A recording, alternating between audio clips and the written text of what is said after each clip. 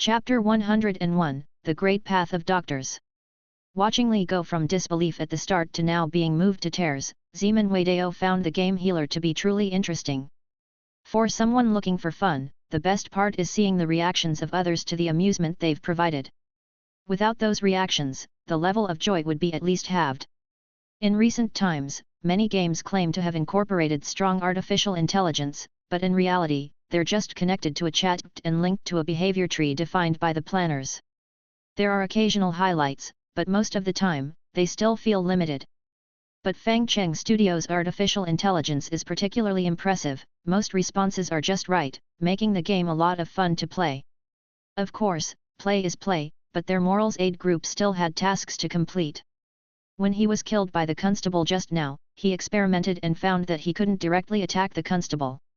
The spells available to healers are based on merits used as fuel to drive the spells and dispel nearby illness essences. These spells are highly targeted and can only be used against illness essences, so those without illness essences cannot be targeted. Direct physical assault wouldn't work either. The game wouldn't allow attacks on NPCs, even if they were hostile. So, the only reason he had killed that thief was by chance.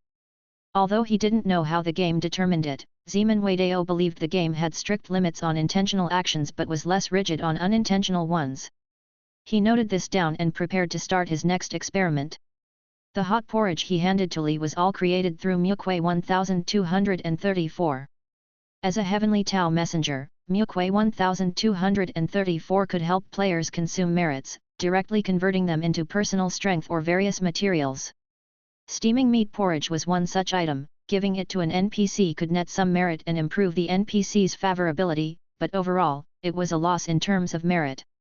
Of course, some studios used this mechanism to make money by selling merits, reportedly at a good price and with decent sales, though it was a bit expensive. Having Mukwe 1234 create a batch of meat porridge, Zeman Wadeo handed it to Li and said, "Uncle Li, please distribute this porridge so everyone in the village can have some." With only 24 households in the village, the meat porridge laid out on the table was more than enough, making Li nod continuously. "Rest assured, healer, I will make sure to distribute the porridge and ensure everyone knows your name." "No, don't say it was me, just say you cooked it. If anyone asks, don't mention anything about me, understand?" Li looked at Zeman Wadeo, puzzled, "But healer, this is a good deed, why can't it be said?" "Don't ask too much, just know that this is very important to me. That's enough. Oh, and leave 12 households for me, now go." Watching Li leave, Mukwe 1234 couldn't help but ask, "Zeman, what kind of shady business are you up to now?"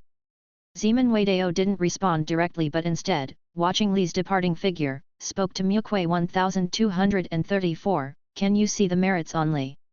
"I can, but it would cost merits." "No matter, have a look and then take note." "So what are you trying to do?" "Just verifying the logic of merit distribution. Doing good deeds earns merits, what's there to not understand?" "No wonder you're just a heavenly Tao messenger, without even a proper name, only a number." Mukwe 1234's mouth twitched, and she kicked Zeman Wadeo in the leg, costing him 10 points of health. After healing him in return, she sat beside him, resting her face in her hands, and asked weakly, "Found out anything yet?" "Just a moment." Since there were 12 households, it took Li an hour to return with an empty bowl, telling Zeman Wadeo, "Healer, it's all delivered." The porridge was eaten clean, they even scrubbed the bowls. The 12 houses near the village entrance didn't get any. Zeman Wadeo observed his merit points and nodded. While Li was delivering the porridge, he hadn't mentioned anything about him, but he still gained some merit. Pulling over Mukwe 1234, Zeman Wadeo asked, "How much has Uncle Li's merit changed?" After hearing the number from Mukwe 1234, Zeman Wadeo went out himself to deliver porridge to the 12 households at the village entrance. Returning, he contemplated the figures. He personally delivered porridge 12 times, and Li delivered porridge 12 times. With the outer conditions being nearly identical, the merit gained could be considered about the same. From the test results, he concluded 2 laws. First was the first law of merit, the merit distribution law. Even though Li hadn't mentioned his name, once Li finished delivering the porridge and they ate it, some merit still trickled back to him. Even if they didn't know who he was, because he was the initiator and provider of the porridge, the merit he received was about 4 times that of Li's. The second law was the conservation of merit law. From his own porridge deliveries, he discovered that the merit he received for each delivery was the same as the total merit he and Li received when Li made the deliveries. This showed that merit didn't suffer any loss. Chapter 102, The Great Path of the Healer. 2. After discovering these 2 laws, Zeman Wadeo excitedly dragged Mukwe 1234 along to explain them for a long while, which resulted in Mukwe 1234's helpless sigh. Is that all? Don't you realize the significance of these 2 discoveries? Is that all? It seems you completely don't understand. Is that all? Forget it, there's another experiment to conduct later. Zeman Wadeo had quite a lot of merit, so he could afford to be experimental for some time to see the effects. He asked Li to go with him around the households in the village, using spells to expel the sick chi from the people there, then calling over an elder from each household. After sitting all the elders down, Zeman Wadeo got straight to the point, asking, "Do you want to keep your children away from sickness?" His straightforward persuasion immediately had the elders sitting up straight. Having many children was considered a blessing by the older generation, and everyone hoped to see a room full of strong, healthy offspring. However, in this world, where diseases were deeply rooted, the likelihood of children dying young was too high, and adults were sickly. Only by serving the city lord could they lead healthier lives. But serving the city lord also meant risking one's life at any time. It might mean dying in a war between city lords or in an experiment at the demon lord temple. To put it bluntly, once you joined the city lord's service, your life was no longer your own. Zeman Wadeo's words were full of temptation, yet some still asked fearfully, "It's not against the law, is it? The porridge is plentiful, and the sick chi will be expelled daily. Even if it's illegal, let's do it. Tell us, who do you want to kill?" "Well, it's not that dramatic, but it might actually involve killing. Let's gather up all the able-bodied men from each household first. Have them come to me daily, and I'll take care of their meals." Over the next 7 days, Zeman Wadeo spent his merit like water, and his once plentiful stock finally ran low. But the results were immediately apparent. Among the 24 households, each household had their own able-bodied men who were once merely burdens. But after Zeman Wadeo's intervention, and with enough food every day, in just 7 days, they had puffed up like inflated cowhide bags, their bodies much fuller. Moreover, Zeman Wadeo tasked them with sparring in pairs, wielding weapons, and in those 7 days, they had developed some strength. They were not quite on par with constables, but they were much stronger than before. Throughout the process, Zeman Wadeo kept making detailed records and sent his daily observations to the group. And today, looking at the 30 visibly stronger men, Zeman Wadeo felt it was finally time to reap the rewards. Last time, he accidentally crushed a bandit nearby, who had a map on him. This map was of the area nearby and even marked Li family village, indicating that the bandits were targeting it next. Based on feedback from the able-bodied men patrolling at night recently, there had been some suspicious figures moving around. They carried Sikkai too, but for some reason, these people didn't seem to be affected by it and were quite strange. Recently, their scouting frequency had increased, and it seemed only a matter of time before they would raid the place, take everyone captive, and drag them away as food. Considering the timing, it felt about right. With the remaining merit, he purchased bows and arrows, and Zeman Wadeo entered the game every hour, afraid of missing anything. On the 3rd day of his vigil, the bandits finally made their move. Although it was daytime, this group of bandits didn't think there would be any resistance here. After confirming there were no constables around, they arrogantly strolled into the village. However, before they could speak, the village's young and strong ambushed them, aiming their bows and arrows at the bandits. A volley of arrows shot forth, but only 3 or 4 bandits were hit, and the wounds weren't deep.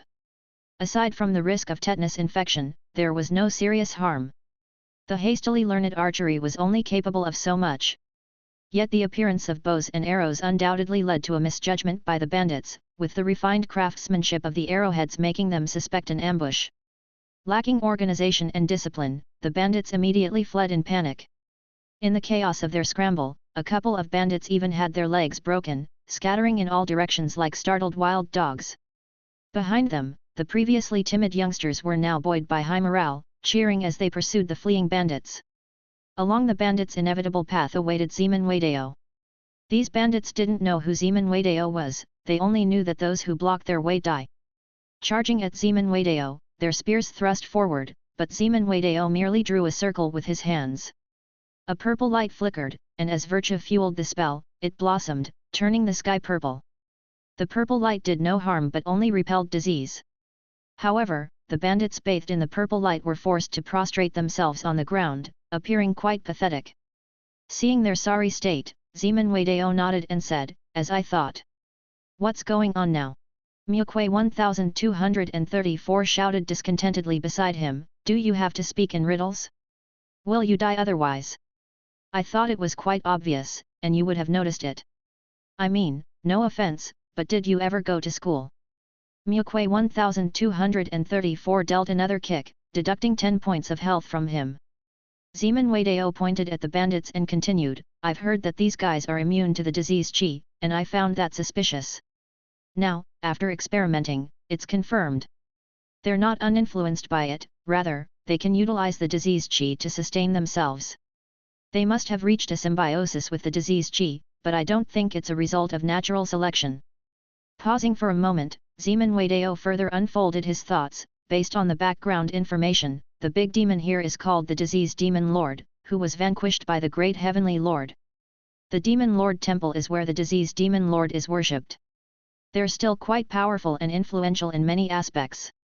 So, I suspect the recent frequent raidings by bandits have something to do with the Demon Lord Temple. Why are you fussing over it? Mukwe 1234 asked, puzzled. "You're wasting virtue feeding them, repelling disease Qi from them, and now also dealing with bandits. You could have spent this time hunting monsters. Look at you, you had over 10,000 virtue before, and now you only have 23,000 left. How is it 23,000 already?" "Everything is as I have calculated," Zeman Wadeo nodded in satisfaction. "Why is that?" By now, Mukwe 1234 no longer held back. Her broken defense expression provided Zeman Wadeo immense satisfaction, and he rejoiced heartily, finding her expression most amusing. Next time, he would play the same game. Before taking a kick and a deduction in health, Zeman Wadeo explained, "It's quite simple, I objectively had no intention to harm anyone, I simply wanted to ensure the young and strong were well fed and defended. When the bandits attacked, I only helped with their defense. As for their injuries or deaths, that was done by the villagers, not related to me at all." Mukwe 1234 thought for a while and realized it was indeed true. What about the virtue? These bandits are all murderers, killing them is a great deed. Since the villagers are able to kill these bandits, and it's objectively related to me, I can share part of the virtue. Capturing and saving the screenshot of Mukwe 1234's puzzled expression, Zeman Wadeo felt his partner was just too adorable. Too bad he couldn't take her with him, otherwise, she would accompany him in every game he played. After the explanation, Zeman Wadeo started to summarize his experiences over the period. 7 days and 23,000 in virtue. The process wasn't hard at all, as long as the environment was well scouted in the early stages and the bandits' location was clear.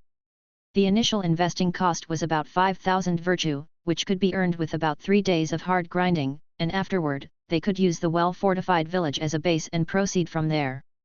As the village development required his virtue as a healer, the young and strong could help by clearing out monsters as repayment. Even commoners could use the spell to repel disease, which he could exchange and allow the common people to provide some support. Moreover, the prescription should be universal. Once exchanged, he could share it in the group online, which would benefit future generations even more. At this point, Zeman Wadeo finally found a method to swiftly accumulate virtue. Healing one person is merely a minor way. Rousing those around him to take action, to develop a sustainable path of self-rescue, is the grand way. This, indeed, is what a true healer should be. Chapter 103, Another Match. As a connoisseur of fun, what do people like more? That's letting others know they've come up with some mischief. After summarizing the achievements of the past few days, Zeman Wadeo threw his experience into the group chat, immediately sparking lively discussions. Having compared the efficiency of accumulating merit, they all agreed that this was a good move. Accumulate merit, find a village, cultivate young adults, and then just wait for bandits to come and deliver more merit. And they didn't have to worry about not being able to beat the bandits. These bandits' strength and weakness were both due to illness, and the doctors just needed to cast a spell, and the bandits would be left without any energy. Besides, we're not attacking NPCs here, we're helping them get treated for illness. Even for those who wanted to have us killed, we maintained a healer's benevolence, holding no grudges and seeking to redeem these evil-minded bandits. Was there any doctor more compassionate than us? Getting weaker after a treatment is normal, isn't it? As for NPCs getting killed by young villagers, that's an issue among NPCs, what does it have to do with us players? Because of the high cost-effectiveness, and the ease of getting started, this method spread quickly among players and became popular for a while. However, while the players were happy, Fang Cheng started to get confused. The reputation of healer was impeccable, and Dustfire seemed entirely above board. The player's pursuit of merit hadn't changed, but he just felt restless, as if something was amiss. After dissecting his thoughts, he pondered for a while, but still couldn't see any problem. Players impersonated healers, used magic to save NPCs and purified their sickness, then took a liking to doing good and accumulating merit. The whole process had both gameplay and moral integrity, and the resulting emotions among players were exactly as he expected. But where was the problem? Although he wanted to go there to see what the matter was, another issue was holding him back. That was the competition operation activity for Quiet Cultivation had been fully planned and was ready to be launched to increase the game's popularity and elevate its fame. The fairness of the game was beyond doubt, after all, this game had never exhibited any bugs thus far. Since Quiet Cultivation had reached 4 million downloads, the efforts to crack the game by cheat makers had never ceased. But what was absurd was that they couldn't find a way to hack it. They couldn't find any local data to exploit, packet capturing didn't work, and all conventional and unconventional cheat-making techniques were ineffective. Any cheats purported to work in Quiet Cultivation found online were all scams. This situation led to an extremely harmonious game environment for Quiet Cultivation. If you couldn't beat it, that just meant you weren't good enough. If you were bad, you should just learn from Wang Sei Games and play the Heavenly Demon mode. Everyone there was skilled, their conversations delightful, and she adored that place. Of course, if one wanted to cheat, hiring someone to play in their stead was an option. However, in official competitions, having a substitute player was almost pointless, as it would be quickly discovered. Originally, this game had the potential for both spectator value and competitive play, so turning it into a competition shouldn't have been that difficult. Wang Xiaoying had thought so too, but she only realized the true level of difficulty after getting involved. Firstly, there was a problem with how to commentate. In every match with hundreds of competitors, the commentator, reading off a list, had to introduce each contestant's characteristics. Some might get eliminated before even getting a mention, leaving viewers looking at emptiness. Moreover, due to the game's inherent randomness, some seeded players could unexpectedly crash out, leaving their supporters feeling empty. At the final stage, it was unlikely to have over 100 competitors left, and if those remaining chose to play it safe, then the event would become dull. This is such a headache, what kind of competition format should we use? Wang Xiaoying's pen cap was already chewed to a mess, yet she still couldn't think of any good ideas. Fang Cheng was now furrowing his brows, probably mulling over what big move to give to healer. Huang Ping didn't know much about competitive games and couldn't offer much help. Xiao Duzi was a hardcore player who would focus on work and ignore everything else. Su Qingling hadn't played competitive games either, seeming unable to provide any help. After much consideration, the only person she seemed to be able to ask for help, apparently, was the 16-year-old monkey, Chen Liang. However, he didn't look like someone who would have his own proposal that could solve the problem.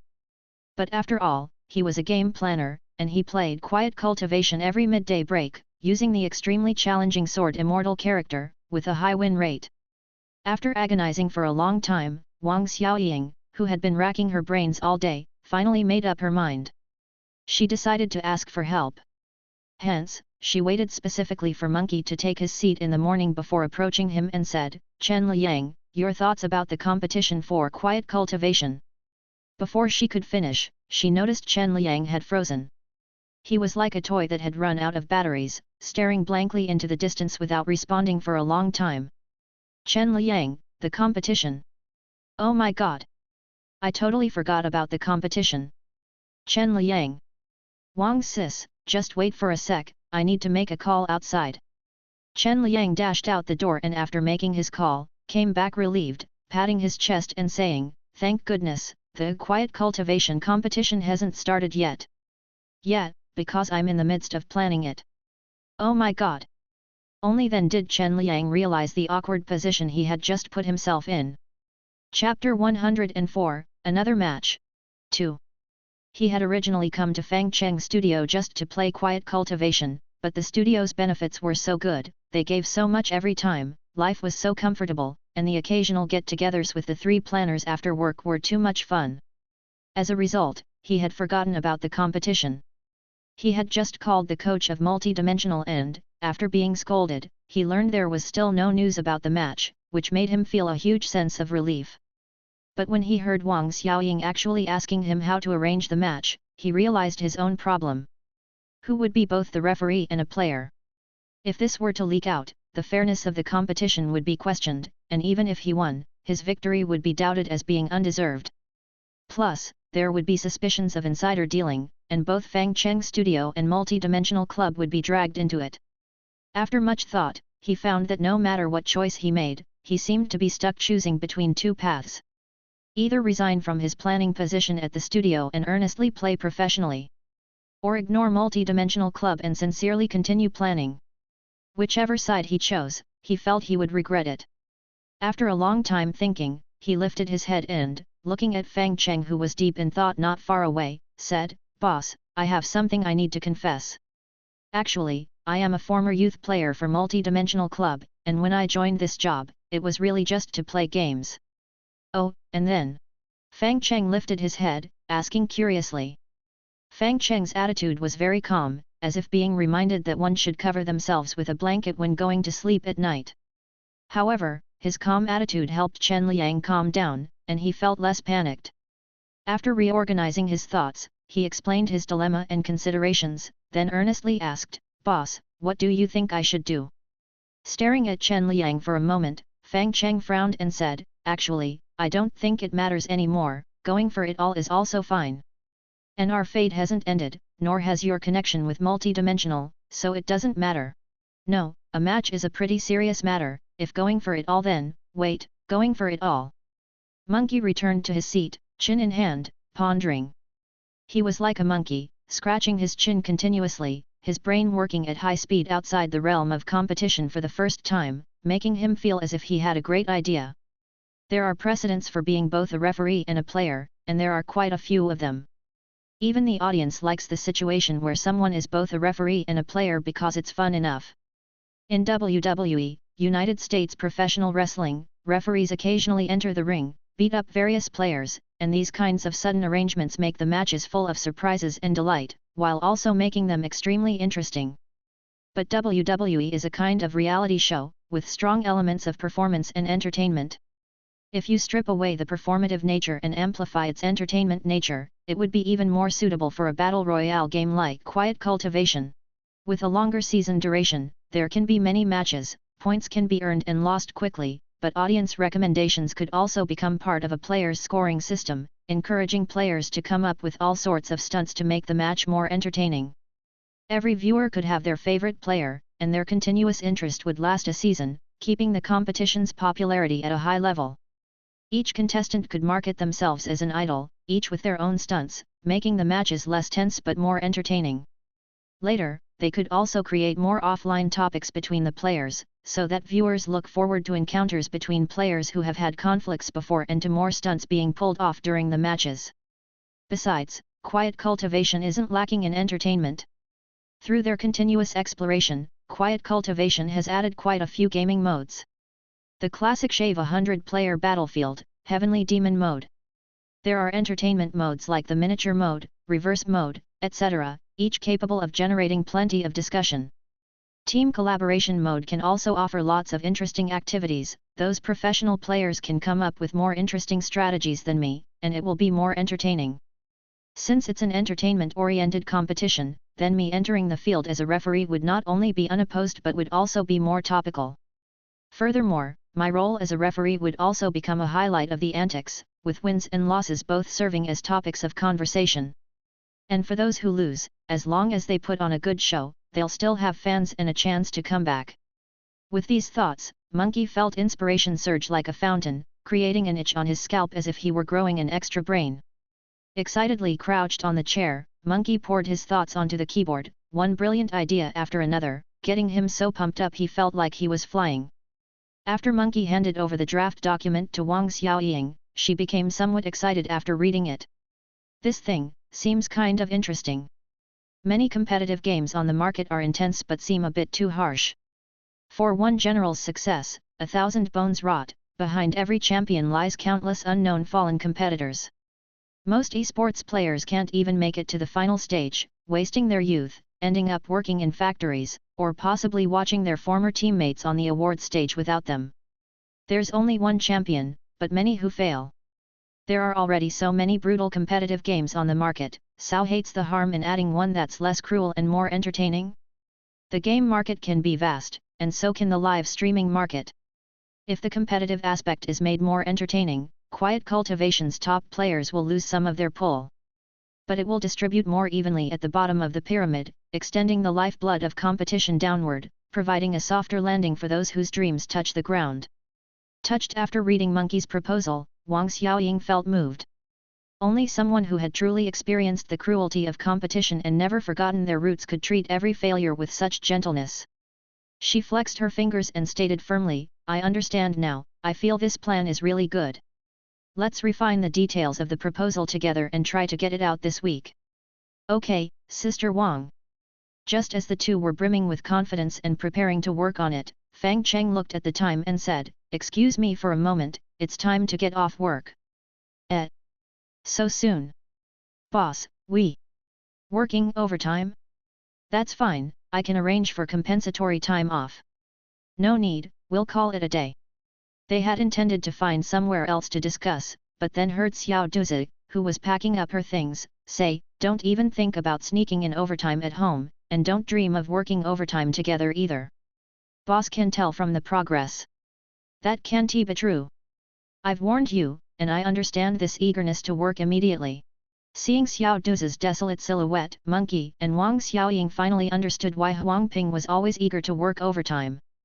This bubbling excitement in their minds that couldn't be vented was truly torturous. But they really dared not overstep their boundaries, so they clenched their teeth and left the studio, arriving early at the company the next day, then got down to some frantic work. For the first time in his life, Monkey found work truly fascinating. That afternoon at closing time, Monkey was looking forward to continuing the next day when he saw Wang Xiaoying checking the date and turning ashen. Sensing something was wrong, Monkey immediately asked, "Sister Wang, what's the matter?" Wang Xiaoying didn't speak, she just pointed at the date. Upon seeing the day on the calendar, Monkey finally understood what despair meant. Tomorrow. It's Saturday. After another agonizing weekend, the two managed to hand over the entertainment mode gameplay to Fang Cheng on Monday and received his technical support. Monkey also immediately got in touch with the boss of the multi-dimensional club, his coach, and shared the news about the entertainment mode, securing his coach's offline support. After being online for half a year, the entertainment tournaments for Quiet Cultivation were officially about to start. Chapter 105, The Sudden Attack, Part 1. When the owner of Dimensional Training Center learned of Fang Cheng Studios' arrangements, he felt a tinge of surprise, yet what he sensed even more was an air of audacity. Esports competitions had already established a relatively mature template. As long as businesses followed the procedures of the past, the ceiling wouldn't be too high, but the floor wouldn't be too low either. It was a relatively safe approach. But to directly adopt an entirely new mindset, breaking down the whole into parts, stretching out the event's timelines, and shifting the matches from competitiveness to entertainment, this indeed was a very courageous move. No one knew whether this process could succeed, the gambling element was too pronounced. And the Dimensional Training Center was directly issued a letter of intent for partnership, including but not limited to providing and training players, cooperating with the game for promotion, maintaining the reputation of Quiet Cultivation, and leasing venues, among other things. The demands were somewhat extensive, but what was offered was even more so. Seeing the contract the other party presented, Coach Lin felt as if he had been led to a vault, with the other party pointing at the gold bars inside and saying, "Help yourself, don't be shy." Coach Lin didn't know what others would do in such a situation, but he only knew that he himself should go over there to kowtow in gratitude daily. That's how he could barely feel at ease. Originally, he had intended to personally discuss the partnership matters, but Monkey stated the studio's operations team would come over for an inspection, and that all he had to do was to be a good host. On Wednesday, Coach Lin arrived at the entrance of the youth training center very early to wait. The weather near Rong City was always peculiar. Its summers were too hot, its winters too cold, and spring and autumn lasted for only a brief 10 days or so before being supplanted by extreme heat or wet cold. In November in Rong City, the beginning of the chilly season was just right. And Coach Lin, waiting at the doorstep before dawn, awaited their arrival. He stuck to his warmer, occasionally getting up to jog a few laps, not able to stay still for a moment. Monkey kept saying it was no big deal, just a formality. But his mood, like the sky overhead, was under a constant cloud, never settling down. Not until 9 in the morning did he see the chauffeured car pull up, and Monkey stepped out with a very delicate-looking girl. Although he had already received word from Monkey, informing him that the studio's operations manager was an intern in her senior year of college. But upon seeing her in person, Coach Lin was still somewhat taken aback. She's really a senior. Is the young lady reliable? After greeting Wang Xiaoying, Coach Lin first gave Monkey a nudgie, then, while rubbing Monkey's head, said, "Told you to run." Monkey chuckled a few times, then pointing at Coach Lin, said, "This is my former coach and the owner of Dimensional Training Center. This is Fang Cheng Studios Operations Manager, Wang Xiaoying." After exchanging pleasantries, Coach Lin took Wang Xiaoying for a tour around the youth training center, introducing the facilities, equipment and personnel situation, among other things. These past few years, esports youth training centers hadn't been doing very well. The top-heavy effect was too pronounced, with a large portion of the resources being consumed by the champions of various competitions, leaving ordinary training centers virtually without any sponsorship. And Coach Lin was in an even more dire situation. The center also offered paid training services, but most of its students were like Monkey, talented but without financial means. For some, he even subsidized their pocket money, which led to his training center's constant deficit. If the plot of land hadn't been converted from his family's old factory, thereby saving him the cost of rent, he would have starved a long time ago.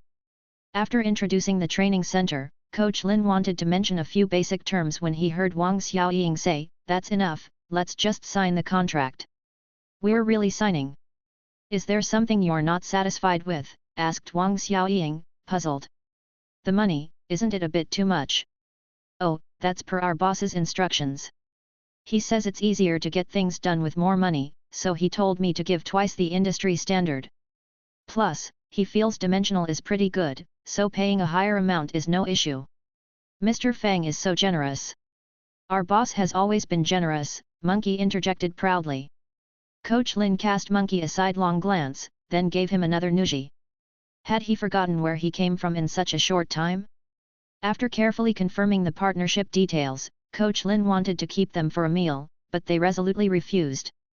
"We still have to work when we get back, and if we don't leave now, we won't make it," Monkey explained. "Coach, next time you come to Rong City, I'll treat you to a meal." "Oh, okay."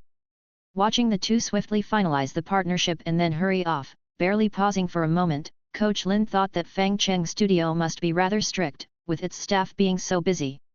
But they must be well compensated. This time, he forgot to ask Monkey how much he earned per month. It should be over 10,000 at least. After reflecting on Monkey's circumstances, Coach Lin felt an immense sense of relief as he patted the contract in his pocket. This was a long-term contract, not only establishing direct financial interactions with the training center but also signaling cooperation intentions with the camp's trainees. With this contract, the training center could not only make it through this year but also expect a decent new year. Looking up, he saw snowflakes beginning to drift from the sky.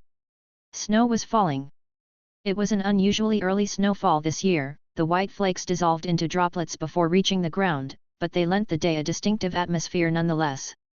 Breathing out a white puff, Coach Lin couldn't help but think, a timely snow promises a good harvest, eh? Even though it wasn't a timely snow, he felt it was going to be a good harvest indeed.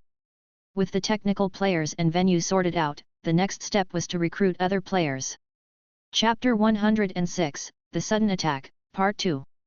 These people need to have certain skills, but they also need to have some ability to stir things up. These individuals can be chosen from among the various top streamers. Take Wang Say Games, for instance. Looking at the digital invitation, he asked incredulously, "Is there a mistake? I only play the Heavenly Demon mode. You want me to compete in a tournament? What is this, a new prank project? Doesn't this show how professional you are, Mr. Wang?" Wang Xiaoying, who was in charge of communication, replied. "You're making me professionally lose face. No, I'm not going." "Mr. Wang, before you refuse, take a look at the competition schedule, why don't you?" Wang felt the other party was up to no good, but since the invitation came from Fang Cheng's studio, he had to give face. He really liked the games from Fang Cheng's studio, and his soulmate, the living Immortal, had quite a deep relationship with Fang Cheng's studio. No matter how he thought about it, he had to give this face. However, after looking at the competition schedule provided by the other party, Wang Say Games was tempted. The competition wasn't an elimination format but a points-based one, where everyone could play through the entire event without being knocked out in just one round. The mechanism tested competitive skills, but it also tested the player's ability to stir things up. The quality of the show also became part of the competition's evaluation, allowing some streamers who weren't exceptionally skilled to participate. Of course, the ultimate champion would likely be a strong technical player, but the entertainers could also get a slice of the action and gain a large following. Even if they failed afterward, they could still leave with their popularity, rather than leaving other competitions with nothing to show for it. After reviewing the entire competition schedule, Wang Say Games nodded in agreement. This was aiming to train the players to become stars. Prolonging the duration of the competition would give the players more opportunities to showcase themselves. Although this approach wasn't common before and cost more, overall, it was indeed a whole new direction for development. But the biggest question was whether he could be sure the general public would accept this TV drama-like form of competition. Moreover, to make it visually appealing, they needed a bunch of streamers who were proficient in stirring things up to warm up the crowd. It also required a group of talented players to ensure the event's appeal. Altogether, it posed a considerable challenge. But if it really succeeded, then that would truly be awesome. After much consideration, Wang made a decision. "I'm in." Having sent his agreement, Wang Xiaoying replied with a thank you and sent over the contract. After a close examination of the contract, Wang Say Games sensed something was amiss. Sending over the parts he felt were not right, Wang asked, "What's with this 15-day closed-door competition?" "It's part of the competition format. As this is the first time we are hosting such a competition, we've adopted an invitation system and have invited you to a specific location to record the competition process to ensure a baseline for the show. Don't worry, it's not in some southern country, it's domestic. During the competition, you can move around freely, live stream, etc., and our studio will provide accommodation and meals at no cost to you, and we will additionally give you a subsidy of 6,000 a day. Moreover, we will purchase broadcast time on television networks, have a professional team edit the competition footage, and have it aired on TV, she explained. Upon hearing such generous treatment, Wang Say Games immediately committed. No time for hesitation, even a second's hesitation would be disrespecting money and fame. A week later, all the pre-event preparations were finally complete. With the plane ticket sent by Fang Cheng's studio, Wang Say Games boarded the flight to Rong City and landed at Shuangliu Airport 4 hours later. After another hour and a half of driving, Wang Say Games finally arrived at the designated location, the Dimensional Training Center. Upon verifying the invitation, the photographer assigned to follow him introduced himself to Wang Say Games, then led Wang to the conference hall to reconfirm the competition arrangements. Looking at the other players in the room, Wang saw many old acquaintances, veteran broadcasters. After comparing the types of streamers in the room, Wang nodded in satisfaction. The majority were clowns, which indicated that this competition leaned heavily on entertainment. But compared to them, I'm the technical streamer. Ironically, the others had the same impression when they saw Wang. Everyone greeted each other, silently pondering how to use others for their pranks while also wondering why there were still some 17 or 18-year-old kids here. Among them was a youngster who resembled a little monkey and didn't seem very formidable. It looks like my era has arrived, Wang thought with a smug smile, feeling that agreeing to this venture was a wise decision and that his luck was exceptionally good. At this very moment, in the world of the Doomsday for the Bandit chat also arrived. These bandits, illiterate and half of whom couldn't even write their names, finally understood what entrapment meant. Thanks to the external network, the new strategy of gaining virtue points through baiting and countering bandit NPCs became known overnight, and everyone learned how to pit bandit NPCs against themselves and then counterattack to turn them into virtue points. What to do if all the bandits are killed off? Now that they had virtue points, they naturally called on the villagers to purify the land, thus continuing to farm virtue points. Offering porridge and slaying bandits brought about vast prestige among the villagers, and at this point, players could even rally the villagers to attack constables. Villagers who had become adherents of the players would only think about where to stab for a quick kill, not why they should stab someone. After all, on one side were the constables who robbed them of their plague chickens every day, and on the other was the pound hashtag who provided meat porridge and cured their diseases, whose side to protect was obvious.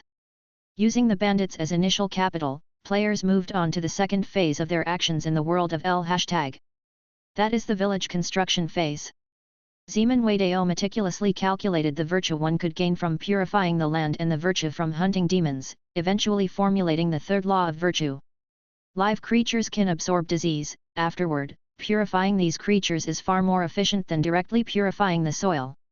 Among these, locusts have the highest efficiency in absorbing disease, and after absorbing it they transform into demons that then brazenly attack each other. All that was needed was to let them fight amongst themselves until almost none were left, then one spell could remove the disease from the last locust, leaving the rest as chicken feed to help the villagers get valuable protein from eggs. The villagers needed to help breed the locusts, but the virtue spent was far less than the virtue gained, ultimately leading to a virtuous cycle of accumulating virtue. They used the purified land for crops and gradually worked towards a sustainable development path where villagers could live off the land and fend for themselves. Once the village was on the right track, players could leave with peace of mind. As the village was saved by the players, as long as the village existed, it would become a self-sustaining virtue-generating machine, constantly providing virtue. Afterward, players only needed to visit occasionally to check if there were any issues with the village. Having put his theory into practice, Zeman Wadeo looked at the thrivingly family village with great satisfaction. Now, even if he did nothing, he would receive virtue points daily, achieving the ultimate victory of earning without effort. By his side, Mukwe 1234 stared at the village in front of her with widened eyes, exclaiming how incredible it was. Even though this guy was somewhat crazy and sick in the head, he really did make it happen. As if seeing Zeman Wadeo for the first time, Mukwe 1234 asked in astonishment, "How did you know this would work?" "We have a predecessor, the pioneer of surrounding the cities from rural areas, truly impressive," he replied. "That's really impressive," Mukwe 1234 remarked, her gaze softening considerably as she looked at Zeman Wadeo. She asked gently, in a rare tender moment, "Where to next?" "I'm planning to accumulate some more virtue points, get the teleportation, and then talk about it. After that, it's off to other planets to see the sights." Mukwe 1234 was just about to nod when she suddenly sensed something was wrong. She forcefully pushed Zeman Wadeo's head down and a bolt grazed past her face, leaving an arrow scratch on her cheek. A few armored figures emerged gracefully from the bushes, their movements as elegant as that of a cheetah. Their attire showed that they were neither bandits nor constables, but an even more ruthless existence. They were the personal soldiers of the city lord. Chapter 107 Healers of the World. The personal soldiers clad in black armor, fully armed, each a carefully selected killing machine, had come solely to capture the two. There were about 13 of them. After the initial volley of crossbow bolts missed, they immediately drew their waist swords and charged at Zeman Wadeo and Mukwe 1234. Without time to ponder why the personal soldiers would attack him, Zeman Wadeo turned and leaped onto Mukwe 1234's back, pointing toward a nearby village and yelling, "Giddy up! You son of a!" Mukwe 1234 cursed angrily. "Cut the crap! You wouldn't want to waste your precious merit here for nothing, would you? Why shouldn't I just drop you as bait? Anyway, you're one of the great heavenly lord's men, they can't touch you here. I don't like senseless sacrifices. And considering you run faster while carrying me than I do on my own, Raidenju is the best option. Anyway, let's move." Mukwe 1234 had no choice but to flee for his life. Behind them, the city master's personal soldiers may have been weighed down by armor, but they were strong and vigorous, moving swiftly despite the load, and closing the distance more and more. Just as Mukwe 1234 could feel the breath of his pursuers on his back, the young and able men of the village finally noticed the anomaly here. A piercing whistle sound rose, and the villagers rushed out, sprinting toward the scene, shouting aloud, "Do not harm our benefactor!" Faced with these armed villagers, the leading personal soldier momentarily stopped, raising his token high and bellowing, "I am a city master's personal soldier, the rank of squad leader. I am now on a mission to capture a healer, and not only do you not cooperate, but you even hinder us. Are you planning to rebel?" His reply was a barrage of arrows. Quickly retrieving the shield on his back, the squad leader blocked the arrows, his gaze upon the young men now filled with anger. Indeed, the city master was right, these people already harbored rebellious thoughts. However, the prime culprit was that healer who bewitched people's hearts. It was imperative to capture the ringleader, while the rest needed only a bit of punishment. With a fierce wave of his hand, the soldiers behind him drew their swords and advanced, charging at the villagers. Unlike constables, personal soldiers were not only immune to disease but were also allowed to wear armor. Squad leaders and above could even receive a blessing from the Demon Lord Temple once a month to stimulate their potential, making them as strong as monsters. This blessing had nothing to do with disease, it was the miraculous result of countless experiments by the Demon Lord Temple, a supernatural realm beyond normal human comprehension. So, even though the villagers outnumbered them by 3 to 1, the squad leader didn't think these hastily trained militia could stand against them. Surveying the nearby terrain, the squad leader disregarded the encircling villagers, pointed at Zeman Wadeo and Mukwe 1234 in the crowd, and commanded, "On my order. Draw swords, charge!" The remaining 12 men, with the squad leader at the heart, drew their swords and rushed into the crowd towards Zeman Wadeo and Mukwe 1234. They were imposing with every step, carrying the sound of whistling wind, bearing down on the crowd like an iron wall, ready to crush the villagers and their targets alike.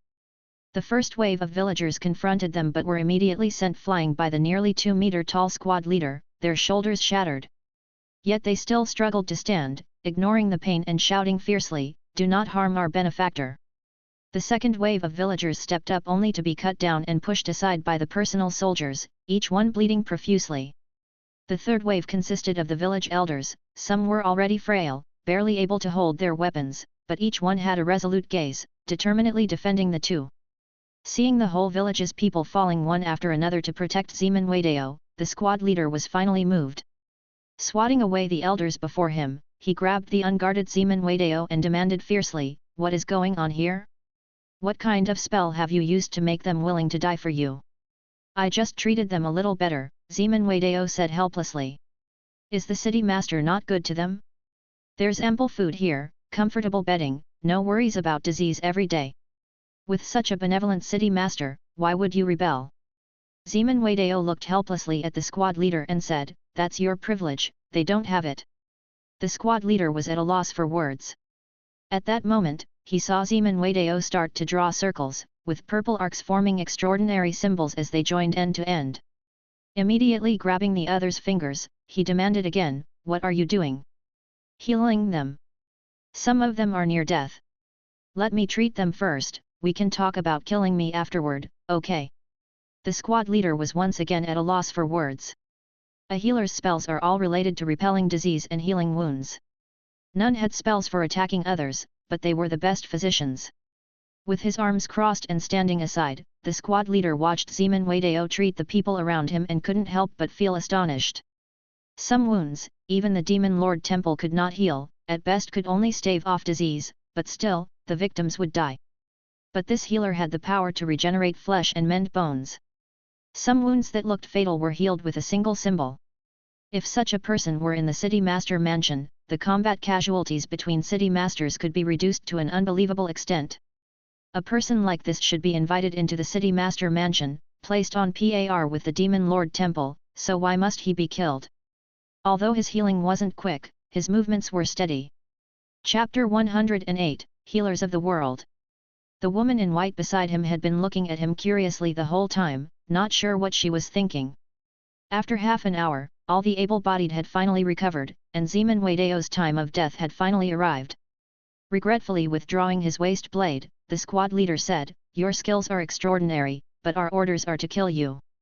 Although we don't know what you've done, these are the city lord's orders."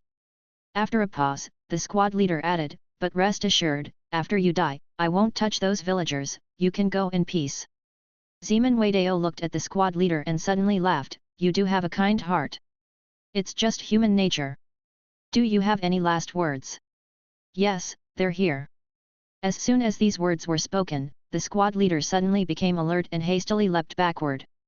Where he had just been standing, more than 10 crossbow bolts were nailed into the ground, almost turning him into a porcupine. Not far away, a large group of voluntary soldiers had already rushed to the scene, their crossbows aimed at the squad leader. Within 100 miles, there were hundreds of villages, large and small, but only one city.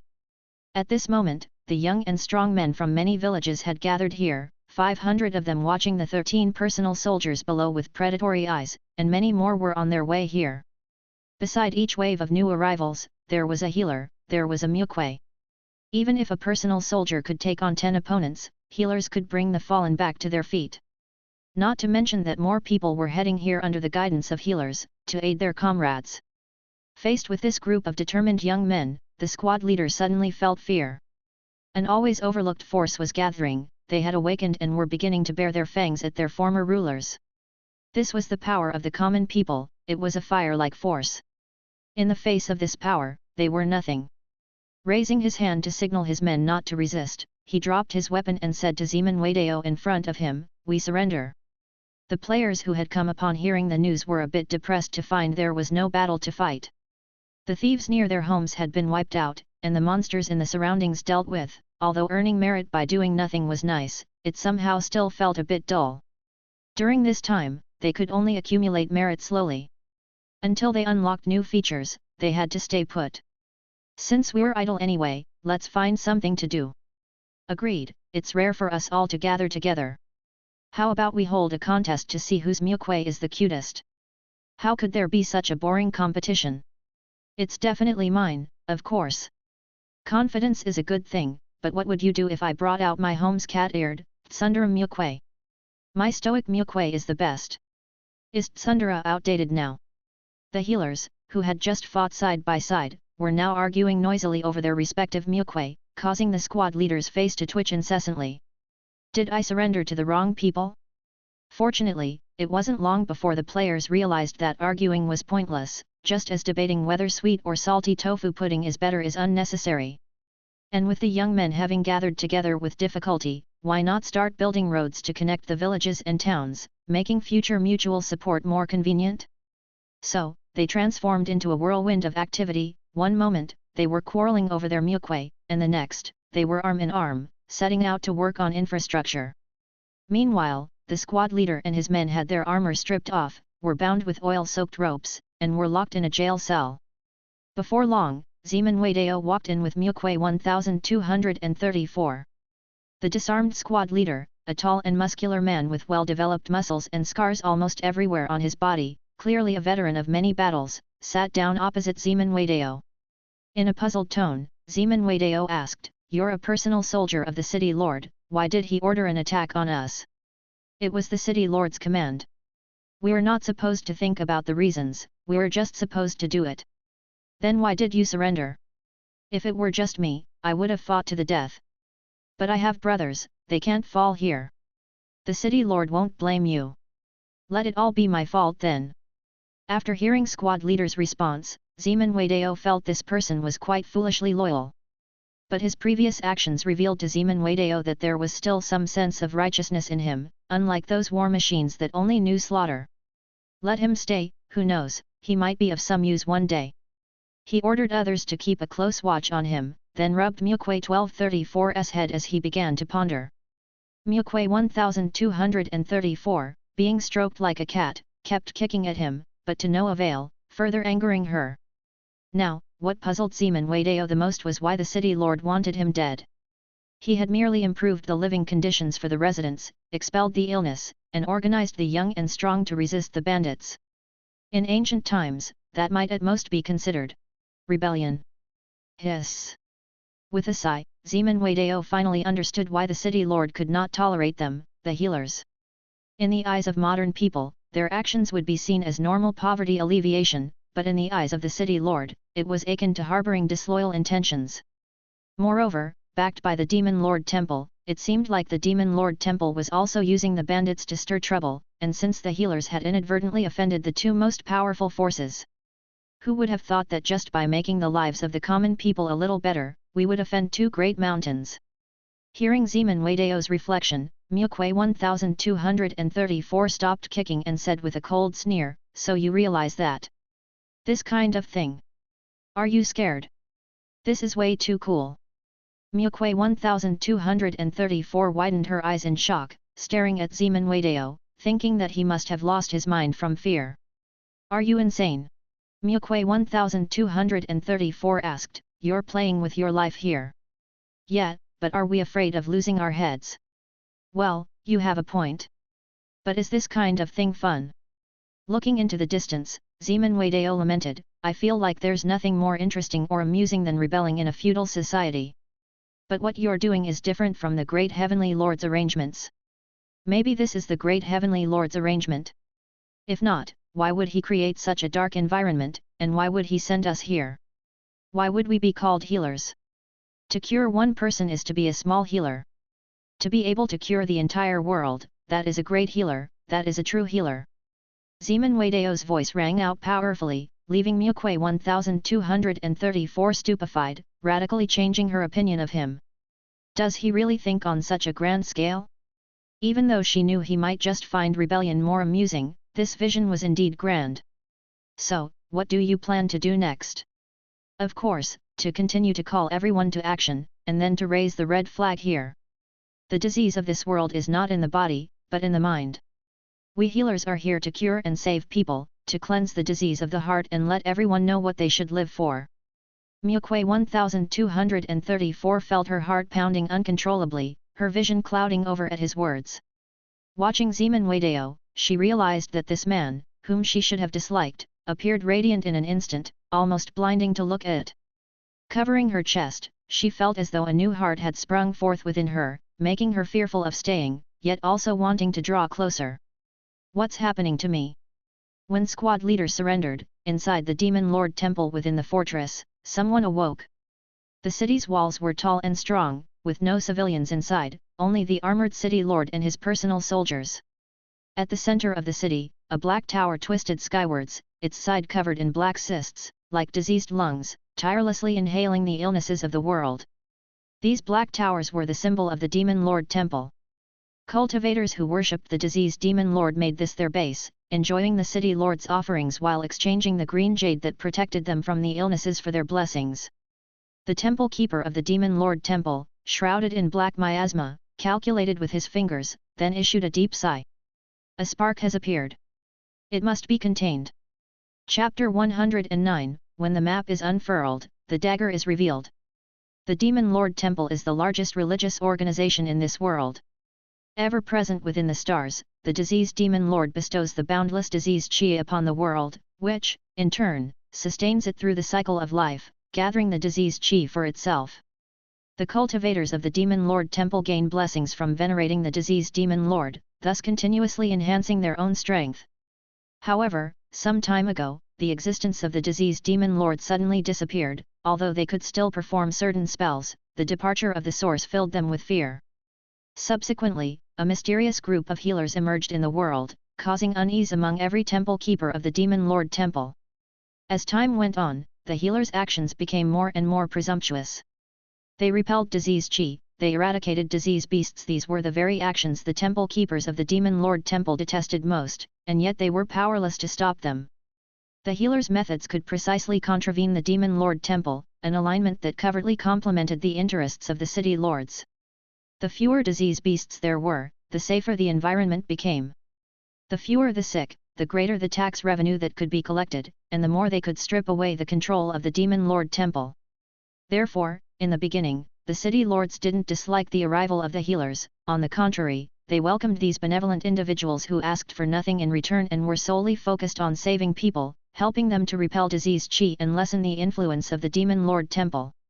In response to this, the temple keepers of the Demon Lord Temple were powerless and could only silently bide their time.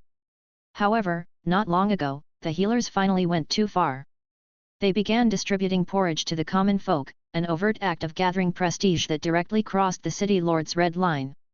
The campaign against the healers had already begun. Some healers in certain areas had been eradicated, but the city lord of the area where this particular temple keeper resided was less lucky, with 13 out of 100 armored soldiers captured and currently whereabouts unknown. The opponent's misfortune was an opportunity for the demon lord temple. With a slight chuckle, the temple keeper rose to her feet and descended the spiral staircase of the dark tower. All the way down, the scenery from the outside world filtered in through the windows. The black sky, once filled with twisted disease chi and terrifying flying beasts, had been a sight of beauty, but ever since the arrival of the healers, the sky had gradually turned a disturbing shade of blue. Disease is beauty, and the distortions it brings should also be seen as beautiful. Life is a natural ailment, and it ought to be accompanied by disease throughout, until death finally ends this painful bond. At the base of the black tower, the temple keeper looked at the bronze mirror placed there.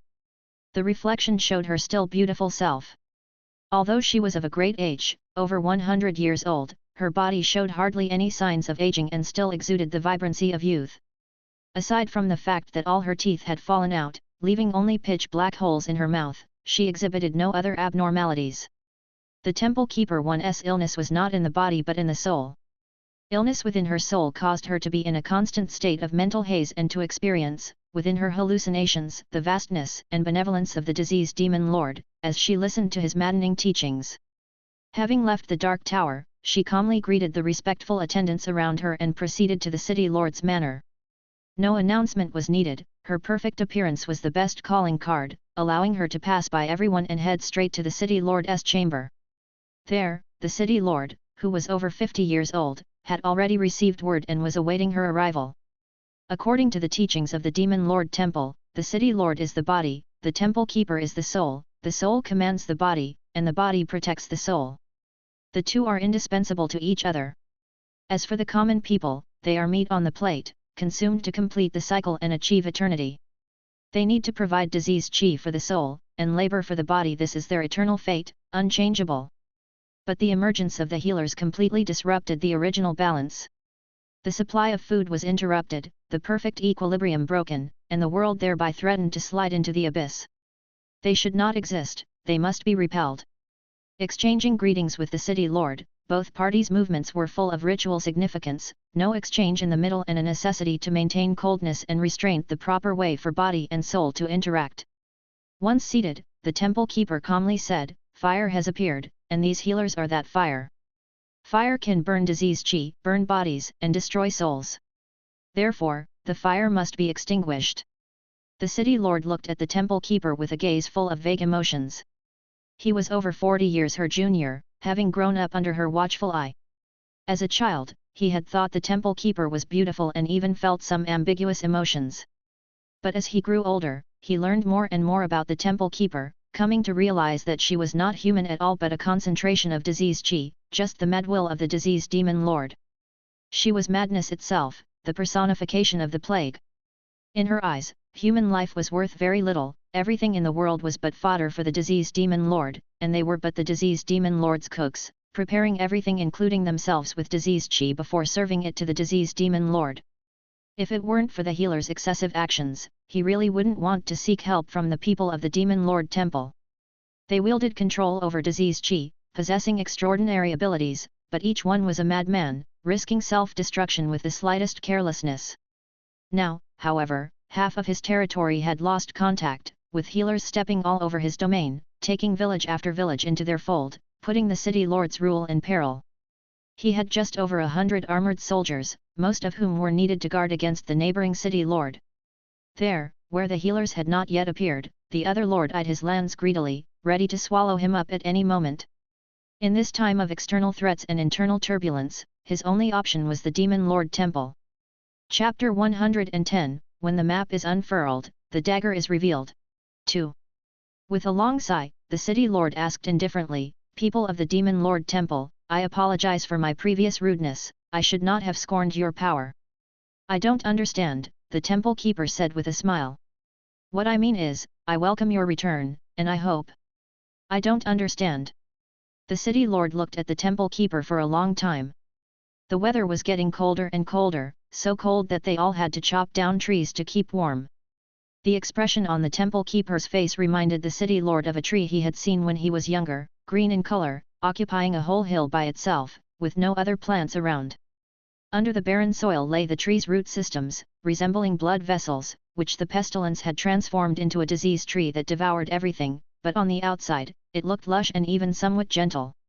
Just like the temple keeper in front of him. Swallowing hard, the city lord forced himself to say, "What I mean is, as long as my territory can be returned, I am willing to wage war for the Demon Lord Temple. All the people obtained can become followers of the Demon Lord Temple, and they will wholeheartedly worship you." Finally, hearing something materially beneficial from the city lord, the temple keeper tilted her head and revealed a dark smile. Her pupils had turned black, her toothless mouth showing a ferocious smile, and copious amounts of pestilence vapors emanated from it. "Agreed, the pact is sealed. Remember your words, city lord," she said. Then, she stretched out her withered hand and reached into her mouth. For a moment, the city lord held his breath. He saw the fingers wriggle at her throat, causing the startled worms beneath her skin to scatter, creating a tingling sensation that made one's skin crawl. The sight beyond the comprehension of ordinary people made the city lord feel nauseated, even his battle-hardened soldiers turned pale, struggling just to stand firm. The withered hand delved deeper, and something was extracted from her belly. It was astonishingly a clutch of black eggs. After coughing twice, the temple keeper tossed the object in front of the city lord. Staring at the pile, the city lord asked in bewilderment, "What is this?" "Disease bug, a kind of worm that can absorb pestilence and then transform it into strength. Once ingested, the disease bug will parasitize within the body. Soldiers will become immensely strong, fearless, never weary, and will obey your every command. Their food will become pestilence, removing the need for supplies." "How does that sound? Quite remarkable, isn't it?" Upon hearing that the Demon Lord Temple actually had such amazing things, the city lord hesitated. After a moment of hesitation, he asked, "What is the downside?" "Savagery, bloodlust, and they may mutate different organs. We have experimented on bandits. However, the resistance of the bandits to the medicine was too slight, so we tried to refine it once more. This time, it should be better." Hearing that the Demon Lord Temple had actually experimented on bandits caused an instant change in the expressions of the city lord's two personal soldiers. However, the city lord remained unusually calm. He had long suspected that the bandits were covertly supported by the Demon Lord Temple, otherwise, how could those fellows have escaped the ravages of the disease vapor? Patted his two personal soldiers, he signaled them to sit down, then continued to inquire, "I want to ask, do the disease beasts have anything to do with you as well?" "The small ones, no, but the large ones, yes." "As I thought." The elderly city lord burst into laughter, slapping his thigh as he spoke, "Indeed." After he had laughed his fill, he looked at her and asked, "Last question, can it be used on the dead?" "As long as they're not too long dead. And the better the body, the better the effect." "Understood. I'm sorry, don't blame me." Standing up, the city lord drew his waist knife and said to his two personal soldiers, "Turn around, I am going to behead this evil being." The two personal soldiers didn't suspect a thing and immediately turned around, their backs facing the city lord. Immediately after, a chopping sound was heard, the wet sound of a neck being severed. Only, the sound seemed a bit too far away. Before the personal soldiers could react, their own necks were cut open. The last thing one of them saw was the city lord picking up an egg and forcefully stuffing it into his wound. A little farther away, the temple keeper was still sitting unmoved in her place. And his companion had already been parasitized by the eggs, the wounds on his neck gone, with only the blood remaining. His abdomen swelled ominously, something lively barely visible within. Glaring at the city lord, he opened his bloody mouth and let out a forceful scream, then his eyes feebly closed. In front of him, the city lord's eyes held not a ripple of emotion, mechanically repeating, "Don't blame me." The personal soldier's consciousness faded, and when he opened his eyes again, his appearance had completely changed. His body looked like a melted candle that had just solidified, muscles, nerves, and skin merging into one mass, then amalgamating with armor and weapon into a different kind of weapon altogether. Vast amounts of disease chi gathered, making the already imposing soldier even more terrifying, his completely abnormal body unrecognizable, virtually indistinguishable from the disease beasts outside. To thoroughly destroy and cultivate weapons, the city lord skillfully combined the two into one action. And this indicated he had wholly sided with the Demon Lord Temple, becoming a pawn under the Demon Lord Temple's flag. Looking at the expressionless city lord, the temple keeper wore a satisfied smile. Approaching, she gently stroked the city lord's head and said with a smile, "Welcome back to the righteous path, my child." Outside, the medical practitioners were eagerly launching their life-saving operations. Some constantly roamed about, others tirelessly scouted. Knowing they could instigate greater events, nearly all medical practitioners excitedly declared it would be a pity not to join in on such significant actions. A portion of medical practitioners didn't directly partake in the insurrection but supported them in another manner. That was to write battle reports. Chen Rang was among the best of them. With excellent writing skills and a wide network, he had witnessed the first siege from start to finish and recorded every moment worthy of song with an objective and detailed style. He wasn't particularly interested in the matter himself, as he preferred to spend more time frolicking with his Miuque. But his Miuque found his work quite interesting, so Chen Rang found it interesting as well. To prevent his Miuque from being reclaimed by the Heavenly Tao, he even spent money to buy from game merchants and with it, purchased a pink dress and other trinkets, transforming a regular Miuque into a dainty one. The clothes were indeed nice, incredibly so when worn. But the fact that the clothes couldn't be destroyed made some players feel it was unrealistic and claimed it was definitely a bug. So, Fang Cheng Studio, don't be ungrateful, hurry up and fix the bug. Today, having finished work early, Chen Rang immediately left the office, made a hasty dinner, and logged into GG only to see Miuque dozing off on the table inside their home. The house had also been bought. The game didn't allow for the purchase of real estate, but one could buy materials to hire villagers to help build a house. Building a house had become a common thing among players. After all, few wanted their Miuque to be without shelter, so even without the others' request, they desired to provide a home. Chen Rang, after logging in, didn't want to disturb Miuque, but the sound of his footsteps woke her. Stretching like a little cat, Miuque rubbed her eyes and said to the entering Chen Rang, "Old Chen, you're back. You're early today." "Yeah, the medical practitioners in this area are finally preparing to attack. I plan to work on a battlefield report. Won't that be tiring?" "Oh, I made dinner for you. Go eat." "I'm not hungry. I promise the potatoes are dead this time. No eyes in them. Even if there are, they taste just like poached eggs after being boiled." "I'm not hungry." "Eat, you must eat. Can't let me suffer alone. You really had no good intentions, and that thing is definitely messed up." While Miuque was forcing Chen Rang to eat, they heard a massive thudding of footsteps. Chen Rang poked his head out in confusion and realized a gigantic creature was approaching their location. Watching the creature and confirming its path, Chen Rang looked at his own house and said helplessly, "My newly bought house, 3000. Chapter 111, The Squad Leader's Journey Observations. 1. The imposing figure drawing closer was a colossal mountainous entity. Its shape resembled a giant centipede, with legs as thick as ancient towering trees extending from either side, ceaselessly pounding the ground, producing a sound like the beat of a drum. However, it moved by wriggling along, which made the symbolic significance of its legs much greater than their actual function. What made Chen Rang even more uncomfortable was the fact that he could tell this thing used to be a person. It's just that their body had been expanded tens of thousands of times, and the immense pressure had reshaped them into a pyramid structure, broad at the base and tapering toward the top. The bones within were unbelievably large. Even with disease energy support, it had to move in this inhuman way. Yet its face remained human, only that the face was continually weeping. It was unclear whether this was due to overly developed tear glands or if the person inside was still conscious and could feel the present agony. At this moment, Chen Rang didn't know whether to admire the preciseness of Fang Cheng Studio or to despise their twisted sense of humor.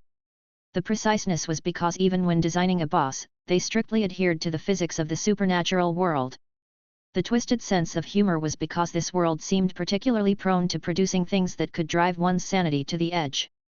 Yet he had to admit there was a perverse form of biological beauty to it. What was more terrifying was that the more he looked at it, the more he found the thing surprisingly handsome. He could only refresh his eyes by looking at Miuque next to him to maintain a semblance of normal aesthetic standards. Facing this behemoth, players who had also bought houses with their merit points were on the verge of tears. "My newly bought house. The little home full of love I share with my Mukwe. We were all set to adopt 2 or 3 children, raise a not too ugly dog, and live out our days. Why are you sending a demolition expert now? What's the meaning of this? Can't stand to see players living comfortably, can you? The opponent was huge and yet not slow. Scouts who went to investigate quickly sent back their findings. Run!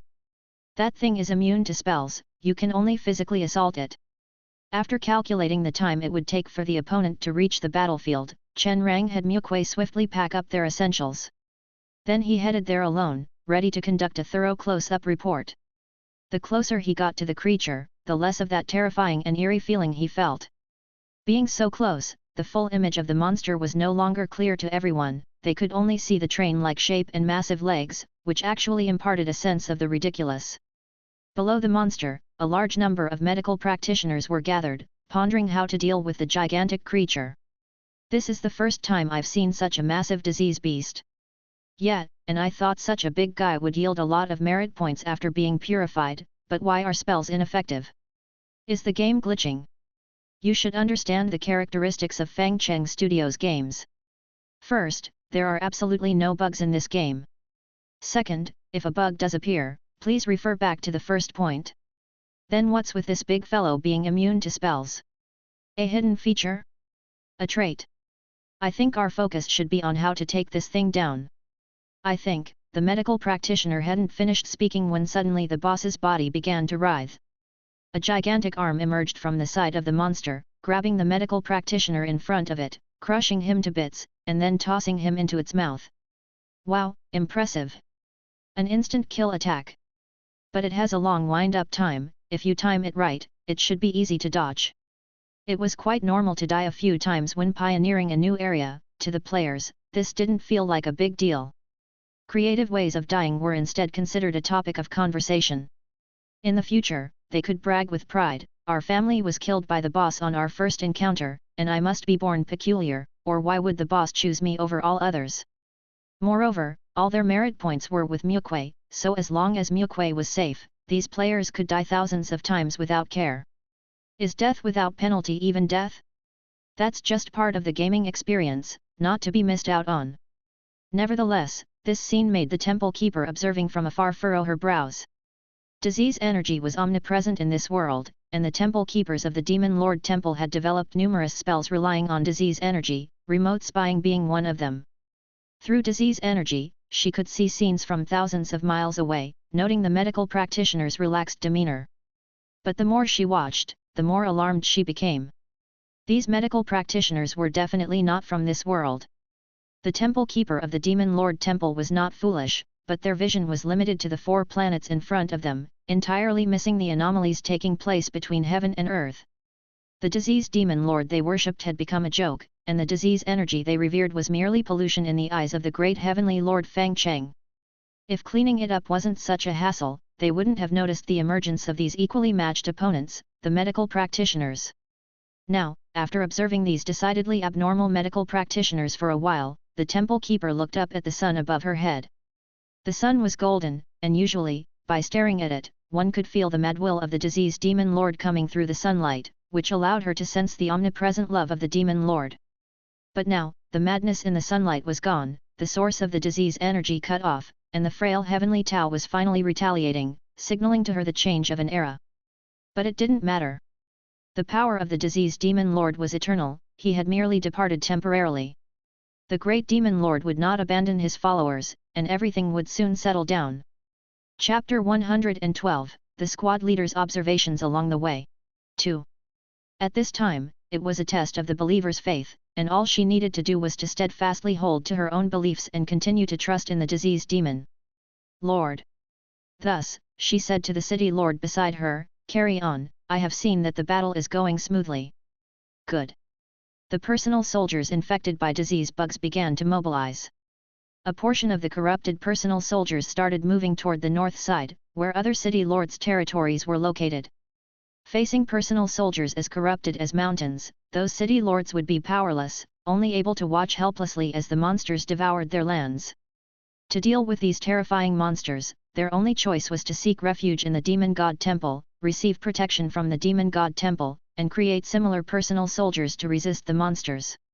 Afterward, the city lords who acquired monsters would attack in all directions, causing more and more city lords to seek refuge in the demon god temple and, ultimately, grant the demon god temple unprecedented power. This was the demon god temple's opportunity, a chance given to them by the healers, but it was predicated on their proving they had the strength to defeat the healers. If, however, they demonstrated an inability to combat the healers, then obliteration would be their only outcome. But it didn't matter, for the power of the corrupted personal soldiers was absolute. The healers would not have the capability to confront these personal soldiers and were doomed to defeat. And, in fact, the situation was very much as the temple keeper had imagined. After trying over a dozen methods, the players discovered that they were utterly helpless against these colossi. Impervious to blades and arrows, resistant to fire and water, even if the young and strong managed to hack off a few pieces of flesh, the original wounds would quickly heal, with no impact whatsoever. After determining the trajectory of the opponent's movements, all they could do was to get others to evacuate, to clear a path along the monster's route of march, thus minimizing losses. The squad leader who was captured by Zeman Wadeo was also within the evacuation zone. Seeing Zeman Wadeo entering with a knife in hand, the squad leader sneered. "You finally couldn't resist revealing your true colors, could you?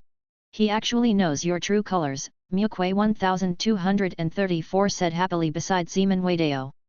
"Everyone outside says you're a great saint, finally, there's someone who gets it. I was wondering why someone has been tarnishing my reputation recently, so it was you. It has nothing to do with me, I'm just telling the truth. You're leaking player privacy." Zeman Wadeo sliced through the squad leader's ropes and then pointed outside, saying, "Something is coming, we can't resist it, you should just run." Moving his wrists, the squad leader looked at Zeman Wadeo with a strange expression. "Are there a bunch of archers lying in ambush outside, ready to shoot me as I embrace freedom? Like it or not, go." Mukwe 1234, "Let's go outside and organize the evacuation." Realizing that Zeman Wadeo really left him behind and didn't care anymore, the squad leader paused for a moment, then noticed the chaos outside, as if people were indeed fleeing.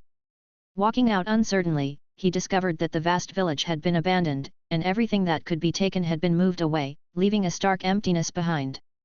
Before he could understand what the villagers had in mind, an immense fear struck him, making him scream involuntarily, "What is that?" A massive monster appeared from the north, a gigantic creature writhing between the mountains. Even the squad leader, who was accustomed to seeing disease beasts, fell into a state of terror, his entire body numb and immobilized. Its unfamiliar form made it seem like a non-human entity, yet bizarrely, it was composed of human shapes. This contrast and peculiarity sent the squad leader into even greater panic. With great difficulty regaining his senses, the squad leader took control of his body with a strong will and quickly left the area.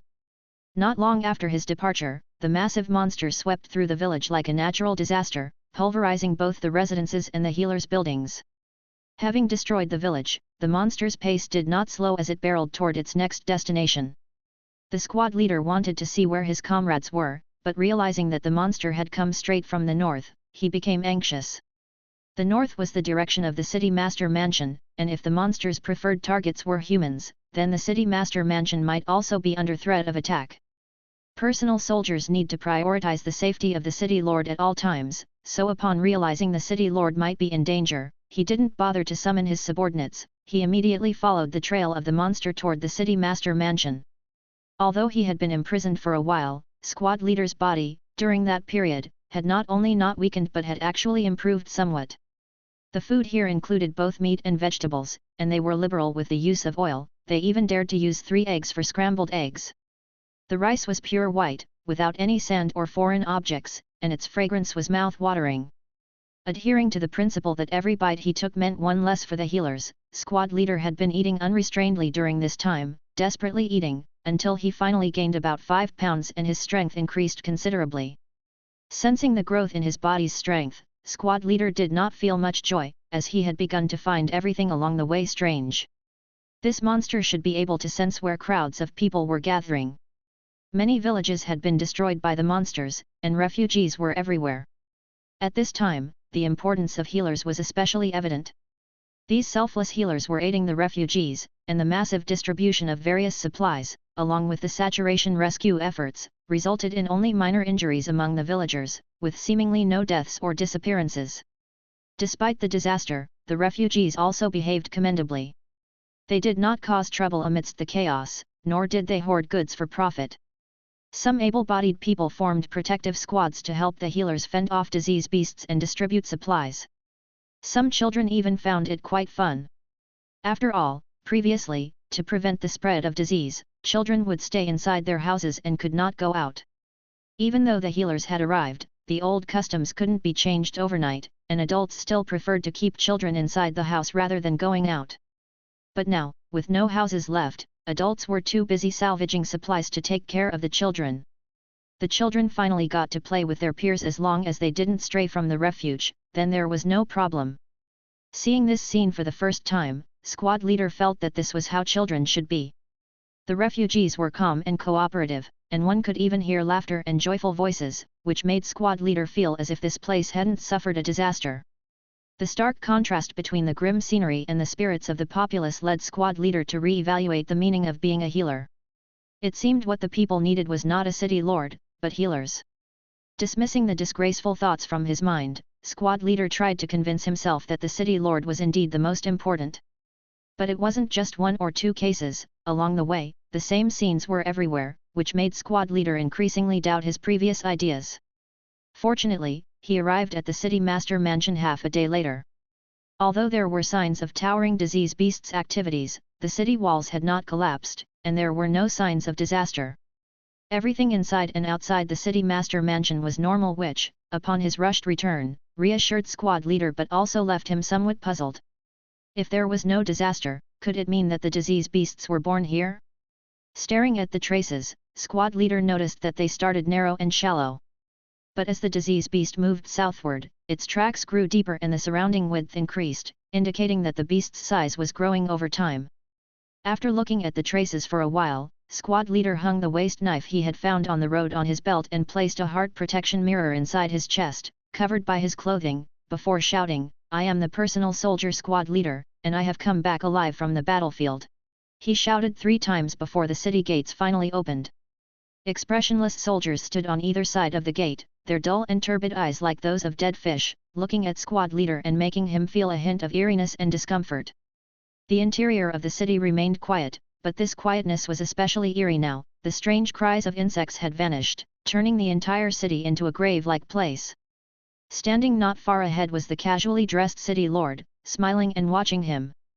Everything was as usual. His body, despite being middle-aged, was still robust, and there was still a sparkle in his eyes. Opening his hand, he smiled and said, "You've returned, squad leader." Facing the city lord, who was acting as if everything was normal, squad leader hesitated for a moment and then finally knelt halfway. "I have returned, city lord." Chapter 113, The Battle Inside the Black Tower. 1. When squad leader arrived, the city lord's reaction was entirely normal.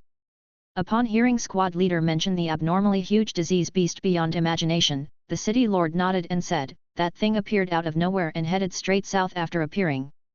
I have no idea what's going on." Upon hearing the city lord's response, squad leader silently nodded in agreement. The city lord's reply raised no issues, which alleviated some of his suspicions. He then continued asking, "What about my other brothers? Has anyone returned?" "No one," the city lord said regretfully. "You're the first one to return in this period." "I see. I understand."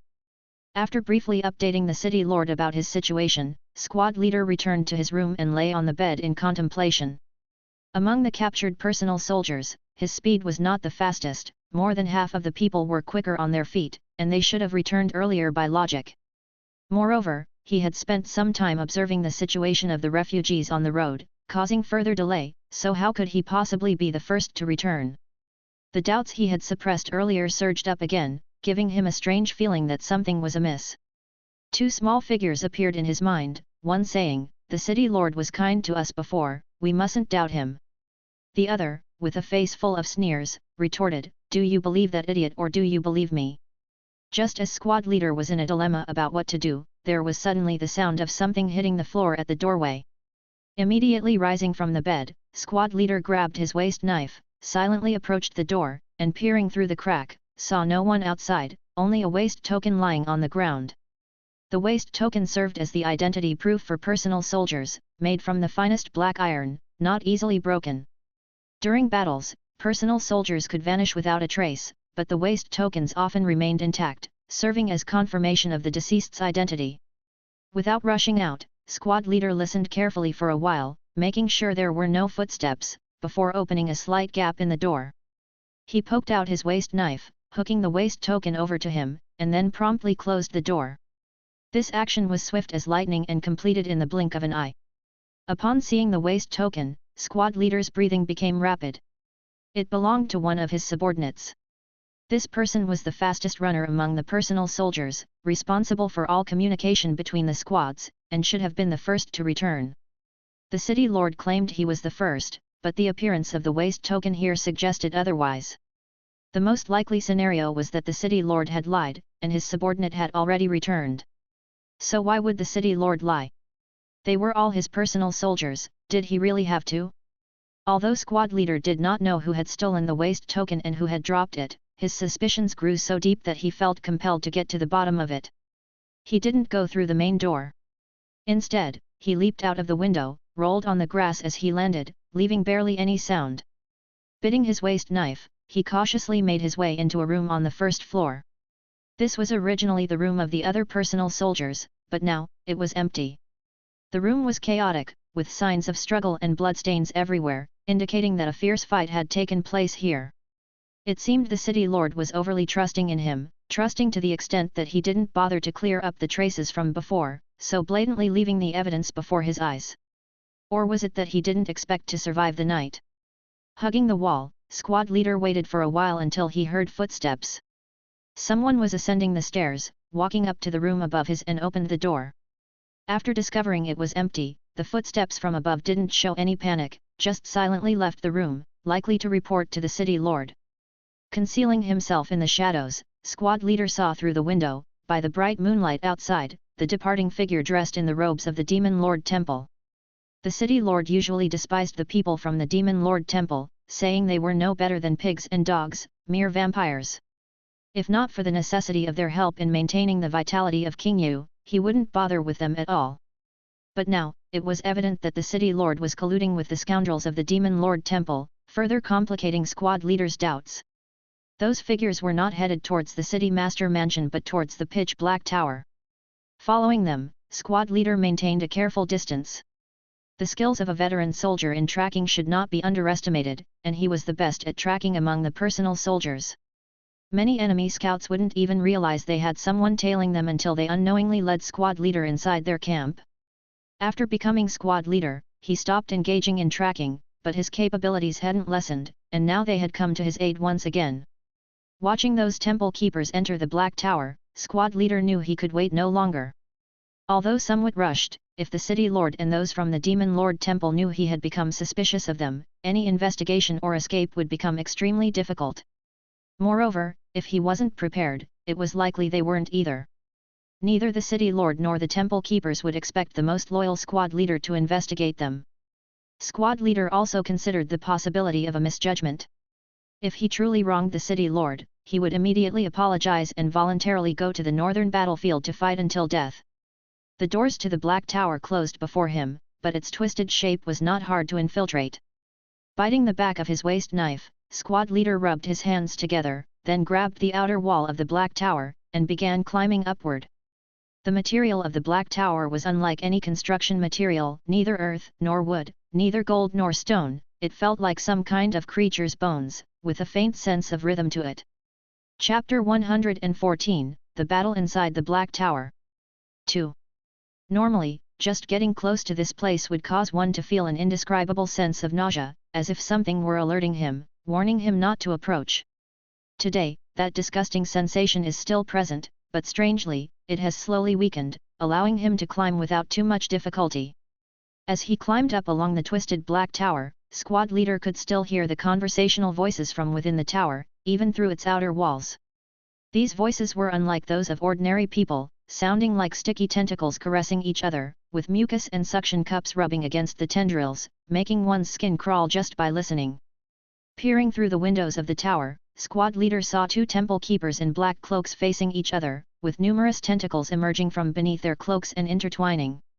The folks from the Demon Lord Temple are indeed monsters. As he continued to climb, he encountered more and more horrors.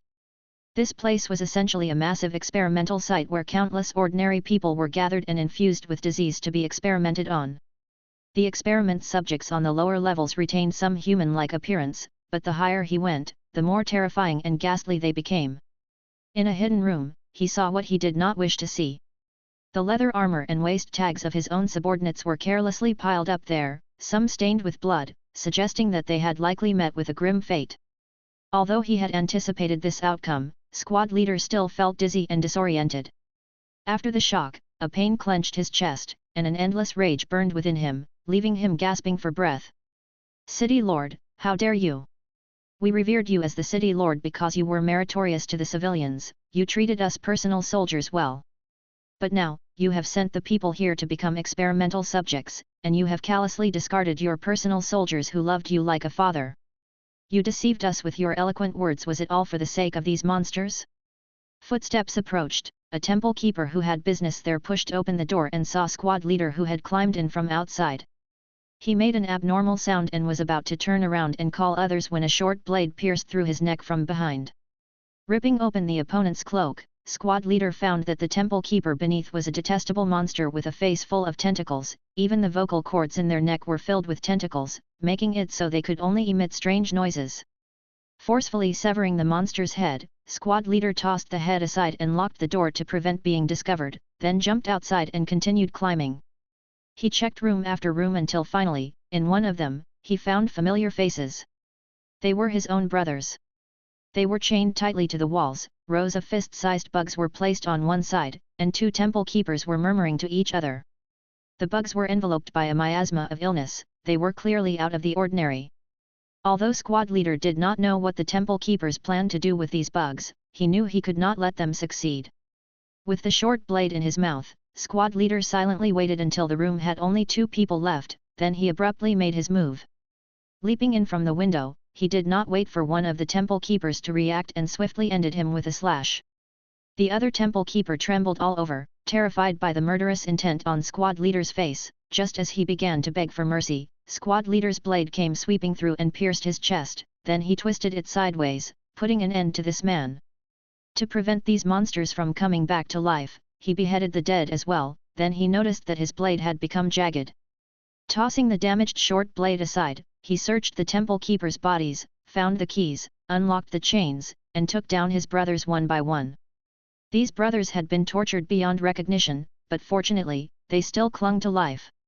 Looking outside, then back at his brothers, squad leader clenched his teeth, about to carry his brothers down one by one, when he saw a purple glow flashing by, and the spell of healing was cast upon these personal soldiers, restoring a healthier glow to their complexions. A few of the personal soldiers who were not seriously injured could even open their eyes, and upon recognizing squad leader, immediately grabbed his arm and silently wept. Squad leader also wanted to cry, but he knew this was not the time for tears. He could only cover their mouths with his hand, then turn to look at the person behind him. He was a healer, and not just any healer, but the one who had captured himself, Zeman Wadeo, and Mukwe 1234. Looking at the other party, squad leader had 1,000 words in his heart, but they all converged into one question: how did you get here? We came with you. We were just hiding in your pocket. After speaking, Zeman Wadeo directly demonstrated the divine skills he had acquired from accumulating merits, which allowed him to become as large as a normal person one moment, and as small as a green bean the next. Once he finished transforming, Zeman Wadeo, unable to resist the urge, took a screenshot of squad leader's shocked expression and then said to Mukwe 1234 beside him, "This guy's reaction is just too funny, I really love this game." Mukwe 1234 looked at Zeman Wadeo speechlessly, then deducted 10 points of health from him. To think that she had once found this guy somewhat handsome, she really must have been sick at the time. After healing every personal soldier, Zeman Wadeo looked at the bugs set aside and fell into thought. These bugs were teeming with disease, with the ones the size of a thumb carrying several times the disease of an ordinary person, which didn't seem like a result of natural evolution. Combining this with what had happened to the personal soldiers, Zeman Wadeo had a bold thought. The Demon Lord Temple was using these creatures to create disease beasts, and the original model for these beasts were human beings. Thinking of what the Demon Lord Temple had done to the bandits before, Zeman Wadeo felt that the temple must have been plotting for a long time. They were definitively the ultimate boss in this game, their deeds so vile that there was no chance of whitewashing them.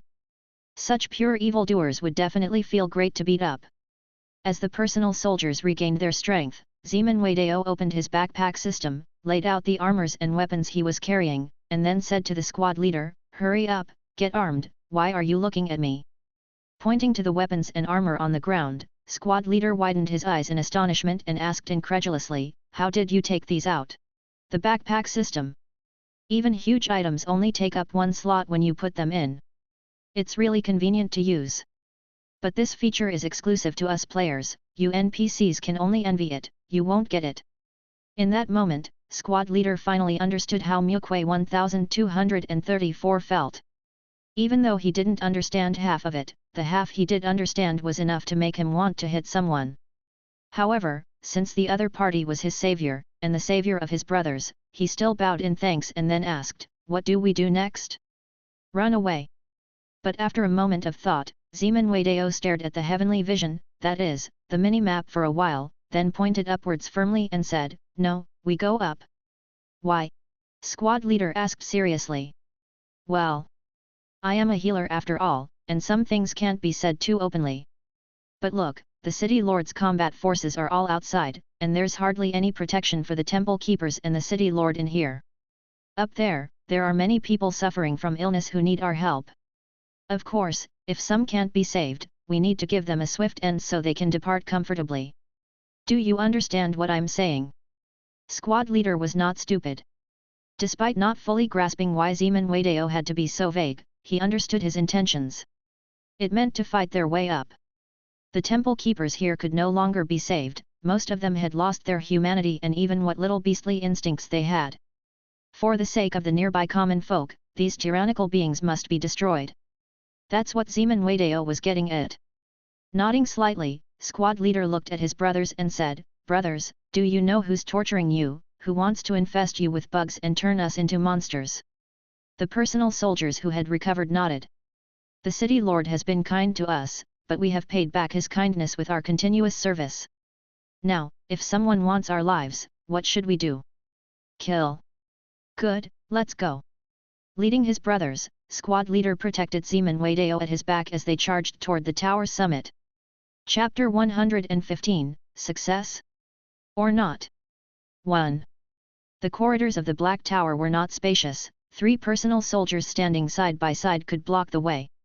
The temple keepers along the way were no match for the squadron of personal soldiers, who could merely charge toward the top of the Black Tower. With the support of Zeman Wadeo, these personal soldiers seemed to have nearly inexhaustible physical strength. They'd discard their weapons as they broke and Mukwe 1234 would immediately assist by providing new ones. And with each temple keeper they killed, Zeman Wadeo would give a silent cheer of exhilaration. These rascals were up to no good, every one of them a walking package of virtue.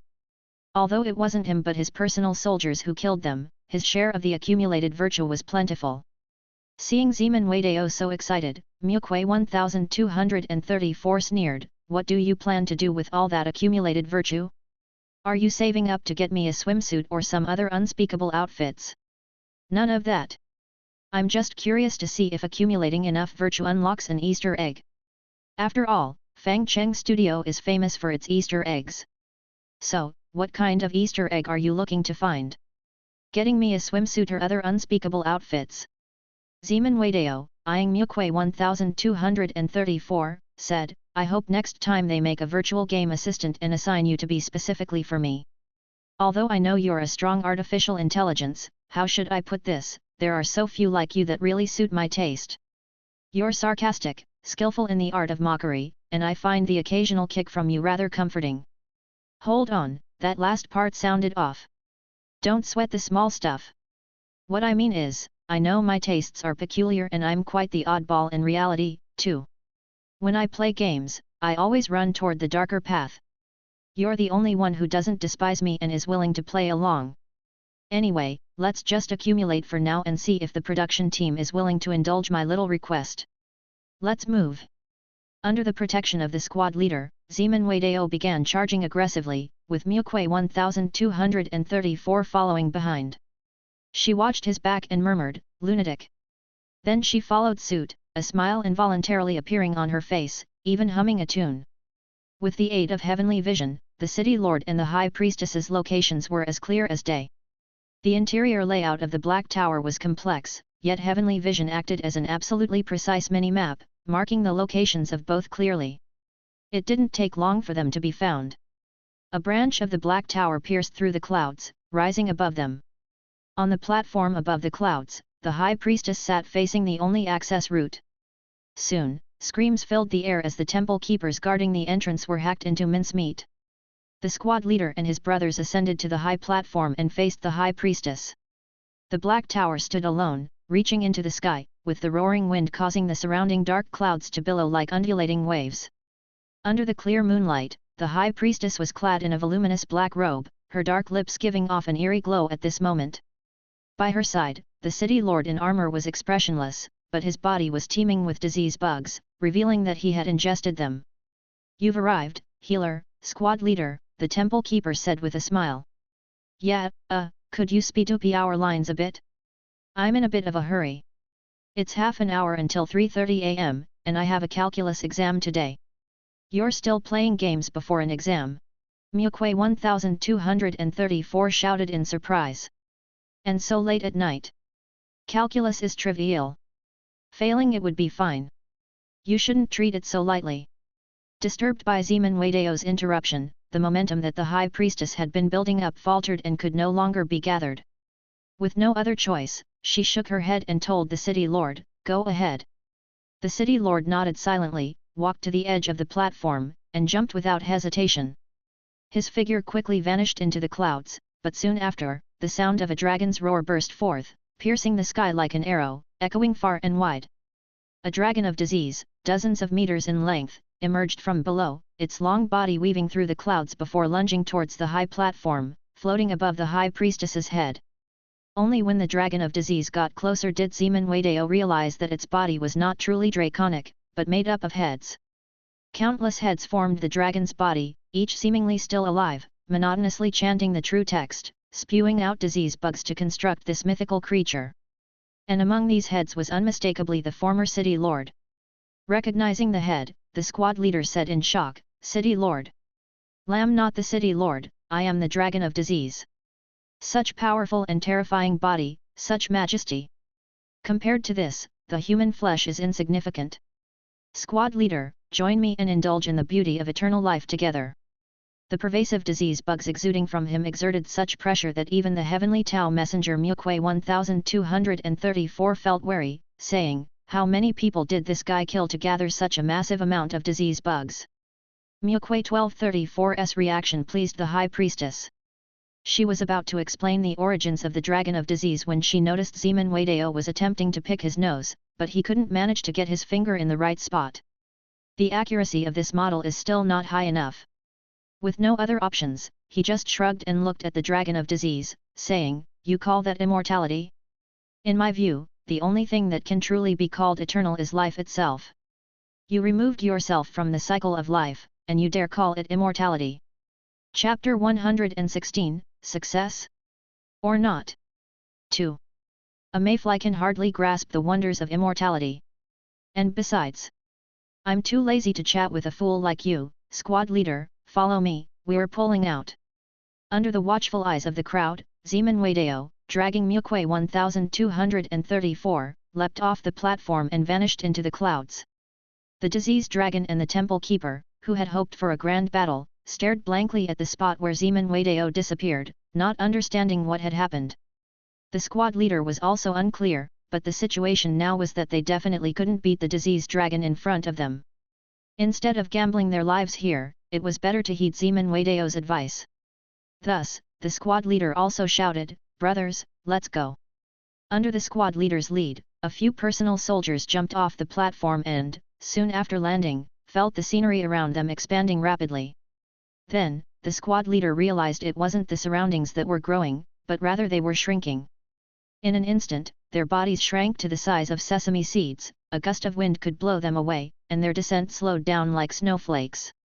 Beside them, a series of purple rings lit up, and Zeman Wadeo, riding on Mukwe 1234, came to their side and said, "I know what you want to ask. The slower descent is due to air resistance, and because the air here has disease G, it's denser, making our descent even slower. There won't be any problem once we land." Only then did the squad leader remember that Zeman Wadeo possessed divine skills that could shrink or enlarge people. He had thought that the divine skills could only be applied to himself, he hadn't expected it to affect others around him. Although he felt they could escape, he still asked with confusion, "We're escaping, but what about the disease dragon? That thing is easy to deal with, just wait for it to come. We speculate that the previous spells didn't work on the disease beasts because we targeted the wrong object. Our actual target should be the bugs inside them, and that outer layer is merely a byproduct of the bugs. I must admit, the Demon Lord Temple has some skills, but alas, they met us.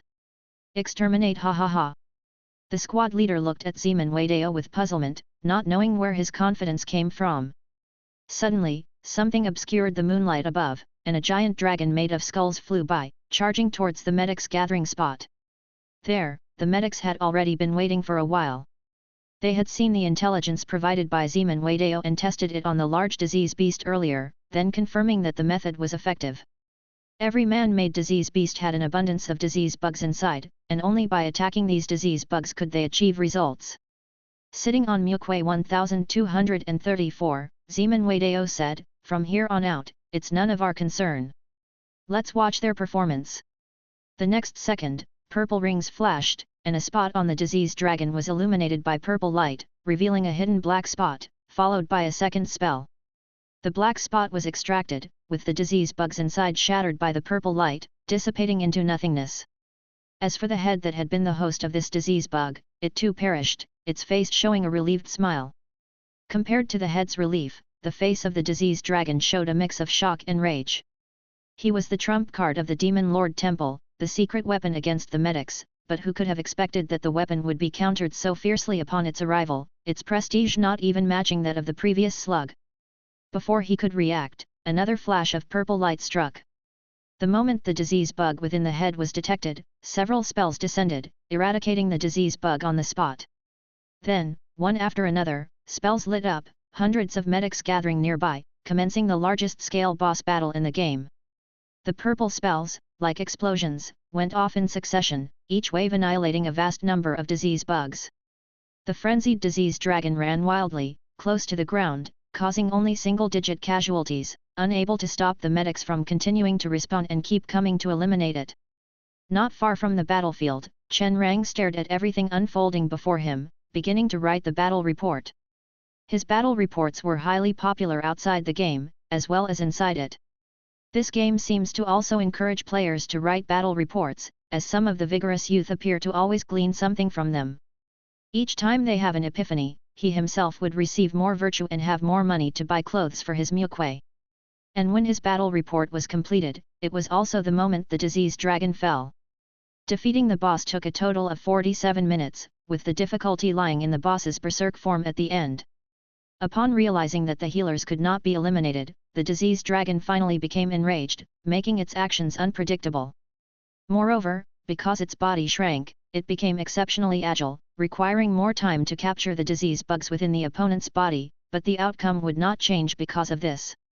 At the moment of the disease dragon's fall, the great temple keeper atop the Black Tower also witnessed everything.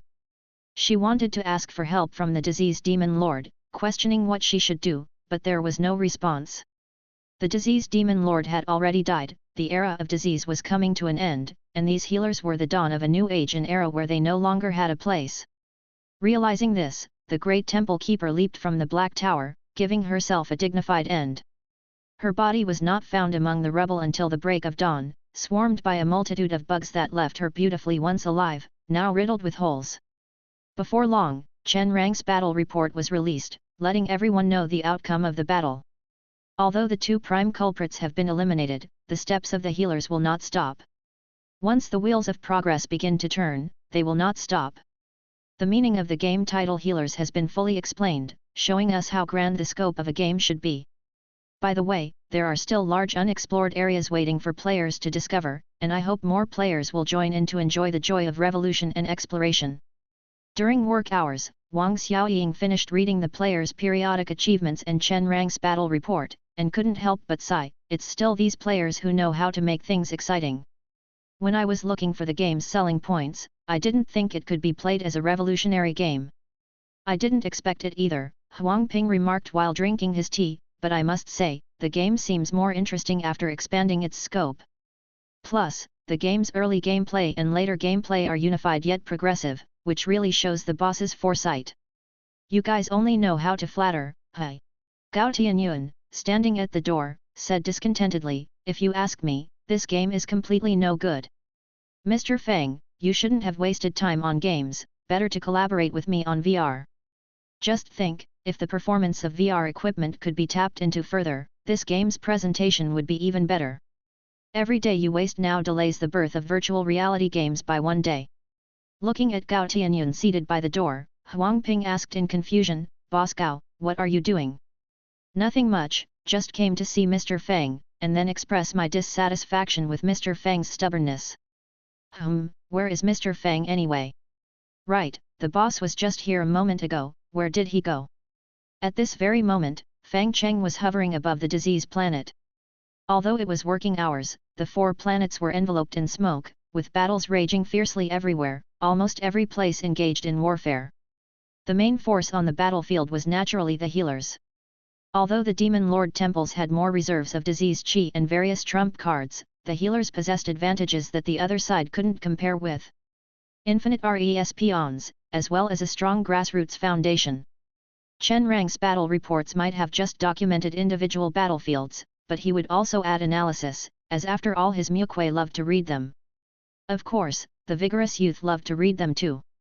Through the battle reports, the vigorous youth found that the terrifying Demon Lord temples were not so fearsome, and could be defeated with the right strategies. At the same time, they also realized that it was acceptable to pay taxes to the city lord, but the city lord should also fulfill their responsibilities. Responsibility should equal obligation, and one-sided giving is an abnormal relationship.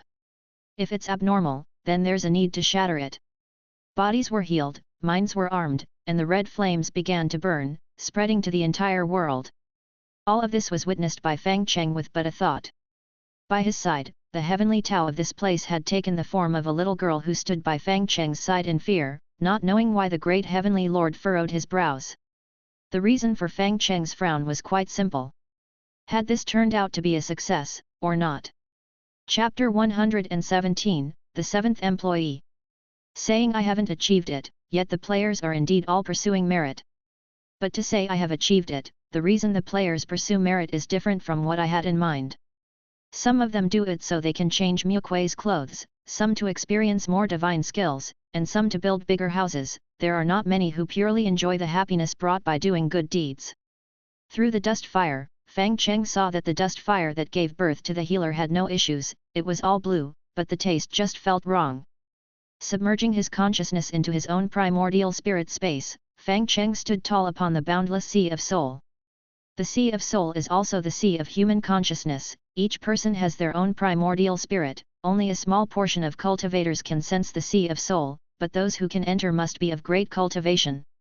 In the sea of soul, cultivators can clear their minds and see their true nature peeking at their own hidden thoughts, checking for the presence of things like heart demons. If one's thoughts are too numerous, the sea of soul will churn with turbulent waves and thoughts, making it difficult to meditate and cultivate in tranquility. Yet Fang Cheng's cultivation was nearly at its peak, and his sea of soul was almost completely waveless, smooth like a mirror, stretching endlessly into the distance, joining with the horizon. But even beneath the calm surface of the sea of soul, there were still thoughts in abundance, entwined with one another. Plucking a single thought from the sea of soul, Fang Cheng touched it, and the thought thread transformed into a small childlike version of himself. After saluting his original self, the thought immediately said, "No, the pursuit of merit should come from the heart, it shouldn't be forcefully attached to external things." But immediately after, another thought emerged and contradicted, "Yes, doing good deeds is about the deed, not the intention, no matter their goals, they are pursuing merit."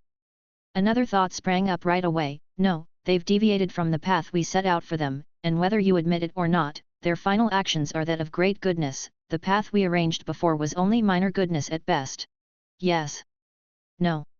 One thought after another emerged, causing the originally tranquil surface to become unsettling.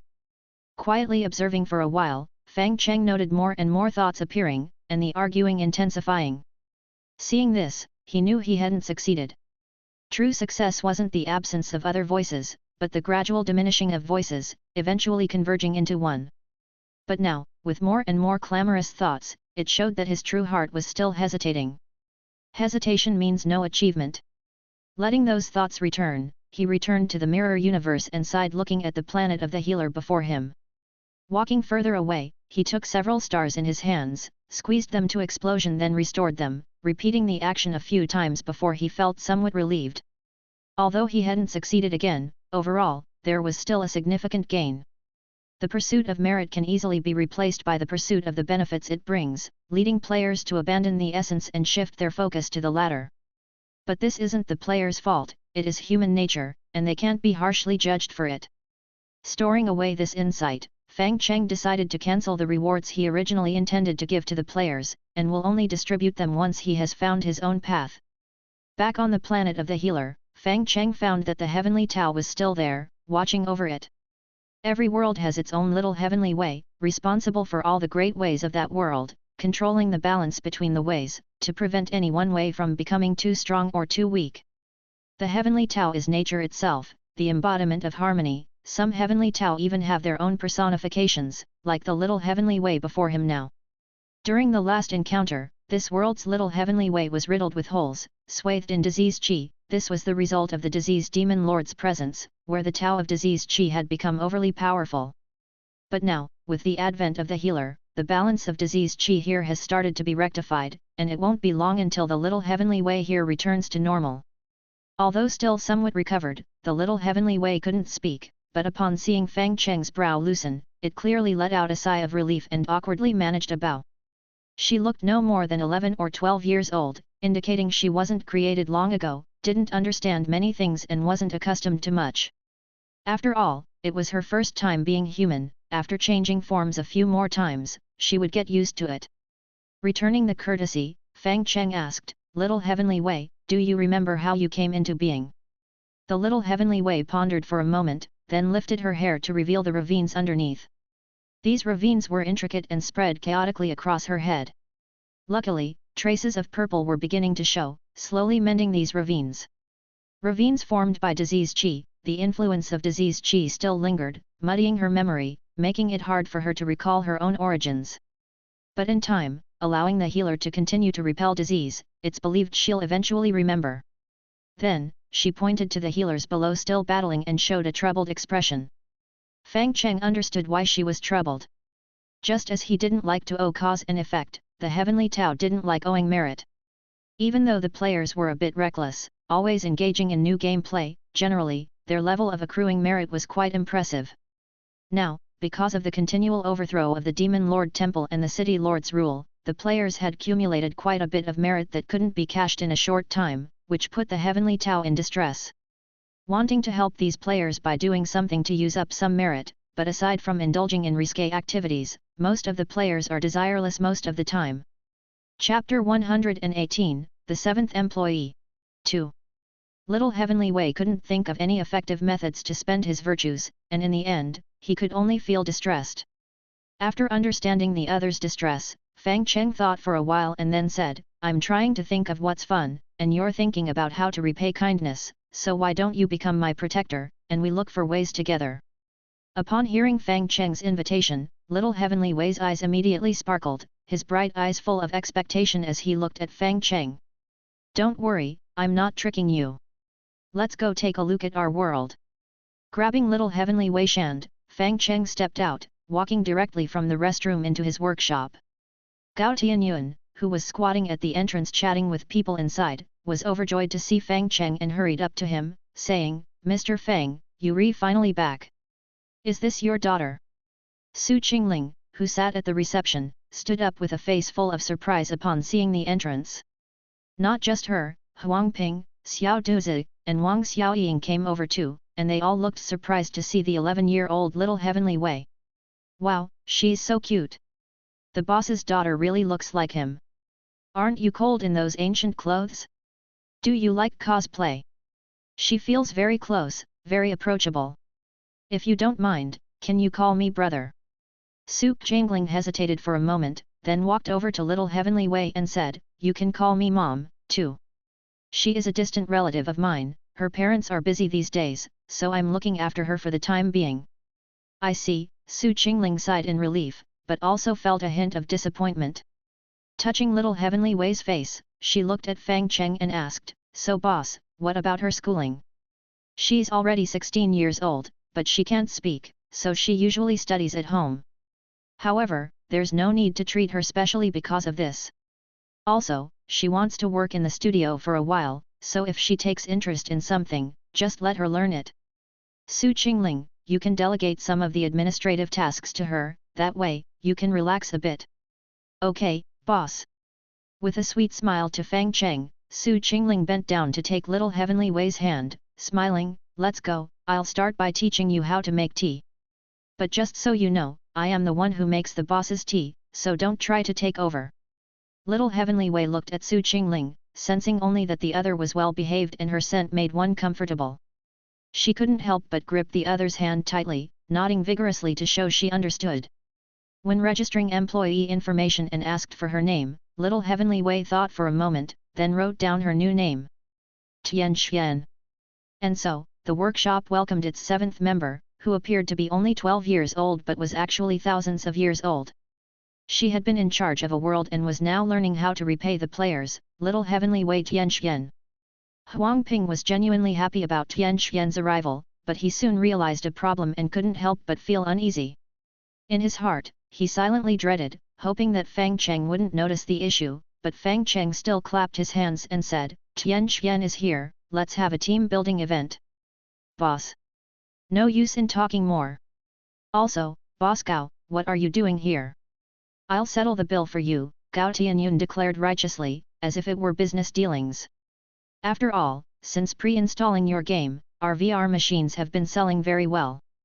Also, at the dinner table, I'd like to understand more about Mr. Fang's future intentions. Let's all look forward and who knows, in the process, we might just end up collaborating. We don't discuss work during our meals. Alright then. Leaving the woeful Gao Tianyun behind, Fang Cheng went to dine with several others who were just as aggrieved before announcing the details of their time off. Subsequently, they had another 4-day-long weekend ahead. Bringing the newcomer, Tianxian, Fang Cheng returned to his home that evening, and met Mr. Fang, who was attempting to meditate in the living room. In front of him laid a thread-bound book with obvious signs of artificial aging, filled with grotesque poses that challenged the limits of the human body. Mr. Fang, trying out one pose after another, puzzledly said, strange, last time I saw Fang Cheng he was just sitting in this posture, why doesn't it work for me?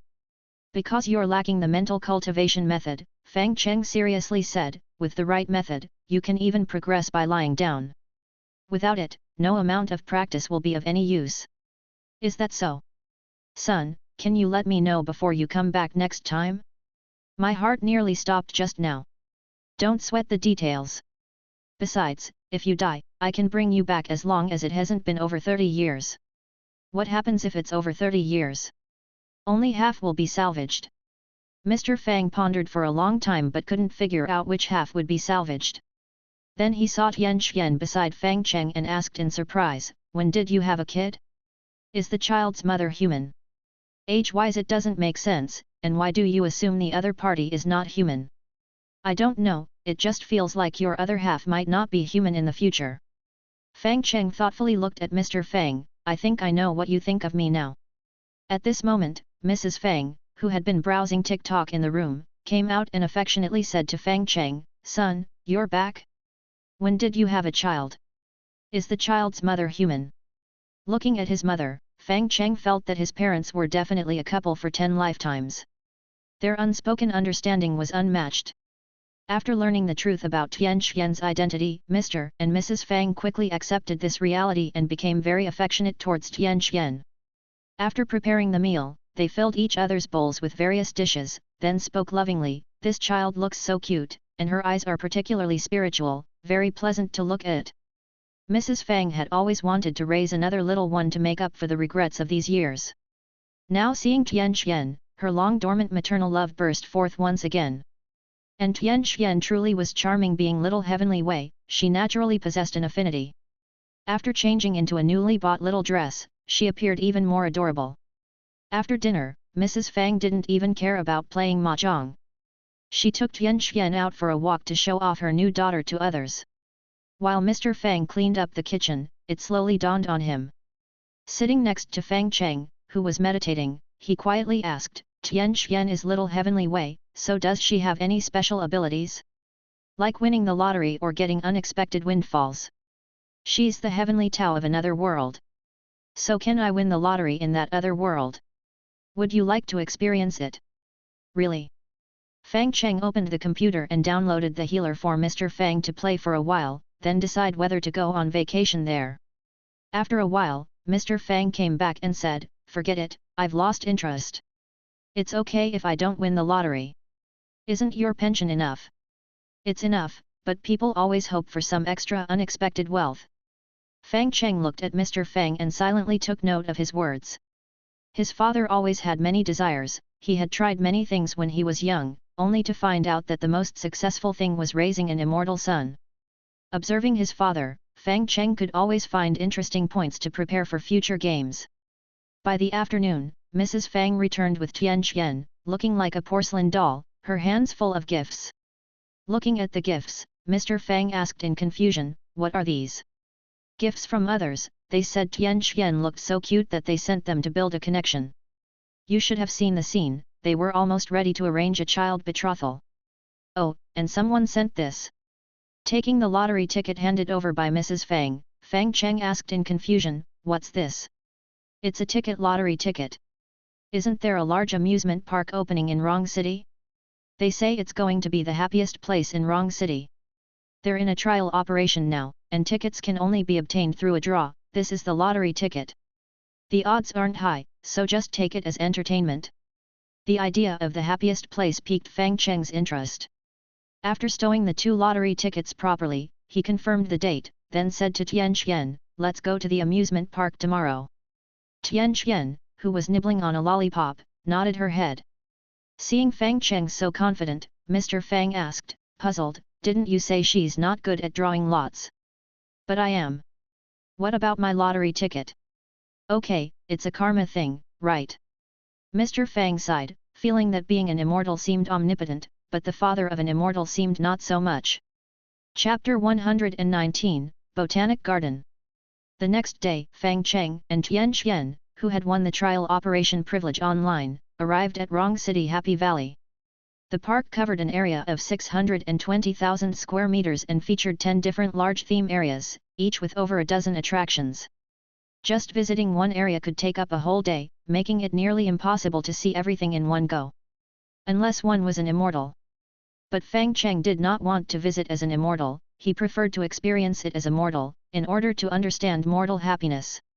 The other 2 who were supposed to have won had their fates slightly adjusted by Fang Cheng, soon they would receive triple compensation, thus avoiding entanglement of karma. Standing outside, Fang Cheng noticed a large number of tourists gathering, the winners excitedly queuing for entry, boarding the sightseeing car at the entrance after receiving visiting instructions, and then heading off to different areas. Each winning ticket was good for 2 adults and 1 child, and so there were quite a few couples or spouses arriving, excitedly stepping into this large amusement park.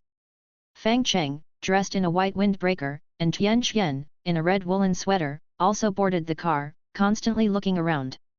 However, unlike the other tourists who kept admiring the scenery, Fang Cheng and Tianxian were mainly observing the expressions of the people around them, discovering that they indeed all seemed very happy.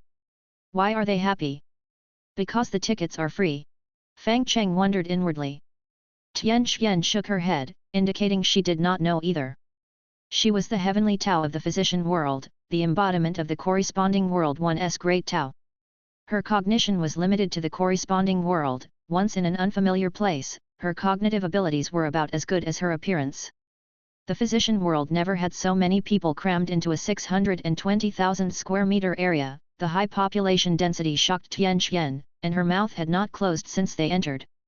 All kinds of strange things kept her eyes busy as well. She wanted to try each new thing, wanting to go and see everything. Unlike the indifferent Fang Cheng, Tian Xian found everything fun. Even though they were both extraordinary beings, their attitudes towards things still differed greatly. After playing for half a day and experiencing an 18-round roller coaster ride, the two sat down by the roadside, drinking complimentary hot beverages and pondering their own emotions. Tian Xian found it very enjoyable because she had never played with things like this in the physician world. Even the few times she had played, the childlike nature of a newly born heavenly Tao instinctively made her think everything here was fun. Her eyes were sparkling as she continued to think about what she wanted to play next. She even bought rabbit ear decorations and wore them on her head, making her particularly noticeable and adorable as she turned heads in the park. But Fang Cheng found it all rather boring. In his previous life, from the moment he was born, he was set on pursuing the Great Tao, and entertainment was never something he had experienced. After trying it, he did not find it as interesting as the Great Tao. Now, after half a day of playing, he still had not found anything particularly enjoyable, only feeling that the surroundings were a bit noisy, preventing him from being happy. Just as he was considering whether to continue, he noticed Tian Xian's eyes light up across from him. She then got up and waved her arms as if to catch the attention of someone across the way. Turning his head, Fang Cheng saw someone happily running over from behind. It was Su Jingling from his own administration. The tall and the small embraced each other, spinning half a circle on the spot, as intimate as sisters.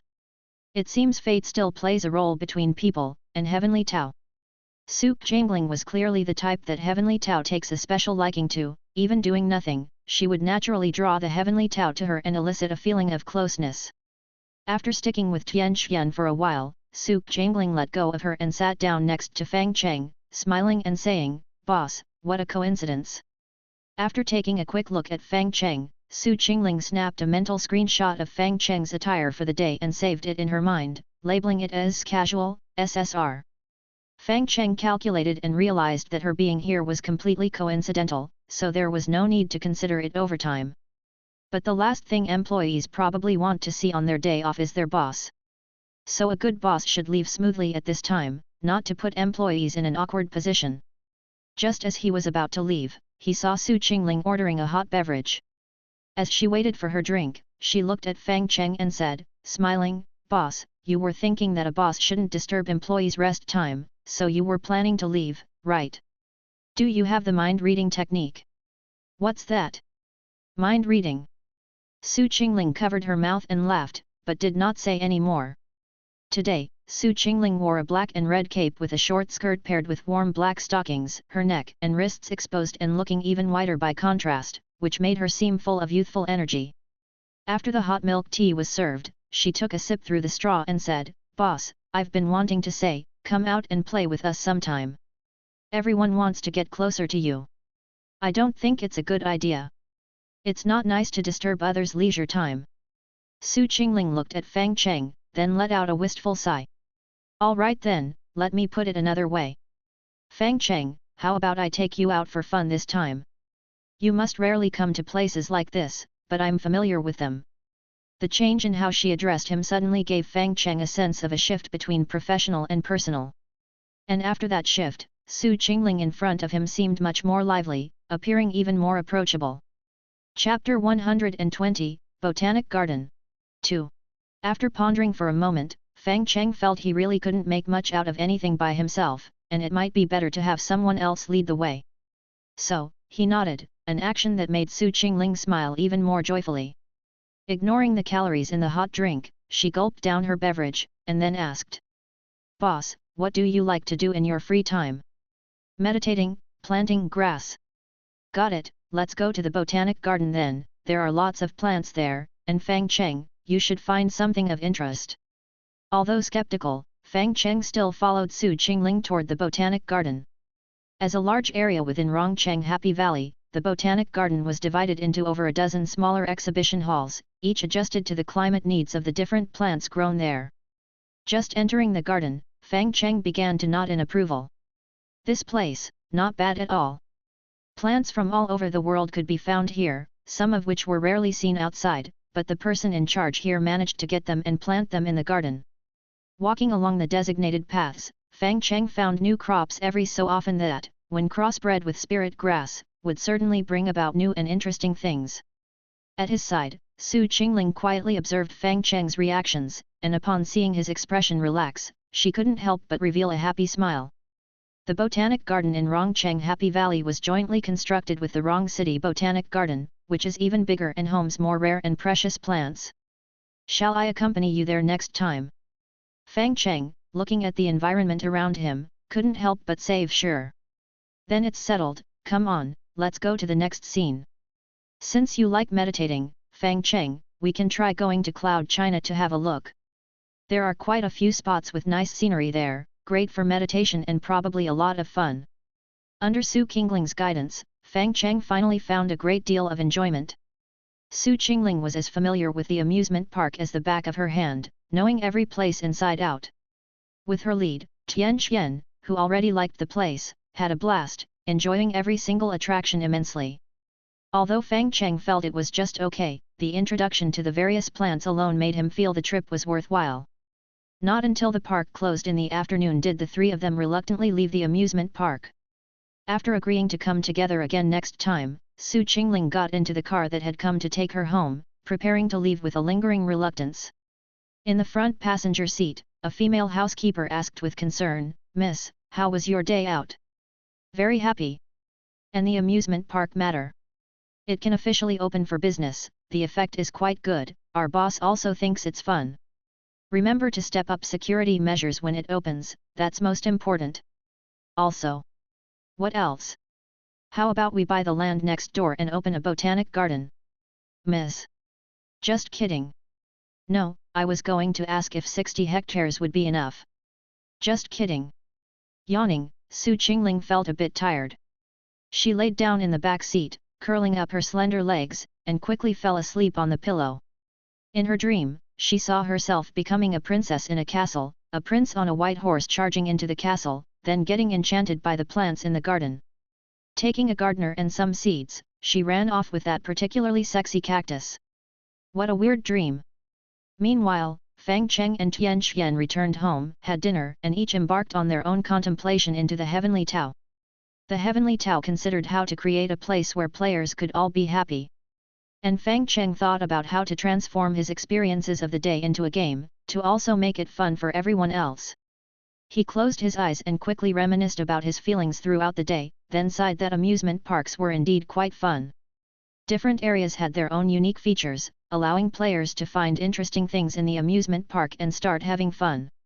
Everyone could find something suitable to enjoy and have a great time with it. So, should he create an amusement park?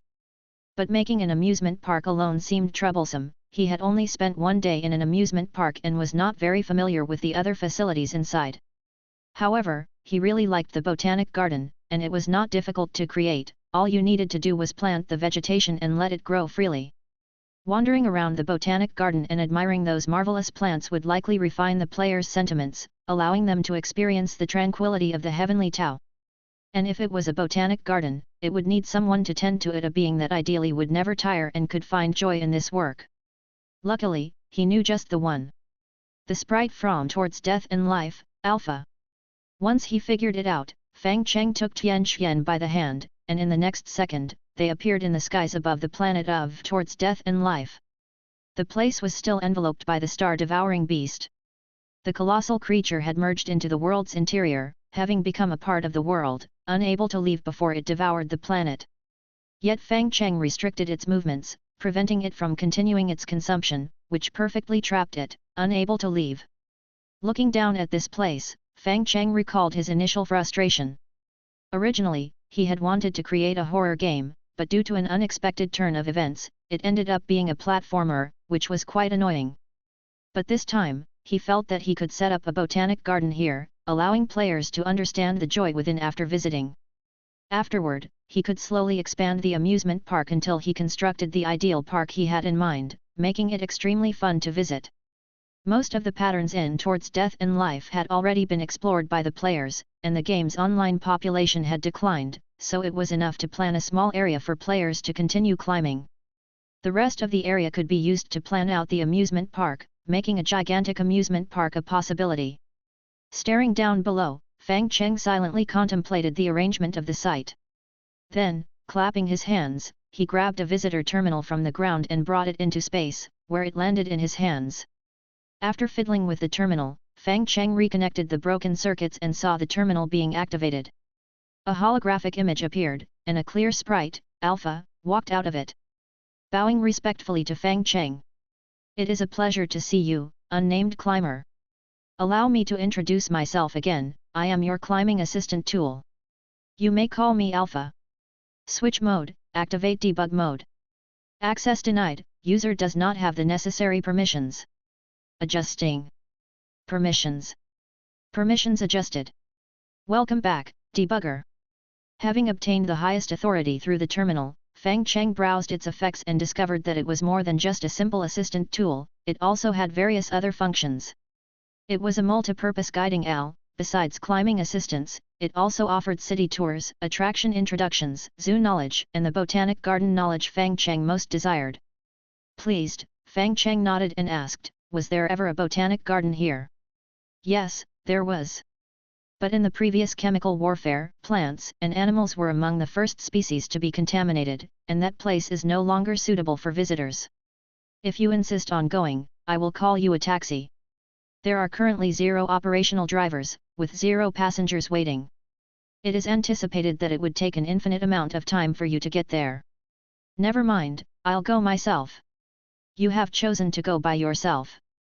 The nearest botanic garden is approximately 300 kilometers away, with an estimated travel time of 3 days and 16 hours.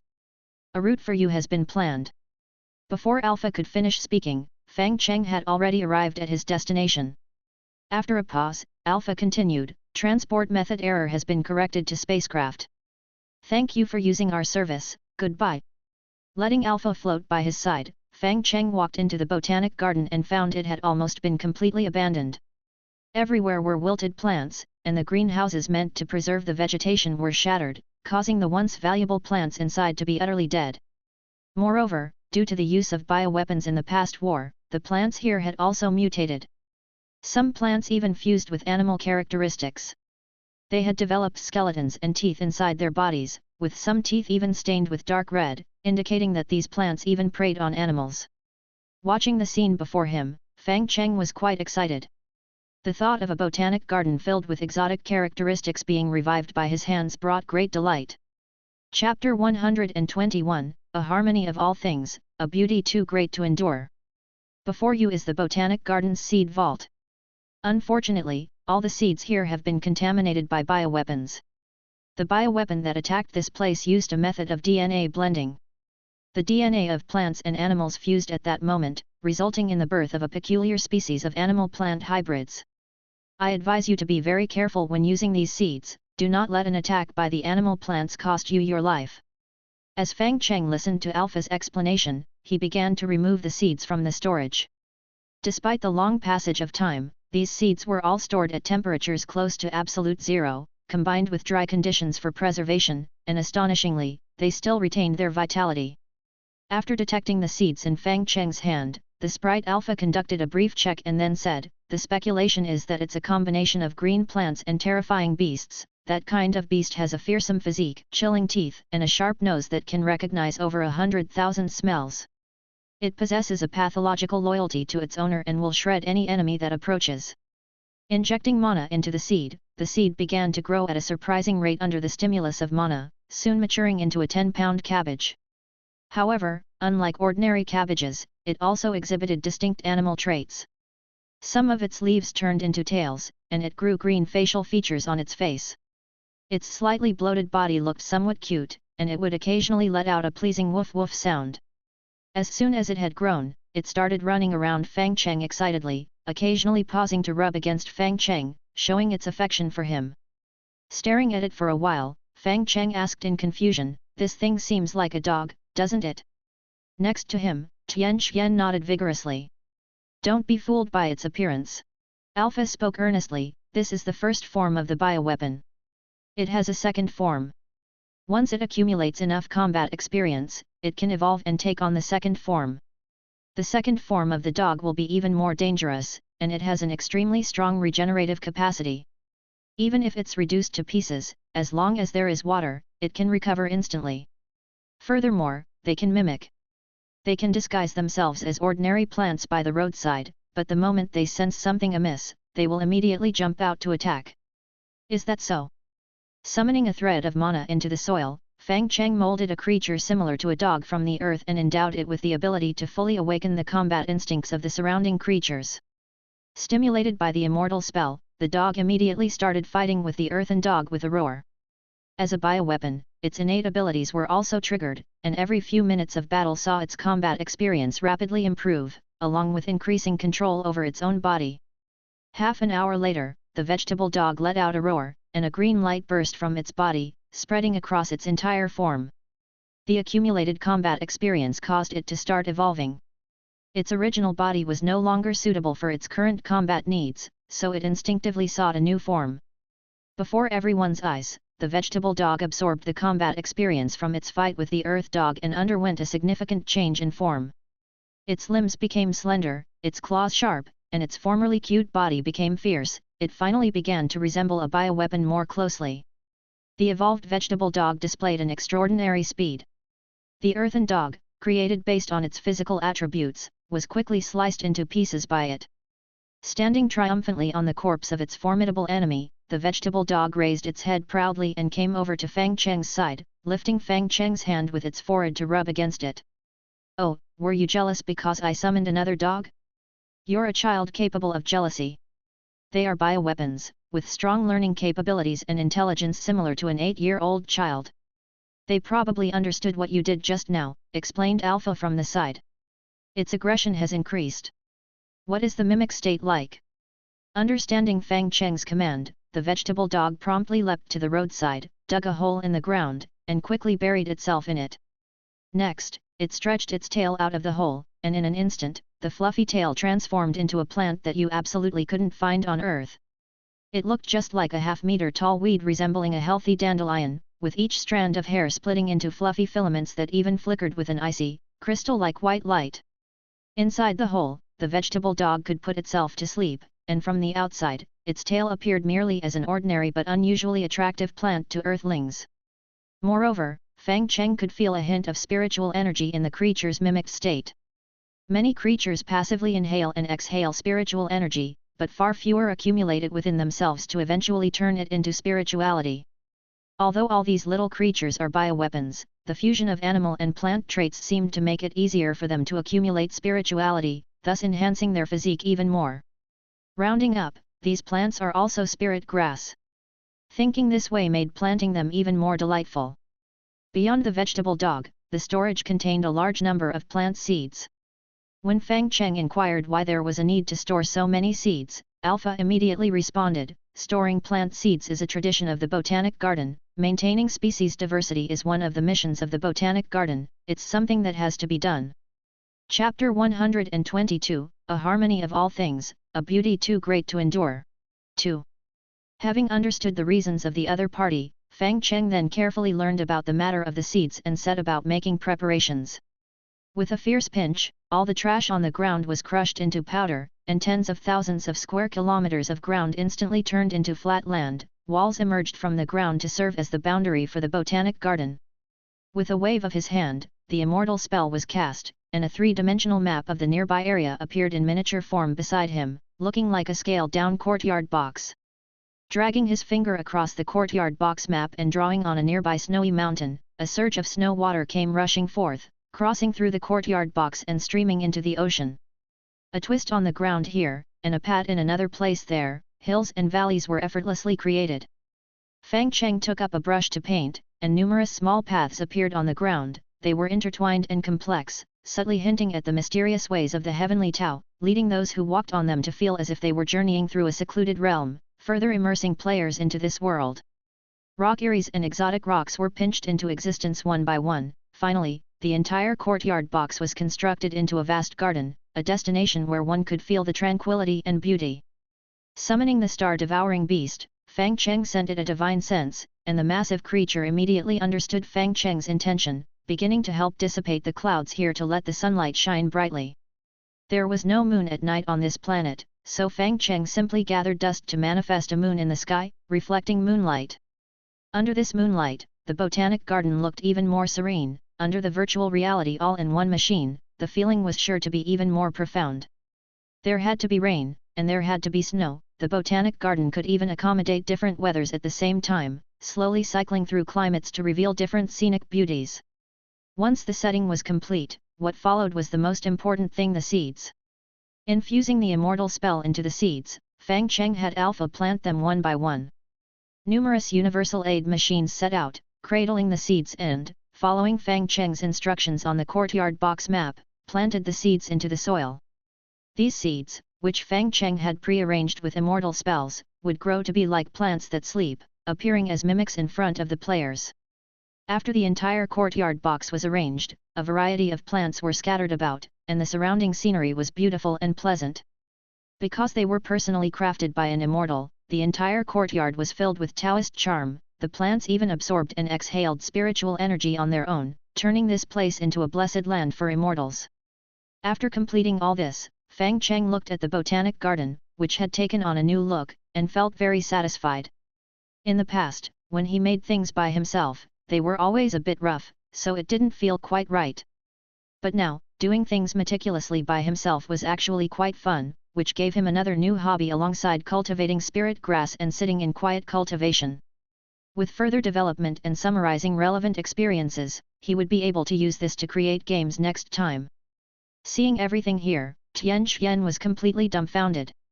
Like a little deer running relentlessly within the courtyard box, little Heavenly Wei took in her surroundings, breathed in the fragrant air, and rolled back and forth on the lawn, not wanting to leave at all. The richness of the Taoist charm here was even more intense than in her small world, giving her the feeling of wanting to call this place home. Meanwhile, Alpha recorded the entire process. Its system kept operating, finally asking, "May I modify your information to gods?" "There's no need," Fang Cheng said indifferently. "All right, these plants are all mimics, and once they are activated, the mimicry will be lifted. When visitors arrive, they will need..." Fang Cheng was about to say that Alpha should remind the players not to do anything rash, but then he stopped. He had dealt with players many times before and knew that they were a rebellious bunch. Even Wei Yan would not in agreement upon seeing them. If they were directly told what they couldn't do, they would certainly do just that. After contemplating for a moment, he said to Alpha, "I need you to set rules, list the things players are not allowed to do in an ambiguous way within the rules. And make it impossible for them to lift the plant's mimicry, okay?" "Don't worry, I can do that," Alpha nodded. "I am the Universal Aid Machine Alpha, this kind of task is very simple for me." Good. It didn't take long for Alpha to generate a vast number of rule explanations, and the method to prevent players from lifting the plant's mimicry was hidden within these contradictory rules, making it impossible for players to find the correct method to lift the mimicry. Having done all this, Fang Cheng was utterly satisfied. Seeing that the time had come to be Monday morning at 9:20, he had Alpha post the rules where needed and then returned to his studio with Tian Xian. Behind them, Alpha's swarm thinking kicked in. They started to divide the work and methodically wrapped up Fang Cheng's tasks, and, following his instructions, posted the rules in every corner. Back in the studio, work followed suit. The progress on the dimensional side was relatively smooth. After the initial adjustments, the streamers and players finally started to create content actively and continuously. Although quiet cultivation failed in its attempt to achieve enlightenment, Fang Cheng was still set on seeing the game through to the end. After all, the game was a medium that had already connected him with the players. Having chosen to seek enlightenment through the players, even if it ended in failure, he was committed to accompanying them until the very end, thus concluding their intertwined fates. So he carefully reviewed all the work reports, agreed to the planner's requests for revisions, and finished up everything just before the end of the afternoon shift, after which he brought out the new game.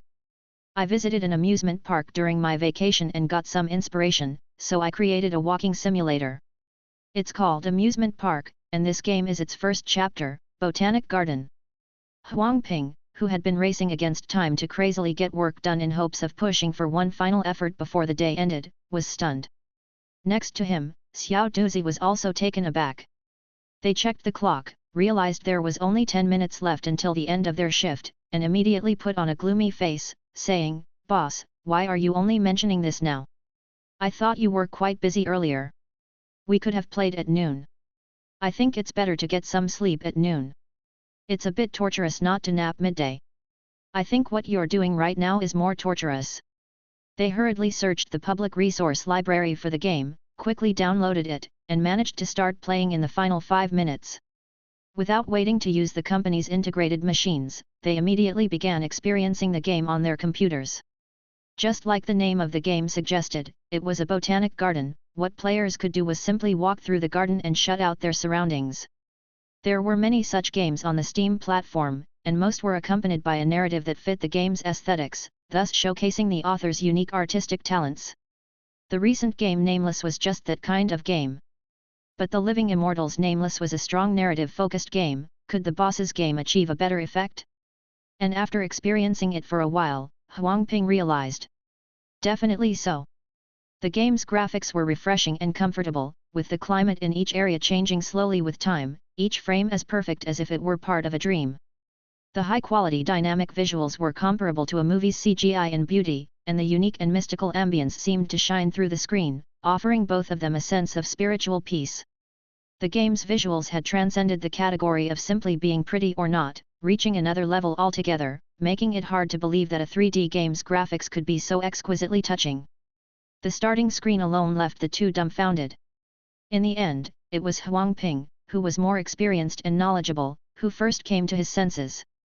He stared at the screen and remarked emotionally, "Boss, the artist here is extraordinary. This modeling, these scenes, the natural feel of the landscape as it changes, must be hard to find someone to do the game visuals like this." In Huang Ping's view, such modeling standards and original painting quality were rare internationally, and the few who were collected as treasures by major studios were guarded jealously, fearful of others taking them away. After quietly admiring it for a while, just as Huang Ping was about to move and enjoy what it felt like to roam in such a heavenly world, the end of day bell rang. "Boss," Huang Ping asked pitifully. "Sure, consider it overtime." Fang Cheng replied with a smile. Huang Ping sighed, feeling it was definitely going to be a sleepless night. But to his surprise, he slept exceptionally peacefully that night. In his dream, the moon hung high as he and his girlfriend lay on the grass, surrounded by the gentle sound of water and the crisp chirping of insects, with sakura petals continuously falling before them. At that moment, all was in harmony, and the beauty was beyond words. Chapter 123, Botanic Garden goes live. When he woke up in the morning, Huang Ping still felt somewhat hazy. He felt he had had a wonderful dream, with landscapes that were enchanting and blurred, filled with an indescribable mood that left one indulging in their beauty. Arriving at the company in a daze, he found that the receptionist, Su Qingling, was also somewhat hazy, as was Xiao Duzi beside him, and Wang Xiaoying opposite him. Fortunately, this haze did not last long, and they soon felt clear-headed and invigorated, their work efficiency further improved. Observing the reactions of his colleagues, Fang Cheng felt good. His botanic garden contained the charm of the Dao, and even little heavenly Wei Tianxian was captivated by it, not to mention ordinary people. However, he had restrained it somewhat, otherwise, just seeing the botanic garden would have caused people to neglect sleep and food, staying immersed for days before managing to pull themselves out. Furthermore, this Dao charm was constantly flowing and changing, presenting the same scenery with different sensations in various environments, ensuring the players always felt something new. Drinking a satisfying sip of spiritual tea, Fang Cheng felt this time it should be secure.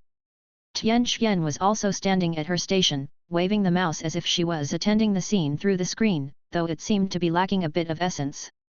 The sensation of being fully immersed was so much better than standing here. Although it was just a walking simulator, the environment of the botanic garden was so vast that the planning and operations team played for 3 days before they roughly understood its content. In the afternoon working hours, Huang Ping finished his work and then called Xiao Duzi and Wang Xiaoying to a small meeting in the meeting room. Monkey had recently participated in a dimensional training center program and couldn't make it for a while, so their work group was temporarily just the few of them. As Tian Xian learned that they were having a meeting, she immediately prepared 3 cups of spiritual tea for them. Although it was just ordinary water brewed spiritual tea, for some reason Tian Xian's tea leaves had a special flavor, as if the natural aroma of the leaves was fully released, which everyone praised endlessly. Asking Tian Xian to take a seat and listen, Huang Ping started, "Let's cut to the chase. Does anyone here think there are aspects of the boss's game that we could optimize? Wang Xiaoying immediately raised her hand. While its freedom is limited, I think for a walking simulator, this game is already pretty impressive. I've compared it with other walking simulators.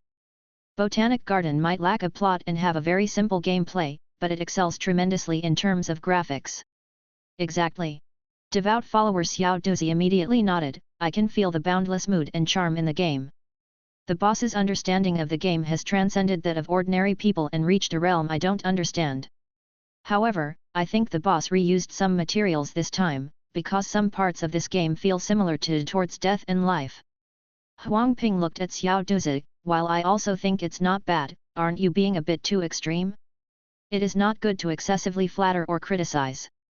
And I can't find any similarities between this game and Towards Death and Life.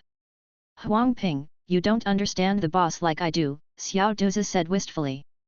Cult followers are scary. Alright then, do you think there is anything else that can be improved? Not really, but... But what? Xiao Duzi thought for a moment before sharing his doubts. The boss provided us with a data table, which included 1,213 plant categories, each with its own name and detailed attributes. A data table doesn't seem strange. Wait a minute, a walking simulator should only need to control the walking speed, right? Why is the plant data so detailed? I don't know either, so I'm still wondering.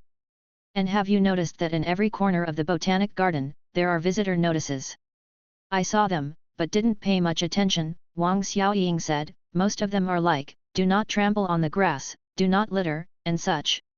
I didn't find anything peculiar. Oh, I've read each one, Xiao Duzi said. Why? Because it's designed by the boss, there might be some special arrangements. And it seems like there actually are special arrangements. Thinking of the massive amount of text in the Botanic Garden made Wang Xiaoying shudder. Cult followers were indeed terrifying. Ignoring the odd looks from the others, Xiao Duzi continued, some rules seem normal, like, do not pick the plants. But some rules look a bit off. I roughly summarized some of them, you can take a look. Pulling out his phone, Xiao Duzi displayed what he found questionable. 1. This is a botanic garden, not a zoo. If you hear a low moaning sound, please ignore it. If the sound grows louder, please mute the volume and seek help from Alpha. 2. Alpha can be trusted. In case of emergency, just follow its instructions. If someone tells you Alpha is untrustworthy, they're definitely a bad guy.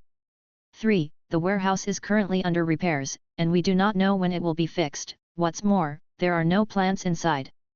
4. Occasional solar or lunar eclipses are normal, there's no need to panic.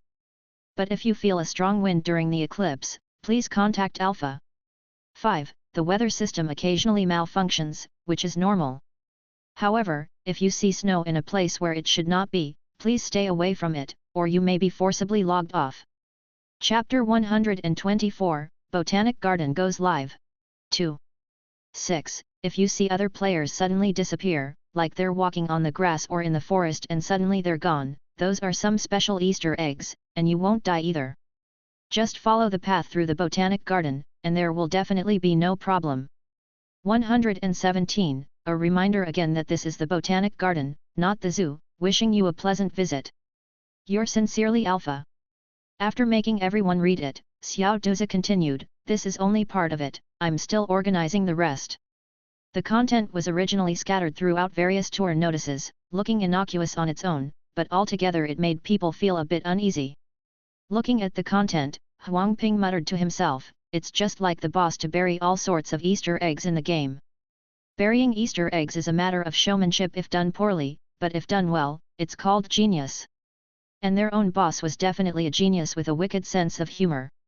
Digging out his Easter eggs felt like two different games before and after the discovery, allowing people to pay once and play two games, which could be called the philanthropist of the video game industry. Now, many veteran gamers were still enthusiastically searching for Easter eggs in old games, and indeed they had found a few minor ones. Moreover, Easter eggs are usually used as a selling point of the game, and a good Easter egg can create a ripple effect, so they're not made to be too hidden. But Fang Cheng seemed to almost fear others discovering them, which made Huang Ping couldn't help but marvel at Fang Cheng's unusual tastes. After his reflection, he tried to connect these strange rules and data together, feeling there must be some relationship between them. What could that connection be? Seeing that Huang Ping and Xiao Duzi were deep in thought, Wang Xiaoying asked in confusion, "Why don't we just ask the boss directly?" "The boss won't say." Huang Ping shook his head. "Think about it. If he would tell us, he'd have just told us already. Besides, the hints he gave are already very clear. It's a riddle he's playing with us, and we have to guess it." "We're out of time," Wang Xiaoying sighed. "The boss is already asking me when I can go online. It seems that he has great expectations for this game. We can only go ahead and release it." At this statement, Huang Ping felt a sense of defeat. The boss had laid out all the clues, but they just didn't know how to solve them. If the boss wanted it released, it showed that he had full confidence in the game, thus, they just had to trust the boss. Luckily, there were still a few days before the official game release. Wang Xiaoying needed to first warm up the game with promotional activities, then launch it on the Steam platform. In the next few days, they could thoroughly enjoy the game, striving to discern the deeper meaning Fang Cheng had hidden in the game early on. Unfortunately, they still did not succeed. While the workgroup employees racked their brains trying to understand where Fang Cheng was coming from, the few promotional videos that had been released had already caused a stir. The Fang Cheng Studio video account had already amassed 1 million followers, and the newly released videos showcased various corners of the botanic garden. From mountains to running water, from gardens to primeval forests, different terrains boasted different scenery, which also varied according to time, climate, and other factors. In that world, just lying still allowed one to feel that magnificent landscape. To walk through it was even more dreamlike and fantastic. Even before its release, the game's visuals had sparked discussion. "I can't even handle it, it's just too beautiful. I can't imagine this level of detail is possible in game graphics. It's a true work of art. Each image is wallpaper quality, if only places like this really existed. The visuals are really evocative too. My old man studies the I Ching, and after watching these, he's stopped watching those masters' videos altogether. Now he's got 3 daily routines: watch the video, pester for more, and watch it again. What a coincidence, my old man's just the same. And I feel like these videos are especially soothing to watch, you know? Look at them before bed, and your mind instantly cools down, then you can easily sleep through the night. Really? I gotta try that tonight. I've tested it, and it's true, but don't binge watch, or you'll feel a bit out of it the next day. Though it's nothing serious, it can still be a hassle." Although most people couldn't stop praising the game's visuals, there were also some dissenting voices. These voices were from the same group that had previously questioned the gameplay in Nameless. Similar arguments were released, questioning whether this thing was really a game and if the price was too high. "I admit that the visuals of Botanic Garden are stunning, but for a walking simulator, isn't a price tag of 128 a bit steep?" "Exactly, I really like the Nameless and quiet cultivation, and I'm very willing to support Fang Cheng Studio, but for a sightseeing software that you'd only play a few times, this price is honestly too high. A real-world botanic garden ticket costs just 10 yuan, and you can get a discount with a student ID, yet a game simulating a botanic garden is charging 128. Also, from its name, it seems to be just the first chapter of some larger series. I think it's really too expensive. It's not even a game, it's just a pure sightseeing software. I might buy it, but if it doesn't meet my expectations, I'll definitely refund within 2 hours." Doubts were voiced, and opposition was heard. No one questioned that it was a visually pleasing game, but many were skeptical whether it was a fun game. Some game reviewers held back from commenting. After all, Fang Cheng Studios games often hid various Easter eggs, and no one was sure if they would do the same this time. But then there were the true believers who, after seeing the video, were so excited they couldn't contain themselves, beginning to write reports and madly promoting it. Like Chen Rang. After watching the game's video, he closed his eyes and imagined himself touring the place with Miuquai, and he immediately became ecstatic. Without waiting for the editor's instructions, he picked up the keyboard and started typing furiously. An indisputable masterpiece, the pinnacle of walking simulators. It needs no story, just the visuals and the ambience conveyed by the imagery are enough to resonate deeply. I'm at a loss for words to describe my feelings right now, but if you ask me how I want to spend the rest of my life, my wish is to come to the botanic garden with my Miuquai. We would adopt a couple of kids, have a little dog, and revel in the countryside scenery. Fang Cheng Studio is definitely one of the premier studios I've come across, and it's also quite an ambitious studio. Its owner, Fang Cheng, has been pushing the limits of himself and continuously delivering unique and outstanding games. The last company that boasted quality guaranteed with our brand has now fallen. A new era of gaming needs a new leader, and I hope that flag will be carried by our domestic games, by us. I won't say too much flattery, but I think you all get my point. Finally, I have an unusual request. Can we do a crossover with the healer? I'll even pay extra. Fang Cheng Studio, I know you always put player demands first, so can we have the crossover, please? If it's too difficult, it's okay not to do the main character, but can Mukui join in? I'm begging you. As the editor read Chen Rang's draft, he thought the beginning was fine, but the latter part was just Chen Rang's personal fantasy, completely detached from reality. Crossovers aren't that easy, what with the data structures and underlying codes all being a mess, not something to be done lightly. However, he didn't change a word of the draft and directly published it. After all, he wanted a crossover with the Nameless too. What kind of emotion would it bring, to have your comrades in arms from the game come into this world and witness its splendid beauty? Finally, amid the anxious waiting of a group of people, and the anticipation of a large number of players, Fang Cheng's magnum opus, Botanic Garden, was launched. Chapter 125, Your Botanic Garden, Our Home Planet. The most excited about the new game release had to be Gao Tianyun from Keelan Industry downstairs. Thanks to a collaboration with Fang Cheng Studio and the pre-installation of several of Fang Cheng Studio's products, their company's VR integrated machines saw yearly sales skyrocket, already reaching over 1.3 million units, and it's projected that this year they could hit 1.5 million units. These sales far surpassed the second place, which was at 920,000 units. This made him extremely excited when interacting with others, often starting conversations with, "How could you know our Kirin VR integrated machines reached sales of over 1.3 million? Initially, I didn't expect us to reach 1.31 million, but once we hit 1.32 million, it wasn't a big deal, and by the time we reached 1.33 million, it mattered even less." Now, with Botanic Garden Online, its superb visual presentation was particularly suited for their integrated machines, which is expected to trigger another surge in sales. Having money allows for further research and development, illuminating virtual reality technology, and pushing the game industry towards even more vigorous growth. Beyond that, the VR integrated machine is also a new platform. This platform directly bypasses other mainstream gaming platforms, and the cooperative relationship between Fang Cheng and Gao Tianyun ensures a guaranteed sales volume for Fang Cheng Studios games. Although Fang Cheng basically doesn't care about this guaranteed sales volume, it has nonetheless alerted other game manufacturers to the business opportunities, prompting them to start considering reallocating internal resources towards VR. Besides, the revenue share terms for the new platform aren't as harsh, and it can satisfy traffic needs, making now seem like one of the best times to enter the market. This process may take some time to manifest, but for the future of VR, it's a crucial step. When Botanic Garden officially went live, its first day sales broke through 1.5 million copies, and not even the high price of 128 could hinder players' enthusiasm.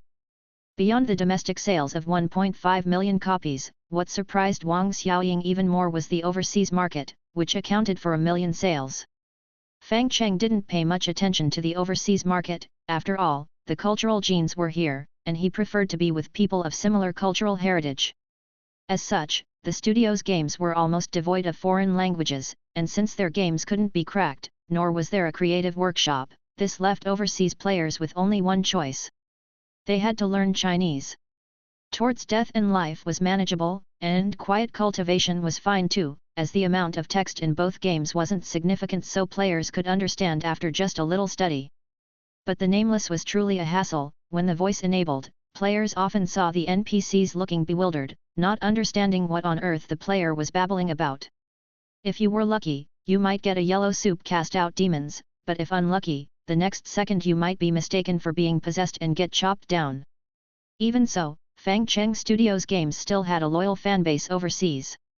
Even if they couldn't understand, they were still captivated by the rich gameplay, fascinated by the bizarre gaming environment, willing to overlook their misunderstanding.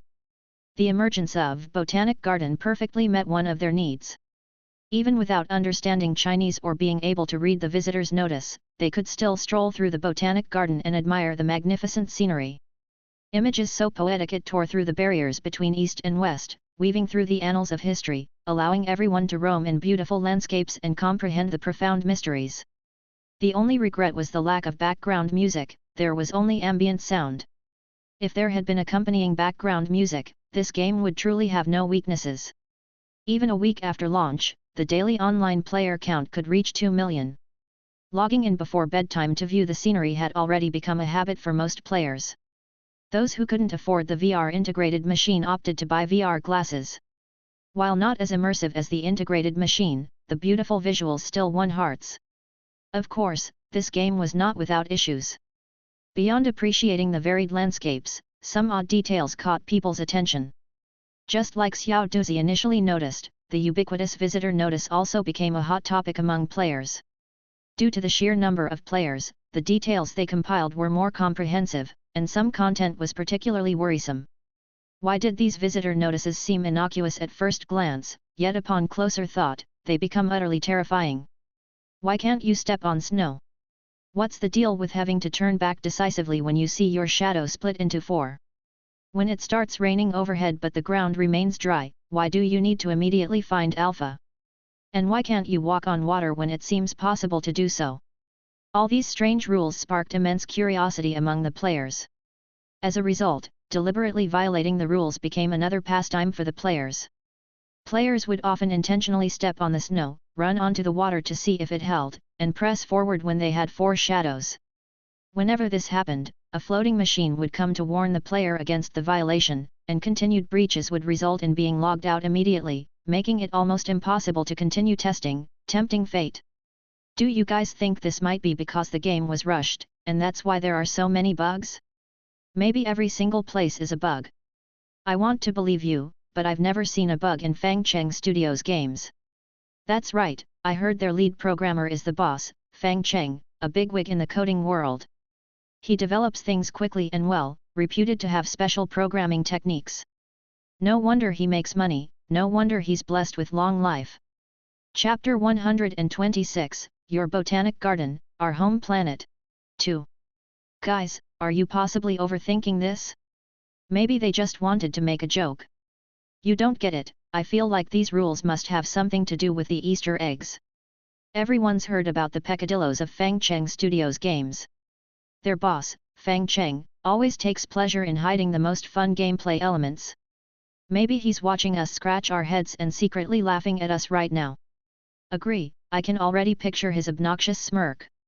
I don't know what he looks like, but appearances stem from the heart. He must be exceptionally sleazy.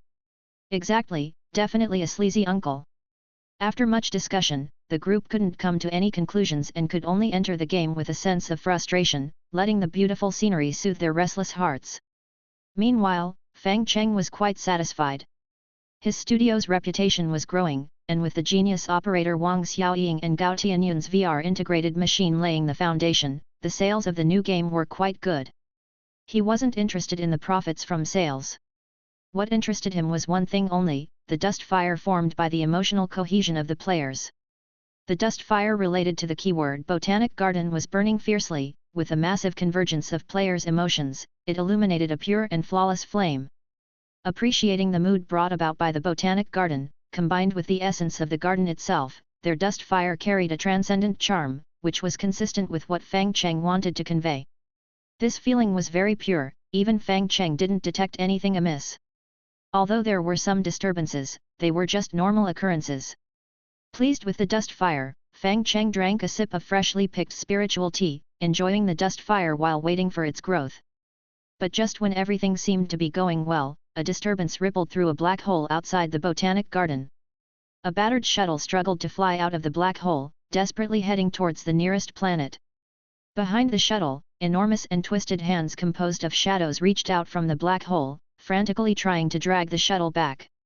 Realizing it was caught by the giant hands, the shuttle began to struggle vigorously. Its internal engines ran at full power, and the resulting thrust tore the shuttle in half. One part was pulled back into the black hole by the giant hands, while the other half continued to charge forward due to inertia, crashing into the approaching star-devouring beast. The star-devouring beast, which was regulating the climate, noticed the arrival of the shuttle. However, this matter was too trivial compared to the instructions from Fang Cheng, not worth mentioning at all. So it let the shuttle land, ensuring only that it didn't damage the botanic garden, and then ignored it. The shuttle deployed its parachute before landing, but still blazed red from air friction, finally managing to land on the ground with great difficulty. After landing, condensation water sprayed from above the shuttle, and a copious amount of white vapor emitted, spraying for a full half-hour before stopping. When the shuttle cooled down, the door, the size of a bus, was opened. 3 drivers clad in spacesuits stumbled out from inside and lay gasping on the ground. The drivers, even in spacesuits, stood only 30 centimeters tall. Their dark helmets effectively blocked cosmic rays, also veiling their faces behind the spacesuits. After resting on the ground for a while, a driver marked with a number 1 on the helmet raised a hand and shouted in an alien language, "I am Captain 1, if anyone's still alive, please, raise your hand. There might be no air here, so your voice can't carry over, you idiot." Number 2, the driver, said discontentedly, "Besides, dead people can't raise hands, you complete idiot." "Then how can you hear?" Driver 3 asked curiously. "That means there's air here, you're an idiot too." 1 and 3 got up, exchanged a look confirming their thoughts, then proceeded to give number 2 a sound kicking. This was their race's way of expressing discontent and anger. Although it seemed fierce, there was no harm due to the spacesuits. Moreover, this act also served to dispel anxiety. By transferring the irritation of 2 individuals onto a third, it increased the number of happy individuals in the team to 2. After venting, they left number 2 on the ground sulking, and released their all-purpose explanation robot, Beta. Beta was what they had found within the remnants of their ancestors. According to the records of the ancestors, their descendants had escaped into another universe for 1,000 years. However, within that millennium, their technological strength not only failed to improve but showed signs of decline. Their technological development now depended entirely on archaeology, which was undoubtedly a step backward. But there was no helping it, for the universe was truly too dangerous. Moreover, due to the different natural laws in various places, the same experimental conditions could lead to different outcomes, making technological development a very random affair. As the explanatory robot Beta scanned the surrounding environment, number 1 began inspecting his own shuttle, and the more he looked, the colder his heart felt. The spaceship had been snapped in half by the force of the Shadow Apostles, its engine now in the hands of the Shadow Apostles, and there was no chance of getting it back. If there were no other civilizations on this planet, they would probably be trapped and die here. And even if there were other civilizations, it was uncertain whether they would be willing to accept 3 stranded astronauts. If the civilization here was barbaric and practiced live sacrifices, then they would truly be doomed. As number 1 pondered what to do, the explanatory robot Beta finally finished scanning the composition of the air. Nitrogen accounts for about 78%, oxygen about 21%, rare gases about 0.939%, water vapor about. After reporting the composition of the air, it added with a monotonous electronic tone, "The air here is suitable for your survival conditions, you can come out of your spacesuits now." Number 1 let out a sigh of relief, extended his 4-clawed hand, took off his helmet, and then began to stretch out his fur. He looked like a giant snow squirrel, with neat and glossy fur indicating that his diet had been quite good up until now. Number 2 was a chipmunk with fine black stripes on his back, but the expression on his face always seemed displeased. Number 1 could understand this because anyone who had just been hit would not be pleased. Number 3 was a black demon king squirrel, also the bulkiest among them. Although all black made him look more fierce, his personality was the most honest among the 3 squirrels. But if there was a chance to fight, he would certainly not miss it. After removing their spacesuits, the 3 squirrels frolicked on the barren land, drank water, ate fast food, and then heard the voice of the explanatory robot Beta, hypothesizing this place to be in the Pisces galaxy, Cheng Fang system, X3 spiral arm. The specific location is. While number 1 and number 3 were still nibbling on nuts, they noticed number 2 stop, staring blankly at the explanatory robot Beta. "What's the matter? Doesn't it taste good?" Number 1 asked. "If you don't want to eat, can you give it to me?" Number 2 swatted away number 1's paw and then said to the explanatory robot Beta, "Expand the scanning range, tell me, what universe is this?" "The main universe." "Request confirmation." "Confirming, Confirmation complete, no error in the message, this place is the main universe. Number 1 and number 3 were taken aback by the chipmunk's expression. At this moment, the chipmunk's eyebrows were furrowed tight, he didn't say a word. The severity of his demeanor made number 3 forget about sneaking food, and it made number 1 feel that something was amiss. After a long while, number 2 slowly asked, "Do you still remember the history of our ancestors?" "I remember, the Bips took us away from the main universe, but they couldn't adapt to the climate of the new universe and perished one after another. Our ancestors successfully ascended to power, eventually forming our great Squirrel Man Kingdom." "Then do you still remember which planet our ancestors came from?" "Of course it's, no way." "That's right." Number 2 nodded vigorously, "This is the place. This is our home planet." Chapter 127, Each's Mission. Confused, number 1 and number 3 turned their heads and stared blankly at number 2 before finally asking, "And then, what happened? Aren't you at all shocked?" "After passing through the black hole, we actually returned to our home planet. This is a huge discovery. Why did the Bips, that is, humans, leave? Why did our ancestors suddenly gain intelligence? Aren't you curious about these things?" "I'm more curious about why today's pine nuts taste like salt and pepper," number 3 said, holding the pine nut in front of him and asking dissatisfiedly. "That's because they were salt and pepper flavored when they were put in, idiot." Realizing that his companions were indifferent to this discovery, number 2 felt utterly despondent about his small team. Could it be that he was the only one with a brain in this team? The 3 of them were technology hunters. By exploring the relics of the Bips, they excavated technology to promote technological progress. Their technology had become quite twisted. The Squirrel Men already had the capability to travel through the universe, but agriculture was lagging, and their genetic technology was extremely underdeveloped. Growth had hit a barrier, and the end of their civilization was drawing near. It was an irreversible genetic degradation. For reasons unknown, their genes had mutated, and some squirrels were showing plant characteristics that could not be reversed. The diseased squirrels would grow increasingly stiff in their movements, roots would sprout from the soles of their feet, and they would start trying to attach themselves to the ground. After that, their thought process would slow down, the squirrel would become dull and eventually turn completely into a plant. As this process was at genetic level, the existing technology of the Squirrel Kingdom couldn't identify the cause of the disease. This strange condition forced them to continue exploring the ruins, searching for that slim hope. However, the universe was too dangerous. Horrific gamma storms, sudden supernova pulses, and after-effects of stellar fluctuations from several hundred years ago could at any moment claim their lives. The shadow apostles they encountered before were just one of the less dangerous things, but when triggered by unknown reasons, they would violently attack the living creatures around them. Having luckily escaped into a black hole and survived was an extremely fortunate event already. But behind every calamity, there is a nut. This ancient proverb was so true. They had actually returned to their home planet.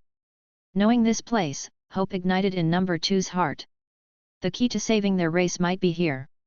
Beta, help look for signs of life. Checking, check complete, they are everywhere. Why are they everywhere? There are planet-level life forms present. This time, not only number 2 but also number 1 and number 3 gasped in surprise. The universe is vast. In their mirror universe, super planet-level life forms were everywhere. According to the size of the life forms, they categorized them as satellite-level life forms, planet-level life forms, super planet-level life forms, star-level life forms, and so on. The shadow followers they encountered, whose main body was also a satellite-level life form, still had a significant gap compared to planet-level life forms. Now that the presence of planet-level life forms had been confirmed, Beta felt the need to be more cautious. Looking around, he immediately saw a magnificent park not far away and pointed at it with his tiny paw, asking, "What is that place?" Large amounts of life form data detected, numerous early model explanation robots detected, numerous inanimate constructs detected. Hearing Beta's successive announcements, number 2 became even more curious about that place. In the midst of ruins all around, that vast and exquisite garden was like an oasis, hard not to draw attention. Shaking off the roots on his paws, he said to number 1 and number 3, "Let's go check it out. Remember to bring the nuts." "What about the spaceship?" number 1 asked. Turning to look at the spaceship, now broken into 2 halves, Number 2 shook his head helplessly. The spaceship was also a part of BIP technology, of which they could only make simple imitations, but were no longer able to produce. This one was a particularly traditional piece of equipment, and they no longer had the means to restore it. Although it was a pity, its mission had come to an end now. Petting the spaceship, Number 2 could see many things from it. Corrosive traces left by the Shadow Apostles, scrapes from small meteorites, scorch marks from interstellar pirate weapons. Each mark was evidence of them facing life and death together, every wound had a story behind it, and these stories together made a legend. And today, the legend might come to an end. Thank you, old friend. Patting the hull of the spaceship, Number 2 called Number 1 and Number 3 to take their belongings, and led by the floating Beta, they headed towards the Botanic Garden. It took them a full 3 hours to reach the place. Even though they had removed their space suits, the journey was still exhausting. And when they got there, they realized that it was even bigger than they had imagined. The 3-meter-high wall reached the clouds in the eyes of the squirrels. The long wall extended all the way to the horizon, reminding them that the place was bigger than they had thought. However, squirrels were natural wall climbers. Climbing along the wall, when they scaled over it, the beautiful scenery on the other side left them stunned. Water-loving plants were seen everywhere, delicate trees were interspersed among them, and blue flowers bloomed in the flower beds, everything looked so perfect. Chapter 128, Each's Mission. 2. Staring blankly at the enclosing walls for a while, Number 1 couldn't help but say, "This place is really beautiful, what is this place?" Beta was silent for a moment before he finally said, switching to Botanic Garden explanatory mode. "This is the Botanic Garden." "What's a Botanic Garden?" "A place for placing plants and for people to enjoy looking at them." Bipedal beasts, that is, humans of the past, were very fond of such facilities. They liked to come here during their leisure time to pass the time by observing plants. "Then are these foods delicious?" asked Number 3, drooling. "Most are only for ornamental purposes and are poisonous, and moreover, they require a lot of sunlight, clean water and fertile soil, etc." "What a waste!" Number 2 cried out, "Using precious land and resources to cultivate things you can't eat, were humans this wasteful?" To the humans of the past, this was merely a common way to entertain themselves. At Beta's answer, Number 2 fell silent. The human era was a grand golden age, their advanced technology and comprehensive industry allowed them to dominate the mirror universe, even though they had perished, their legacy still guided their pets. The resources required by a massive botanic garden were beyond their imagination. And that such a massive structure was merely a facility for entertainment, this luxury left them at a loss for words. Just as Number 2 was about to jump down to experience the plants here, he heard Beta say, "Please do not approach the underbrush, especially not by hopping on one foot." "Why?" "It looks like underbrush, but it is essentially a kind of mimetic plant. This plant preys on a certain one-foot hopping creature known as the alien rat, so hopping at a certain frequency will trigger its predatory instinct and result in its attack." "I see. Wait a minute." Feeling something keenly, Number 2 continued to ask, "I have a question, plants don't move, right?" "That's correct." Beta answered. "Animals move, right?" "Indeed." "Then why do the plants here move?" "Because of the need for biological weapons, humans broke down the barrier between plants and animals, merging them into one. So, the plants here look like plants, but essentially, they are evolvable plant-animal hybrids." Number 2's expression became even more solemn. Thinking of the unavoidable plant disease in their race, he asked incredulously, "Then, our disease connected to the local network, database updated?" "Yes, it can be inferred that the source of your disease lies here." "Our ancestors, were they biological weapons?" "Yes." The sudden truth gave Number 2 a sense of absurdity. They had always been trying to solve the problems within themselves, to understand their origins, but they never expected the truth to be like this. Biological weapons, that was the reason they were created. Watching the ashen-faced Number 2 squirrel man, Number 1 nudged him and asked while munching on nuts, "What's wrong with you? If you're not eating the nuts, give them to me." "We are biological weapons." "Oh, and then?" Looking at the bewildered Numbers 1 and 3, Number 2 suddenly realized the crux of the issue. "Right, and then what?" Knowing that their origin was as biological weapons, what impact did it have on them? They were still themselves, still the squirrels who had outlasted the bipedal human beasts, still the creatures at the top of the food chain. You were luxurious, you were great, but what of it in the end? We still stand at the top of the food chain. And I will find a way to save our kind on our home planet. We squirrel men will be perfect again, great once more. With these thoughts, number 2 was filled with boundless passion. Just as he was about to rise and express the emotions in his chest, he saw a strange fellow walking out from a corner. The other was weird. His body was very uncoordinated, his arms and legs looked slender, and there was only a small pinch of hair on the top of his head. There was no tail on his lower body, and it was unclear how he maintained balance. He was very tall, 6 of himself stacked on top of one another would only be as tall as the other party, which was a mystery as to how he survived without breaking any bones. Immediately lowering his gaze, Beta stood on top of the wall, looking down at the creature below and asked in terror, "What is that?" "It resembles a human in shape, but there are no signs of life," Beta said in confusion, "an entity never seen before, it needs to be recorded, temporarily registered as humanoid." "Humans look like that? That's not what I saw in the documents. Aren't they the species that either don't have a tail or have it in the front? Documents are mostly speculative, and deviations from the facts are normal. I suggest we continue observing." Accepting Beta's proposal, Beta could only continue observing. But after only a short while, Beta found that the human's actions could only be described as bizarre. From the moment he appeared, he had never been quiet. He was attempting to invade the botanic garden. Next to the botanic garden, there were obvious warning signs, but he ignored them completely, constantly charging toward the garden. He tried jumping into the garden and was stopped by a machine similar to Beta. He tried digging holes with his bare hands outside the garden and was stopped. Climbing up an artificial hill and then trying to jump into the garden from there, he was stopped in mid-air.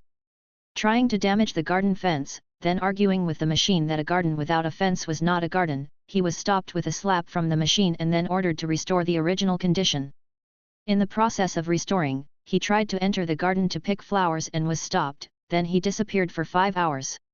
After 5 hours, he reappeared, dutifully restored the garden, politely said farewell to the machine, and then started trying to dive into the lake. He tried jumping directly into the lake and was stopped. He tried. 3 squirrel men lay on the city wall, staring dumbfounded at the spectacle in front of them. At this moment, Beta felt that even the most delirious fantasy novel couldn't write the scenario before his eyes. The humanoid's actions completely overturned his understanding, making him feel as if he had fallen into madness. However, strong rationality forced him to return to normal, but his companions had already lost their wits. Looking at the creature in front of him, Jin muttered to himself, "Who am I, and who is he?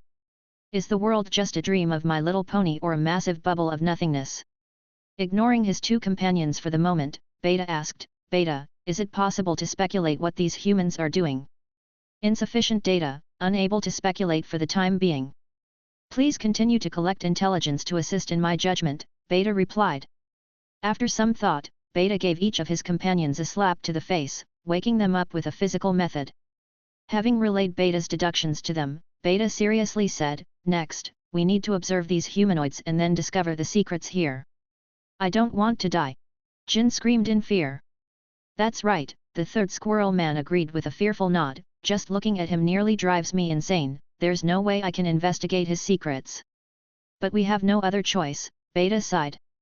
Glancing at the humanoid who was still trying to jump into the lake, a primal fear came rushing in, preventing him from looking any longer. However, to save his species from the brink of extinction, he steeled his resolve and started to watch those creatures intently. "Look at them with me," Beta said, slowly, "little by little, dispel the fear in our hearts. We can't be afraid, we are the last hope."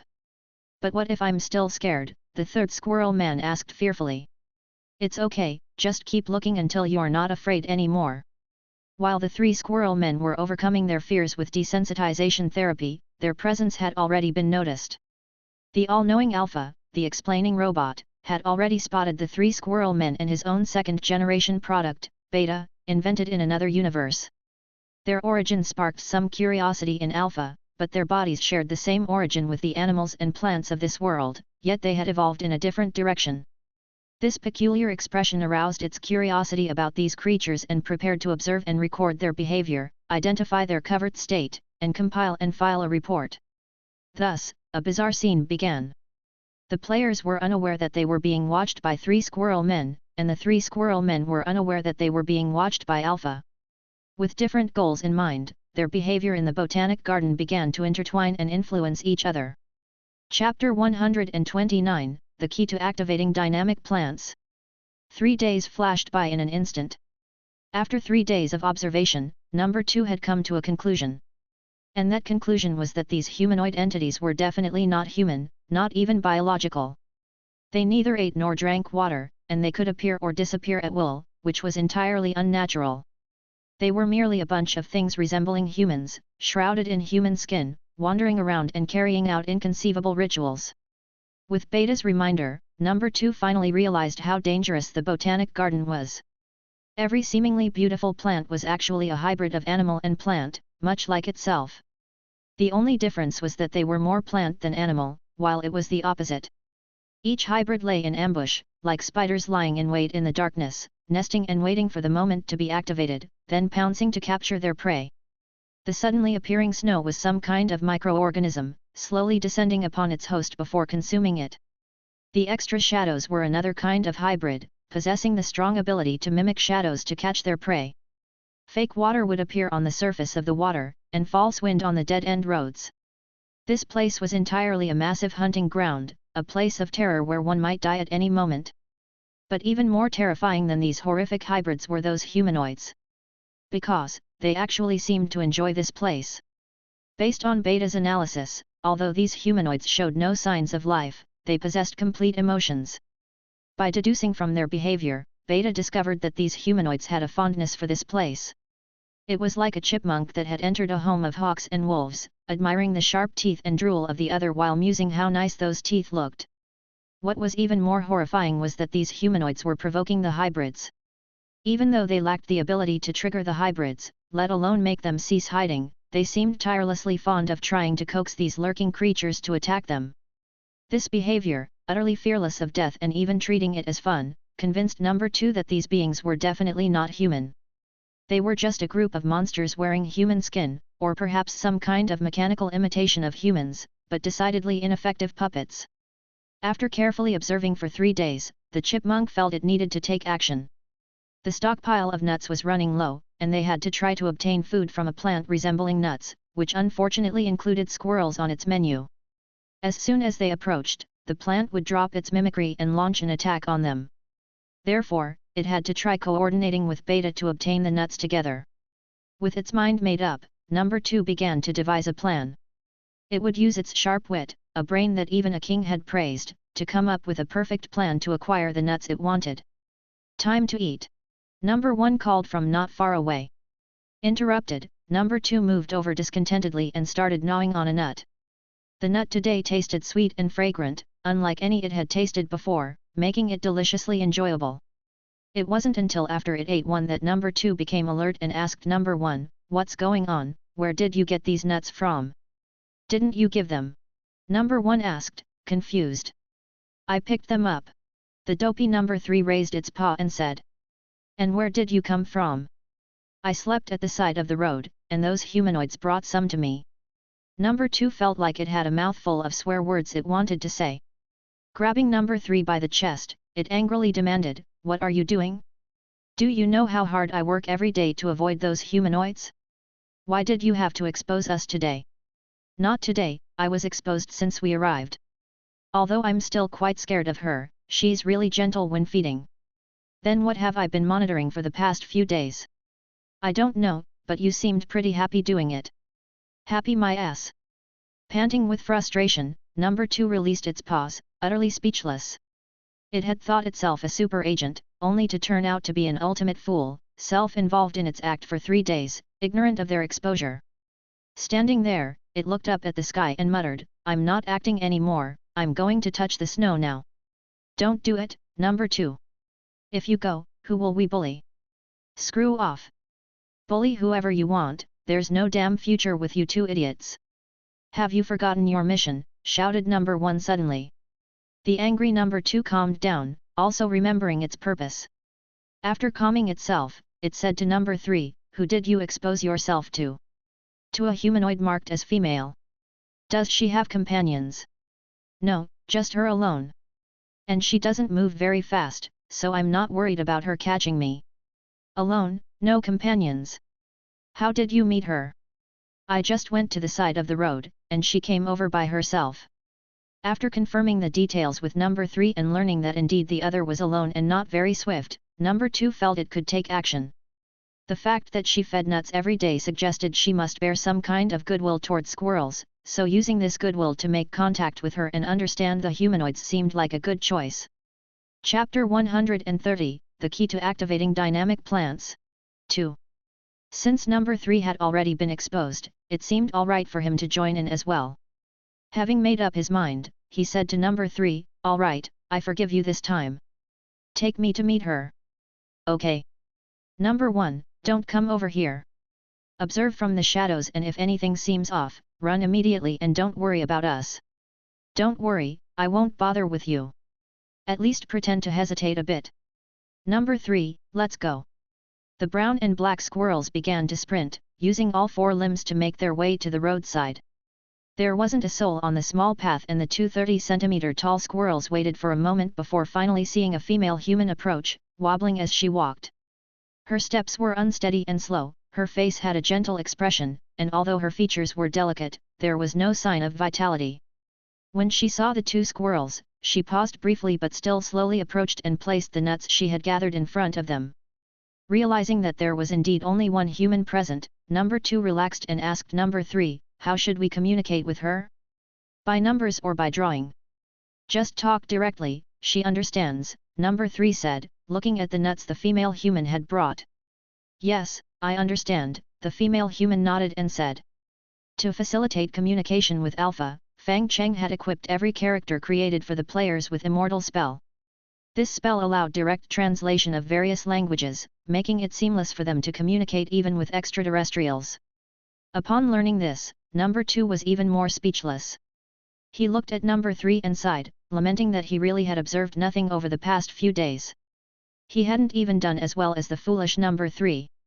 In the face of such an unreasonable existence like the human, was behaving irrationally the correct way to respond?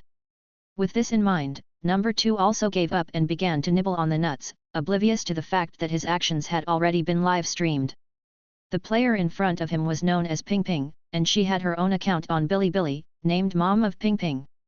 This account started by narrating little stories from spreading traditional culture starting from me and had accumulated a following of 230,000 fans. Ping Ping was her daughter and the main player of the game. Recently, a fan had sent her a copy of Botanic Garden and suggested that she log in daily for a stroll to compensate for the regret of not being able to leave the house due to her disability. Along with the game, she also received a set of VR goggles. With these goggles, she was able to better appreciate the scenery of the Botanic Garden and immediately fell in love with it. Everything here was lifelike, the magnificent natural scenery made her forget her physical impairments, and walking here every day had become her favorite activity. Then, she spotted a black squirrel on the roadside. The squirrel was basking in the sun while soundly sleeping, looking utterly comfortable. At first, she thought that it was just part of the game, so she ignored the oversized black squirrel and continued to visit other sites. It wasn't until she saw one of the odd rules about the Botanic Garden summed up by someone that she realized she might have discovered an Easter egg. The rule was, there are no animals in the Botanic Garden. If you encounter any, please notify Alpha immediately and evacuate straight away. Although a bit annoyed at having missed it, she could let it go since there was still so much of the garden's scenery she hadn't enjoyed. She decided to continue enjoying the scenery. That afternoon, she saw the black squirrel again. The creature had apparently been sleeping until now. And it still hadn't been discovered. This time, she started a live stream, and the message that an Easter egg of Botanic Garden had been found quickly spread, bringing significant traffic and attention to her modest-sized channel. In her live stream, the audience watched the large squirrel and burst into exclamations. "There really is an Easter egg. I thought there wouldn't be one this time. Fang Cheng, old man, we've finally found your Easter egg. It must be a Demon King squirrel, with such a big size. Its fur is so pretty, must be quite a prestige to raise it. Capture it, then bully it. Put it in a spacious house, provide it with plenty of nuts every day, ensure it gets some exercise, and offer it enough toys to keep it from ever going back to the wild. The person above, your hobby is twisted. However, Ping Ping didn't heed the suggestions of her viewers and instead gathered nuts from a nearby tree and placed them next to the Demon King Squirrel. Lured by the scent of the nuts, the bleary-eyed Demon King Squirrel began munching on them and only subsequently realized that it had been discovered. Fear, despair, and annoyance flooded its tiny heart, almost driving it to madness. But fortunately for the squirrel, this humanoid didn't mean to harm it but simply sat nearby until it left with the nuts. Having confirmed that the humanoid didn't attack it, number 3 spent a whole night drawing a conclusion. That was a good humanoid. Since it was a good humanoid, the food it gave was safe to eat. And if the food was safe to eat, then there was no problem getting close to it again. Flawless logic, tightly knit reasoning, and a fine judgment made number 3 feel like a very intelligent squirrel indeed. And just like that, number 3 was bought over by a serving of nuts. Knowing the whole story, number 2 groundhog sighed and then gave number 3 a fierce kick. I've heard of teammates screwing each other over, but this is just next level. You're just lucky this time, meeting a kind humanoid. Otherwise, you'd have been skinned and boned already. Nibbling on pine cones, number 2 could only abandon all his previous caution. Looking at Ping Ping in front of him, he asked, I've always wanted to ask, what the hell are you doing every day? Why do you keep trying to kill yourselves? Kill ourselves? Yes. This place is brimming with danger, and yet you're running around like clueless little rabbits dancing in a wolf's den. It's a miracle you're still alive. Ping Ping didn't understand what number 2 meant, but someone in the livestream room had an epiphany. Isn't this groundhog talking about us attempting to break the rules? That must be it. The Easter egg is interactive. I knew those rules had deeper meanings, and it's all coming together here. Ping Ping, go show it the rules board. Seeing the viewer's request, Ping Ping nodded and then said, can I take you to see the rules board? It's a bit far, said number 3, looking towards the distant rules board. I can take you there. Number 2 wanted to refuse, but number 3 had already nodded and said, yeah, sure, let's go. Okay. Ping Ping reached out her hands and grabbed 2 squirrels, one in each hand, and started walking towards the rules board. This action made the viewers' hearts flutter with excitement, and they all expressed the desire to trigger Easter eggs themselves and to pet the giant squirrel. Upon reaching the rules board, number 2 studied the rules for a while, discussed them with Beta, and then said, these rules are probably meant to prevent you from triggering the hunting mechanism of the plant animals. Plant animals? What's that? A type of life similar to us. All the plants you see are actually plant animals. This revelation sent the livestream room into an uproar once again. It was thought that squirrels were just a solitary Easter egg, but as it turned out, the whole area was full of them. They say it's darkest under the lamppost, but Fang Cheng, you've hidden everything too deeply. The idea that all the plants around could be Easter eggs, each capable of transforming from a plant into an animal like the squirrels, immediately stirred the viewers' desire to explore. Following suggestions from the viewers, Ping Ping said, could you help us trigger a plant animal? We would love to see what it looks like. Us. Number 2 looked at Ping Ping skeptically, sensing something odd about her phrasing. It was strange that she, an individual, was using a plural noun. Attempting to activate a plant animal could be either very dangerous or very safe. Choosing a plant animal with less threat to activate might satisfy her curiosity and could also lead to better cooperation with him. After making the decision, number 2 nodded and said, okay, let's find a suitable plant animal to activate. Alright. Ping Ping, carrying the 2 big squirrels, set out to search within the botanic garden. Chapter 131, This is the pet system. Visitor notice, please do not make loud noises, and if you have an urgent need to make noise, disguise it as something other than a sneeze. After reading the sign next to a garden, number 2 sat on Ping Ping's hand, chatted with Beta, and then said to her, this rule has been rigged. The rule maker knows your psyche well. If you want to break this rule, what would you do? Sneeze. That would exactly fall into their trap. The plants here indeed need loud noises, but they require pleasant sounds. The hidden creatures here feed on a type of bird that sings, so they instinctively attack such creatures. And sneezes can never be considered pleasant. I see. How do you judge what's a pleasant sound then? Your voice isn't bad, just sing a song. Just when the live stream audience thought Ping Ping would sing a song to lift everyone's spirits, Ping Ping skillfully opened her playlist and played a new song. Sigh. I actually had expectations just now. Alas. Sister Ping Ping, we were quite disappointed. Although she felt the audience was being rather inexplicable, her attention was soon captured by the creatures in front of her. Under the stimulus of music, the plant animals emerged from underneath the flower bead. Contrary to the expected horror scene, these plant animals were very adorable. It was a palm-sized creature that looked similar to a pixie, its body seemed to be made of light particles and was semi-transparent. There was a large, fresh flower on its head, and right after appearing, it charged towards Ping Ping but stopped abruptly after getting a clear view of her size. The plant animals still retained some animal characteristics, and because of different animal traits, they had various features. This type of plant animal, called pixie flower, had a preference for things that are big. Upon seeing the tall Ping Ping, its initial intent to attack was quickly replaced by admiration for her size, causing it to hug Ping Ping's leg and press up against her. Seeing the small creature suddenly appearing and clinging to her, Ping Ping felt her heart nearly melt. Not just her, but the viewers in the comment section also expressed being charmed by its cuteness. The entire botanic garden was constructed by the Immortal, and even without any interference, it would automatically absorb surrounding spiritual energy. Each plant animal inside had been absorbing spiritual energy in a blessed and magical land, and had long evolved into high-quality spirit grass. The better the object, the more exceptional its appearance, because spirituality is revealed outwardly, easily attracting people. Gently rubbing the flower on top of the small creature's head, Ping Ping discovered that although the flower appeared delicate, it felt like it had an animal-like texture, proving that it was sturdier than she had imagined.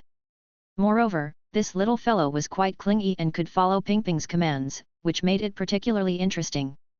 Although it couldn't speak, it could express its emotions through movements and facial expressions, making communication not a problem. However, after seeing the two squirrels on Ping Ping's shoulder, the pixie flower's mood became noticeably agitated. The flower on its head began to change color, shifting from the previous pink to an intense red, and then it charged towards the two squirrels. Facing the aggressive pixie flower, number 3 stepped forward. With each step, the squirrel's muscles expanded a bit more, and the black demon king squirrel at this moment seemed to transform into a real demon king, standing in front of the pixie flower. Its muscles bulged, its face appeared fierce, and the veins at its eyes looked ready to burst, making it seem as if it were possessed by a demon god, becoming an earthly god of misfortune. In front of the 30-centimeter-tall demon king squirrel, the pixie flower's strength was insignificant. Directly grabbing the creature's head, number 3 pulled forcefully, and the flower on its head was immediately plucked off. Without its flower, the small creature instantly lost its fight and ran back, crying into the flower bead, hiding in its burrow, refusing to come out again. Holding its trophy, number 3 devoured the flower and then roared fiercely, "Who's next?" So savage! Number 2 couldn't help but say. Although it looked lazy and indifferent, number 3, after all, was the squirrel squad's powerhouse, with unmatched brute strength. And the pixie flower was among the weaker plant animals it had chosen to highlight number 3's strength, which was just too appropriate. The satisfied squirrel surveyed the devastated battlefield and then looked at Ping Ping proudly. "Scared now, human-like creature? This is the might of us squirrel men." By flexing its muscles, it let the human-like creatures understand that they were a force to be reckoned with, thus mitigating the adverse effects of number 3's previous cowardice and greed, which was also part of number 2's plan. With such a neat arrangement, number 2 felt worthy of pride. Yet, after watching the recent battle, Ping Ping and the live stream audience fell silent. After a moment, Ping Ping couldn't help but say, "Although I feel sorry for that little flower, that scene just now was quite cute, wasn't it?" "I feel that too, this big squirrel versus little flower scenario is really cute. Look, its cheeks are still moving.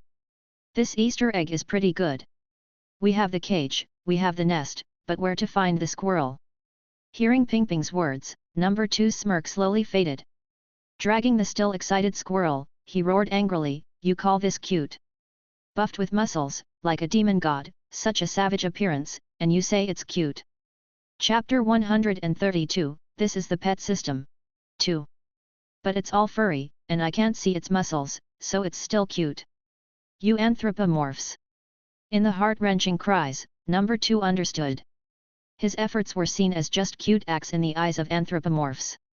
Slumped on the ground, he said weakly, tired, whatever. Would you like some nuts? Ping Ping asked with concern. Yes. After soothing number 2, Ping Ping once again comforted the pixie flower. Although the flower on its head was pulled off, it was just a part of its mimicry, akin to human hair. Aside from Mr. Shen, most people don't care too much about their hair, and neither did the pixie flower. Moreover, unlike Mr. Shen, the pixie flower's hair regenerated very quickly, and soon, a new flower sprouted. Having been badly beaten, the pixie flower developed great respect for number 3 and, by extension, some fear of number 2. And through beta, Ping Ping also learned about the pixie flower's reason for attacking. It was jealousy. They could recognize an owner, but they could also feel jealous. It's best not to let two animal and plant spirits meet at the same time, as this would cause them to compete against each other. Unless the animal and plant spirits don't compete for the same ecological niche and have a solid emotional foundation between them, only then might they coexist peacefully. After hearing Beta's explanation and seeing the pixie flower acting normally again, and beginning to fawn over Ping Ping, the audience thought it wouldn't be bad to bring a pet along later for a tour of the botanic garden. So this Easter egg is the pet system after all. At home watching the live stream, Xiao Duzi also shouted with excitement, uncontrollably thrilled. Unlike those who only saw the cuteness of the animal and plant spirits, he thought back to the values Fang Cheng had given and finally understood Fang Cheng's true intent. So these Easter eggs are the animal and plant spirit pets. At this moment, his feelings were like Archimedes in the bath, wishing he could emulate that ancient sage, strip off his clothes, and take a lap around before coming back. Who would have guessed that the Easter egg arranged in the game by the boss would be this? Thinking back on his previous deductions, he realized how close they had come to the truth. Despite knowing that the boss had arranged for over 800 different animal and plant characteristics, and despite having seen the methods for summoning animals and plants posted, he failed to grasp the intricacies, and in the end, it was the players who discovered it through other Easter egg linkages. However, it's not too late. Taking out the data given by Fang Cheng, he immediately began making adjustments. He knew the data of Pokémon by heart, having even won a regional championship once, so he was highly proficient with all aspects of the data. Yet, even so, he could only make a rough adjustment, as the volume of data was indeed vast. But that didn't matter, the players would take action. News of the Easter egg had spread, and it wouldn't take long for the players to learn how to trigger it and each own an animal and plant spirit. Then, they would inevitably engage in battles, rapidly consolidating data from all aspects, and at that time, players' adjustments to the data would be more efficient than now. Working through the night for 3 days straight, Xiao Duzi holed up at home, treating spiritual tea like water and instant noodles like food, his spirit reviving more and more, even beginning to glow with health. After finalizing the initial draft, he couldn't wait to dash to the company and laid the revised proposal in front of Fang Cheng. At that moment, Xiao Duzi had red eyes, was panting heavily, his hair was messy like a bird's nest, and there was a lingering odor of having been cooped up for too long. But his eyes were bright, shining with vitality, and the slender figure carried a sense of presence, making it seem as if he had grown significantly in an instant. Before Fang Cheng could speak, Xiao Duzi immediately said, "I know, I've worked 3 days and nights straight, I'm off to get some rest now, but I just couldn't hold back. This is the new data, I've rushed it out. Huang Ping, I came here just to tell you this, I'm off." He tossed the USB drive to Huang Ping and gave him a thumbs up. No need for many words, just one look conveyed Xiao Duzi's sincerity to Huang Ping. He too had seen the Easter egg of Botanic Garden and deduced its true content, amazed that Fang Cheng could actually keep it to himself. "You hid an animal and plant spirit pet in the game, and you actually managed to keep silent? It's not just 8, or 80, but 800. Huang Ping suspected that the boss was also incessantly working overtime, stowing away any ideas as they came, which over time resulted in a wealth of content. And when a suitable idea occurred, he would integrate these materials. The sensitivity to the game, the recycling of materials, the control over the overall quality of the game, all of that truly warranted the label of genius. But working overtime in secret, that's too much. Someday, I'll find evidence of your overtime and announce it to the world. From then on, I will ensure that all studio employees have the freedom to work overtime."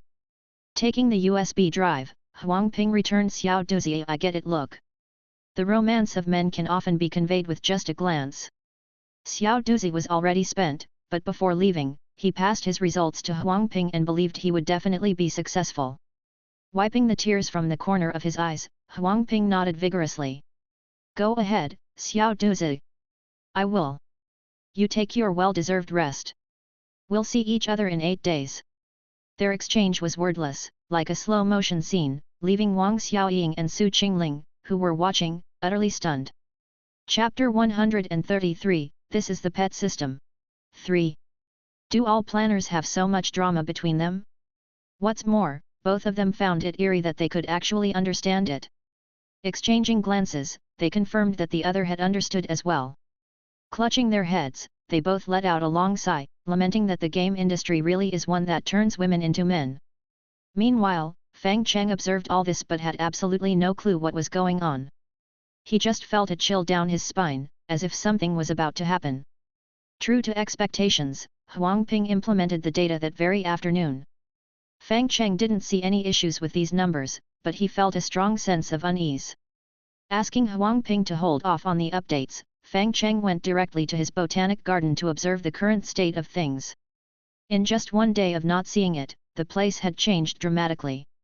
Behind every player there was either a plant or an animal, with dogs and cats among them, which made the place quite lively. What used to be a tranquil botanic garden seemed to have turned into a pet paradise overnight. Luckily, these plants and animals did not need to eat or excrete, they thrived quite well with just sunlight and water and also looked pretty cute. Even though he initially did not want players to go around with plants recklessly, after seeing it in action, he thought it was fine. After all, even with millions of players wandering around and each collecting a plant, the garden still had hundreds of millions of plants. And with pets that did not poop or pee, had a gentle nature, and were cost-effective, the surrounding scenery looked even more enchanting. After observing Dust Fire, Fang Cheng noticed that players were still immersed in the beauty of the botanic garden and Dust Fire's color hadn't changed. However, the feeling of unease persisted, so he asked Huang Ping to take care of the following updates while he descended into the botanic garden, concealed his presence, and started searching meticulously. Before long, the crashed spaceship in the distance caught his attention, and the 3 squirrels lurking in the botanic garden also entered his view. Now, the 3 little guys were living quite comfortably. As the only 3 squirrels in the botanic garden, their daily meals were completely provided by humanoid figures who didn't require them to forage themselves and brought them fine nuts. If their back itched, people raced to brush their fur. Their home floors were covered with wood shavings, and they had as many exercise wheels as they wanted, making squirrel number 1, number 2, and number 3 suspect that they had died and were now in heaven. I could lie here for 100 years, number 1 said blissfully amidst the soft wood shavings. Even the usually discontent number 2 was lost in the pleasure of being groomed and said lazily, yeah, it's really comfortable here. How comfortable! Like reaching the pinnacle. Suddenly, number 2 felt himself being picked up by something. Annoyed, he opened his eyes and said grumpily, it's time for high lift in the afternoon, and did you make a reservation? Seeing who had picked him up, number 2 suddenly understood something. The innate instincts of an animal emerged abruptly, filling him with an intense and overwhelming fear. In comparison with the person in front of him, humanoids were insignificant, the shadow followers behind the black hole were just rubbish, and stellar life forms were as minute as cells, even the black hole life forms only dared to crawl at his feet, beseeching his favor. This was an existence that transcended knowledge and science. Following its instincts, number 2 did what came naturally to it. It began to play dead. Chapter 134, The Immortal's Bewilderment. Fang Cheng took the feigning dead number 2 and the other 2 squirrels aside and said, Alpha. The omnipotent explanatory robot Alpha appeared, floating beside Fang Cheng, and said, I am here. What's the deal with these little fellows? They are one of the indigenous inhabitants here, as well as a type of flora and fauna. I hypothesized that they have no impact on the overall ecology of the botanic garden, so I did not list them as a target for clearance. Indeed. Nodding in agreement, Fang Cheng picked up the chipmunk and then traced its origins back to their source. After casting an immortal spell, he looked at the chipmunk in his hand, frowning, and said, Are you human? Number 2, who had been feigning death until now, finally couldn't hold back and raised its head, saying, How is that possible? But there are indeed human genes inside of you. You are a hybrid of human, animal, and plant, and the three different types of genes have combined into a brand new characteristic. It's quite an interesting manifestation. Putting down number 2, Fang Cheng sat in front of the three squirrels and began to sort out the cause and effect. After understanding the situation, he said to the three squirrels, "This is your mother star, but as you can see, I have transformed it into a botanic garden. I plan to continue utilizing this place and transform it into the theme park of my dreams. Although your ancestors have already left this place, nominally, it is still your homeland, so that creates a cause and effect between us." Fang Cheng was speaking in Chinese, but by using Immortal spell, he could easily make the three squirrels understand his thoughts, including the complex implications of cause and effect. Sensing that Fang Cheng harbored no malice, the three squirrels sat down in a row and then looked at Fang Cheng, asking, "So, what is it that you are telling us all this for?" "I don't like being indebted due to cause and effect, so I need to deal with these. The more direct method would be to eradicate you along with your tribe, then there would be no cause and effect." No 2's fur instantly bristled as the squirrel puffed up like a dandelion. Its two companions also erupted in an instant, each one without a doubt that the person in front of them had the ability to do this. "Of course, that's just a more direct approach," Fang Cheng said with a smile. "Personally, I don't like such simple and rough methods, so I can grant each of you a small wish. This wish can be for satisfying yourselves or for helping your tribe." At that moment, the three squirrels instantly realized something. The so-called small wish mentioned by the other party was a big deal that could affect their tribe. They had many wishes, like the genetic diseases that were troubling them, the issue of becoming plant-like. Their technology needed to be supplemented, their flawed technology was insufficient to support the continued progress of their kingdom. They also wanted to know their origins, to discover the mystery of human disappearance. They also wanted a protector, someone who would allow them a moment's peace in a universe filled with dangers. But they also knew not to be greedy. They could not ask for something like "give me 3 more wishes," that was pushing one's luck. What the other party was offering was an exchange of equivalences, merely a compensation for occupying their mother star. Looking for loopholes would be courting death. All kinds of thoughts churned in their minds, the complex tangle of ideas nearly brought their little squirrel brains to a boil. Raising its paw, number 2 tried several times to voice its wishes but felt that each wish was a waste of this rare opportunity. Just as number 2 was about to be driven mad by its own thoughts, their leader, number 1, raised a hand and said firmly, "Please employ us." Fang Cheng furrowed his brow, seemingly reluctant to take on the three squirrels.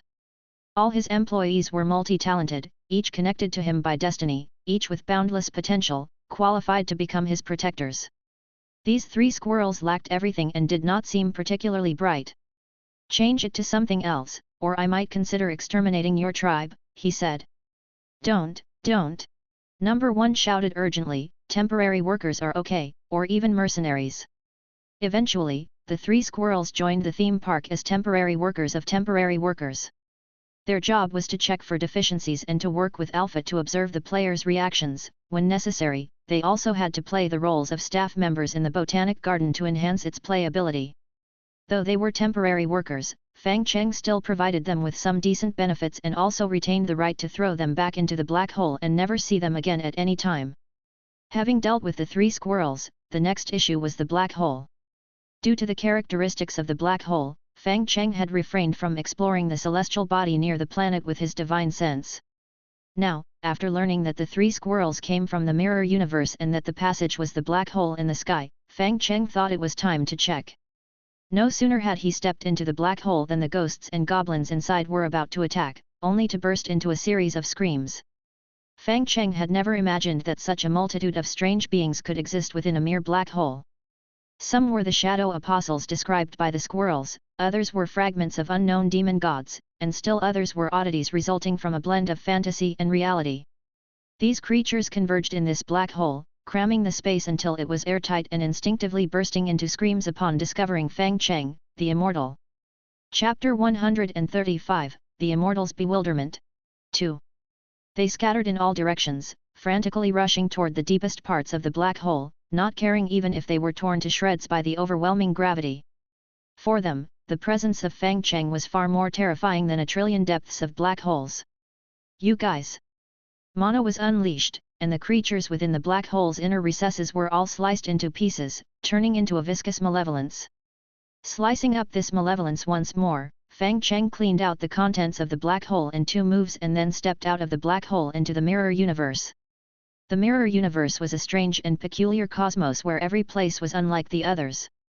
There was not a single complete heavenly Tao here, various little heavenly ways divided it, making it difficult for them to form a network with each other. Opposite this black hole, however, was a rare network of interconnected heavenly ways. Interestingly, the little heavenly ways in this place had their unique modes of operation, with one or several little heavenly ways presiding over the same planet. Their power did not come from the natural order, but from the faith of living beings. In the mouths of these creatures, these little heavenly ways had another name: gods. Because they were too close to intelligent beings, the little heavenly ways here had also taken on many colors of intelligent life. They became more personified, and their emotions turned more extreme. They started to depend on intelligent beings and reveled in their worship. This place even developed its own logic, a set of rules recognized by all the little heavenly ways. Observing the network of heavenly ways here, Fang Cheng found it quite fascinating. He had never thought that heavenly ways could unite in such a way, and that different little heavenly ways could be based on an agreement rather than fighting each other. Of course, to say there were no conflicts would not be accurate. Their battles had moved to the shadows, and the believers became their chosen representations, engaging in endless wars through their followers. Hiding his presence, Fang Cheng discovered that the little heavenly ways here were very interesting. Studying them showed him the different possibilities of the heavenly Tao, and he immediately indulged in it. While Fang Cheng was engrossed in studying the heavenly ways, Huang Ping had also completed his modification plan. Before Fang Cheng left, he had entrusted Huang Ping with the responsibility for optimizing the botanic garden, and today was the day he would showcase his results. Xiao Du's statistics had been planned out, the ripples just before a companion's death. The numbers were in his possession and the game was about to undergo a revolution. All sorts of features were ready, a new adventure was about to unfold, and the playability of the botanic garden was set to be further developed, with a new chapter soon to be unveiled. The first free DLC for Plant Elves, was online. After the update, every player could see a new area in the game, the arena area. Elsewhere, pets would not attack each other, players could only walk with their newly acquired pets in the botanic garden, enjoying the tranquility. But once they entered that place, it was a journey of blood and fire. Players would be able to obtain up to 831 types of plant elves, each with its unique attributes and characteristics. Real-time combat tested the player's reflexes and battlefield control, and the ability to have up to 4 plant elves in battle at the same time made the arena even more lively. However, players could only control one elf at first, as the elves would attack each other out of jealousy. It was then essential to master each elf's characteristics, to interact well with them, and to develop emotional bonds with them. Once the relationship reached a certain level, the other side would understand its place in the player's heart, and the feeling of jealousy would not arise, allowing them to battle each other thereafter.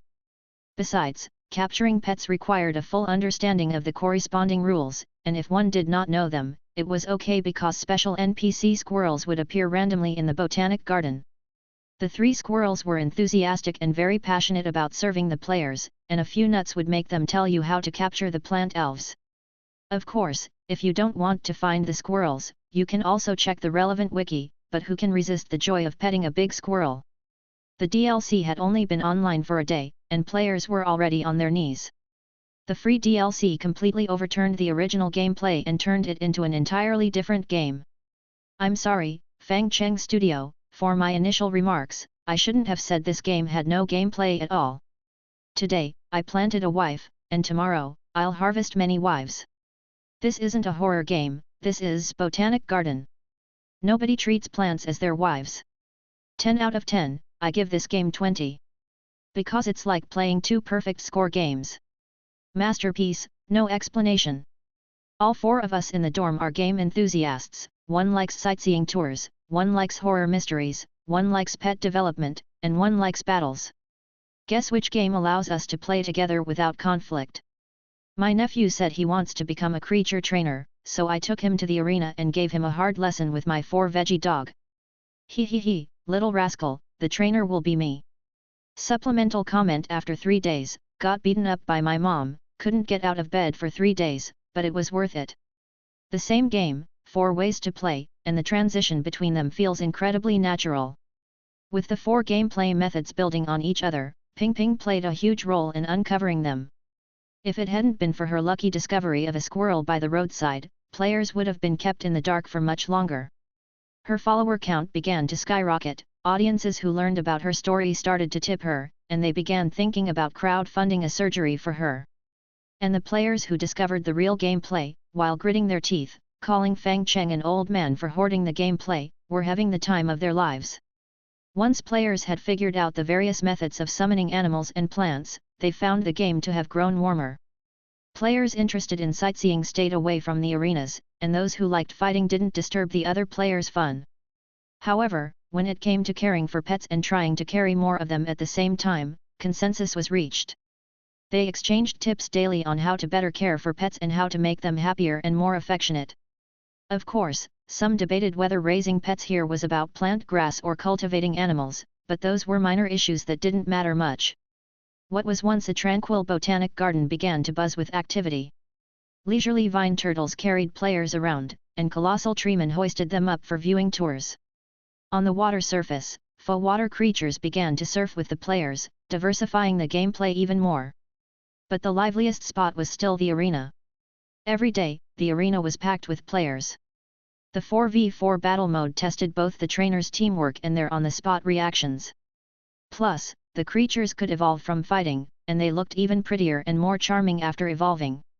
Many players aiming for a complete collection needed to battle constantly to evolve their roster of creatures. Even though Fang Cheng Studio had not yet organized official competitions, players had started organizing their own tournaments, with an abundance of sponsored events emerging. New combination strategies were discovered every day, and various interesting tactics and ideas emerged, making the matches more intense and engaging. Unlike Quiet Cultivation's competitive mode, Botanic Gardens arena battles were in a 4v4 format, which confined the battles to a set area and made them more spectacular and worth watching. No one doubted that Fang Cheng had this endpoint in mind from the start. Keeping key gameplay hidden and waiting for players to uncover it had become a classic marketing case, and many began to analyze why Fang Cheng Studio did this and how they executed it so well.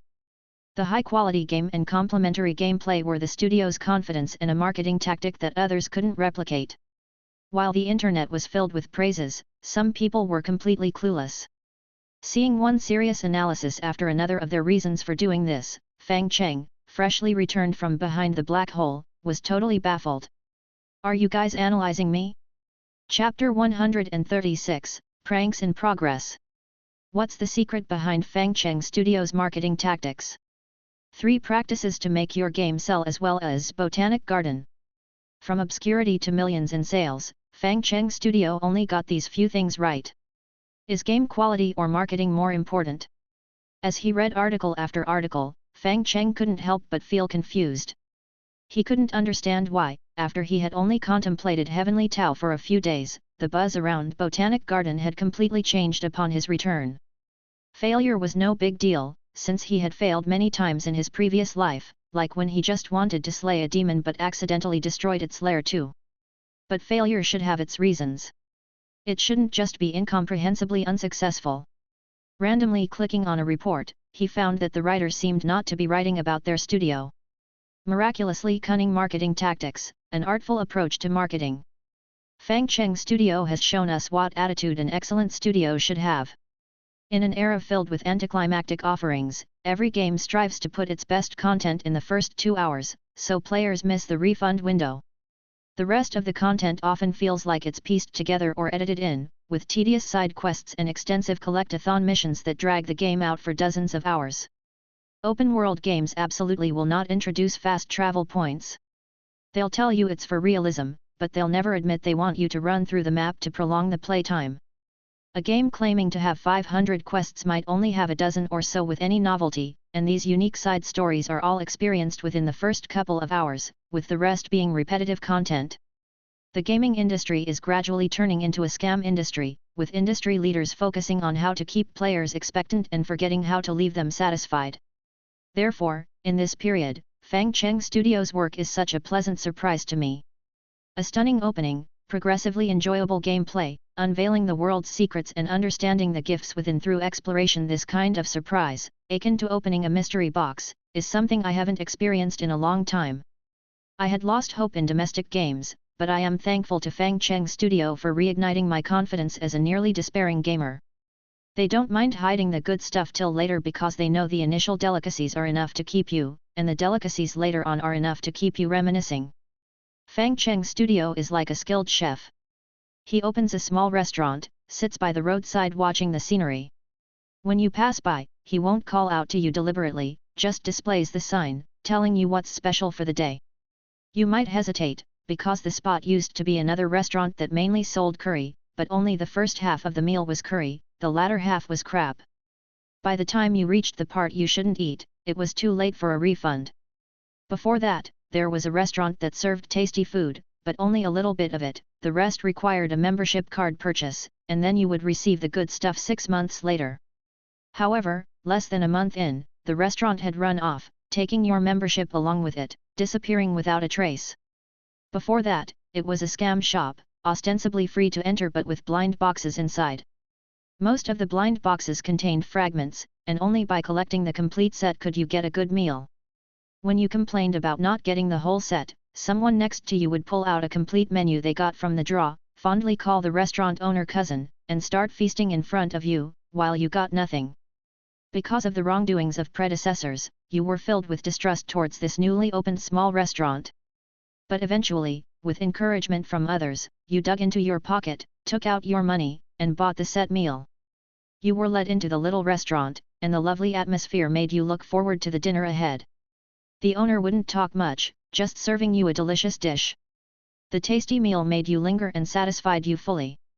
When you got up to leave, the owner pushed you back down and brought out the second steak dish. The steak was succulent and juicy, each bite dancing on your taste buds, with a perfection in cooking you had never experienced before, and it brought a satisfaction like never before. You were full and ready to leave, but the next dessert arrived. When you thought the dessert marked the end, baked lobster was served, followed by sashimi, roast duck, spicy duck heads, well-water crayfish. Finally, you were full. You left reluctantly. When you looked back, you saw the owner had already changed the sign and was serving the next set meal. You stopped. You turned back. You reopened the door of the restaurant, paid, and sat down in your old spot, ready to enjoy the next delicious meal. And this is how I feel about Fang Cheng Studio. Lastly, please raise the game's price a bit. I can afford it. The poetic description garnered many likes for the article and filled the comments with replies of "I feel the same." But Fang Cheng couldn't believe they were actually describing his game and could only marvel at how intense the fans' filters were. It was the weekend, and to truly understand what his own game's players thought, he didn't disturb Huang Ping and others. Instead, he logged into the game himself and observed through his gaming character. Chapter 137, Pranks in Progress. 2.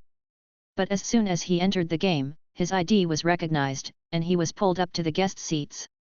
Sitting in the guest seat, Fang Cheng looked utterly bewildered. Next to him, the game journalist Chen Rang was brimming with excitement, while a young camera guy, acting as the camera, squatted beside them.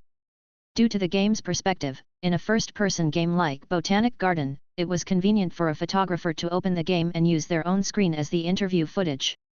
It looked strange from another person's perspective. This was a huge mental challenge for the camera guy, and someone might even take a screenshot and caption it with "When you feel your job is pointless, remember someone is acting as a camera in a game." Today is our 7th sprite battle of Flora and Fauna. We have introduced all 16 contestants, and we're about to begin our competition. But before we start, please allow me to introduce our special guest, Mr. Fang Cheng from Fang Cheng Studio. After finishing the introduction, Chen Rang faced his idol, Fang Cheng, took a deep breath, pondered for a long time, and finally asked the question he most wanted to ask. "Mr. Fang, I heard that Miuquai is about to become a permanent character in your studio's game, what do you think about that?" "I think creating facts through fictional news is illegal," Fang Cheng said seriously. "I'm sorry, I publicly apologize." Then, the next question, as a special guest, "How do you feel?" "It's a public execution." Mr. Fang has quite a sense of humor. "Who do you think will win this time?" I just want to know if abusing plants is a crime. Mr. Fang really is very humorous. Alright, let's enjoy the competition. How would you prefer I interview you during the match? The silent interviews are best for me. Having watched the players' competition with a blank expression, Cheng was at a loss for words. Why do you think letting your spirit grass fight each other is such fun? But I must admit, these players have raised their spirit grass well. The evolved forms look strong and dazzling, each with a remarkable appearance. So, why use spirit grass to fight? It felt to him like night pearls were meant to be admired, yet someone insisted on playing marbles with them. Cheng couldn't understand such a waste of splendor. The competition was incredibly intense, with various battles between flora and fauna. The commentators, although amateurs, spoke clearly and wittily, making the obscure tactics understandable for everyone. The outcome was even more thrilling, with one side pulling off a miraculous underdog victory that brought the audience to a climax. After participating in the competition in a daze and then logging off in the same state, the next day Cheng's first order of business upon arriving at the studio was to find Wang Xiaoying and have her dig up recent reviews of Botanic Garden. Several evolutionary pathways, the randomness of evolution direction. Every evolutionary trait is related to previous actions, and cultivating your favorite sprite feels amazing. Walking in such a beautiful environment makes me question whether I've joined the Crouching Tiger, Hidden Dragon film crew. Whenever I think this way, I switch to a bamboo forest arena and engage in a sprite battle. I never knew fighting could be so aesthetically pleasing. This is a shot of the 4 divine beasts fighting in the snow. What do you guys think? The gorgeous setting is especially suited for sprite battles. A moonlit night, flowing water, bluish rock eries, what do these remind you of? That's right, sprite battles. After reading message after message, Cheng felt he had something to say, yet found himself speechless. Poking his head out, he said to Wang Xiaoying, "Do we have an official game group?" "No, maintaining a group involves additional costs, but there are player-run discussion groups for the game. Would you like to join, boss?" "I think it's necessary," Cheng said. His mind felt muddled, he was unsure about the players' thoughts and needed to see what they were really thinking. After receiving the group number from Wang Xiaoying, he immediately changed his name and joined the group to start lurking and understanding the players' thoughts. First, the group files shocked him immensely. A full 4 GB of group files, the content was even larger than his expanded game. The file was comprehensive, and the most important part was the number and illustrated guide for each plant. A player designed an app to enable other players to search for animals and plants and understand each one's acquisition method and cultivation technique. Due to the certain randomness of evolution, thousands of group members together experimented with every method of evolution, leading to each plant's description amounting to tens of thousands of words. And for every plant and every direction of evolution, there were illustrations, with each path of evolution's characteristics meticulously noted. It was quite comprehensive. What came next were the recordings of the matches. Because the game's background was so visually stunning, even a random recording of a match set against the exquisite backdrop had an ethereal quality. The originally violent battles, with the help of this setting, seemed to have an ultimate romantic flair. After watching a few battles, Cheng couldn't help but reflect that editing the matches really made them quite appealing to watch. Especially since those that could be shared in the group were the exciting matches from unofficial competitions, making each one remarkably engaging. And the chat content of the group members was arguably pushed to the extreme of abstraction. Just got a flawless snow with an indifferent personality, but when provoked, it becomes furious. When it rains, it's passionate. So, does this one have any cultivation value?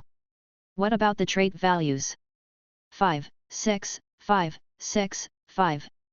Not bad, worth raising. Thanks. Even though it was a game he had created, Cheng found he couldn't understand the content players were discussing. After looking through the previous discussions of the players, Cheng realized that they were all having a great time. Every player had nothing but praise. It seemed that the compliments were almost free-flowing, and it made him deeply feel that they were not playing the same game he had made. Botanic Garden had even become a cultural phenomenon, with every player thoroughly enjoying themselves and all eagerly anticipating the next chapter. After all, Botanic Garden was just the first chapter of Crouching Tiger, Hidden Dragon, and nobody knew what content the subsequent chapters would include. But they knew Cheng's studio wouldn't let them down. After reading all these comments carefully, Fang Cheng was utterly baffled. Sitting at his desk, he began to ponder the root of all these issues but found it more confusing the more he thought about it. It felt like just making an ordinary game, so why had it turned into what it was now? With a helpless shrug, Fang Cheng decided to put those unpleasant thoughts aside and started to think about what game to make next. However, soon after, Wang Xiaoying sent him a message, "Boss, Dimensional is planning on hosting an event, do you want to participate?" Dimensional, hi. Over at Dimensional, quiet cultivation competitive matches were taking place. Initially, everyone played quite cautiously, but as they grew more familiar, various attention-grabbing antics emerged, making the competition, originally scheduled for half a month, unexpectedly extended further. But since it was a competition meant for entertainment, extending it a bit was no issue. The amassed material could lead to better show effects, so Fang Cheng allowed it. Moreover, now that he heard the other side wanted to include him in their shenanigans, Fang Cheng felt a bit interested. "If you guys like to fight so much, and I'm feeling a bit miffed, let's all play together then." So, with a smile, Fang Cheng replied, "Sure." Wang Xiaoying also breathed a sigh of relief and conveyed the message to Dimensional's boss. And when the boss relayed the news to the other participants, they also got excited. They could finally see what the legendary Fang Cheng looked like. They could finally involve Fang Cheng in their pranks. Chapter 138, He makes so much sense. The head coach of the multi-dimensional club was both delighted and worried about the news that Fang Cheng was coming. He was happy because the owner's arrival indicated the Fang Cheng studio's importance to the multi-dimensional training center and the entire tournament. His concern, however, stemmed from the fact that after this period of entertainment, his players and those streamers had become completely fixated on antics. Losing a match was acceptable, but the shenanigans were indispensable. Life doesn't pause, the antics never stop. Just watching the recent match highlights, the head coach had fully experienced what is called biodiversity and what it means when meanness is the passport of the mean, nobility is the epitaph of the noble. Exchange of moves, deception within deception, sometimes the offline portion was even more exciting than online, content that might be problematic to pass censorship. 1 second they were arm in arm, the best of brothers. The next, they were betraying trust, teaming up with others to set someone up. Overall, it was like watching a large-scale extreme challenge competition, where from head to toe, everyone was alive with activity. He himself would occasionally be pulled into playing a match or two, only to be thoroughly trolled by this group of crafty people. And now the thought of Fang Cheng Studios' owner, Fang Cheng, actually coming here and even participating in a friendly match had the head coach in a complete panic, unable to sleep night after night. Finally, the day of destiny arrived. It was now December, nearly the end of the year. The weather around Rong City had officially entered winter, the damp cold even made one start to miss the noisy summer with its cicadas. Waking up early, the head coach noticed that the sky had become even gloomier, with the light grey cloud layer pushing down a notch, deepening the gloom in his heart as well. At last, the car arrived, and Fang Cheng, clad in a black trench coat, smoothly stepped down from the car and approached the head coach with a surprised gaze before extending his hand. After a gentle handshake, he smiled and said, "Hello, I am the owner of Fang Cheng Studio, Fang Cheng." Although it was their first meeting, the head coach found that there was no feeling of strangeness between them. For some reason, upon seeing Fang Cheng for the first time, he felt the other man was an idealist. The other person's gaze was pure and unclouded, like a wise old man calmly surveying him, yet with flames burning deep in the eyes.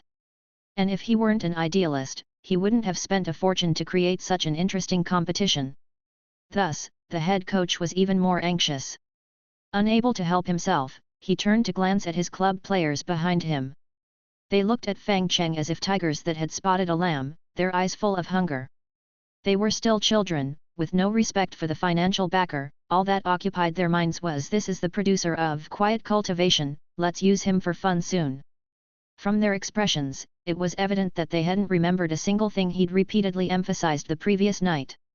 Just as he was about to say something, Fang Cheng looked at the coach and asked, "Where is Chen Liang?" Before the head coach could reply, Monkey hurried over from a distance, shouting while he ran, "Boss, I didn't work overtime last night." Remember to make up the rest day when you get back." Monkey stomped his foot in frustration but soon cheered up again, chattering non-stop around Fang Cheng. Being away for over half a month, he even missed the people at the studio, asking about everyone's latest news.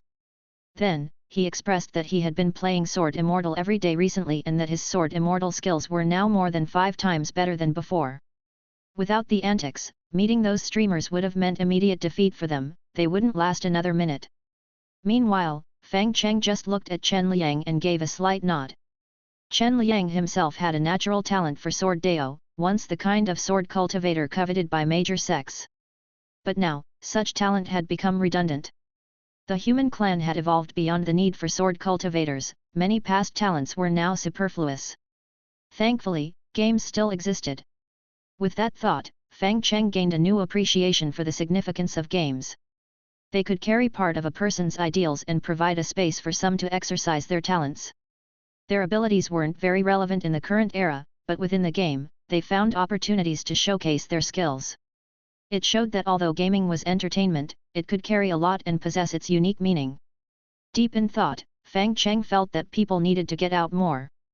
Some things could never be fully understood without going out and experiencing them personally. Following Chen Liang into the competition room, Fang Cheng saw it was already crowded with people. Players and streamers mingled together, indistinguishable at a glance, but their expressions betrayed their identities. Their eyes brightened, and those who were ready to troll him were definitely the staff from the training center. Their eyes brightened, and those who were ready to collude with him for antics were definitely the streamers. As players from the training center, they were still kids, and their thoughts were similar to monkeys.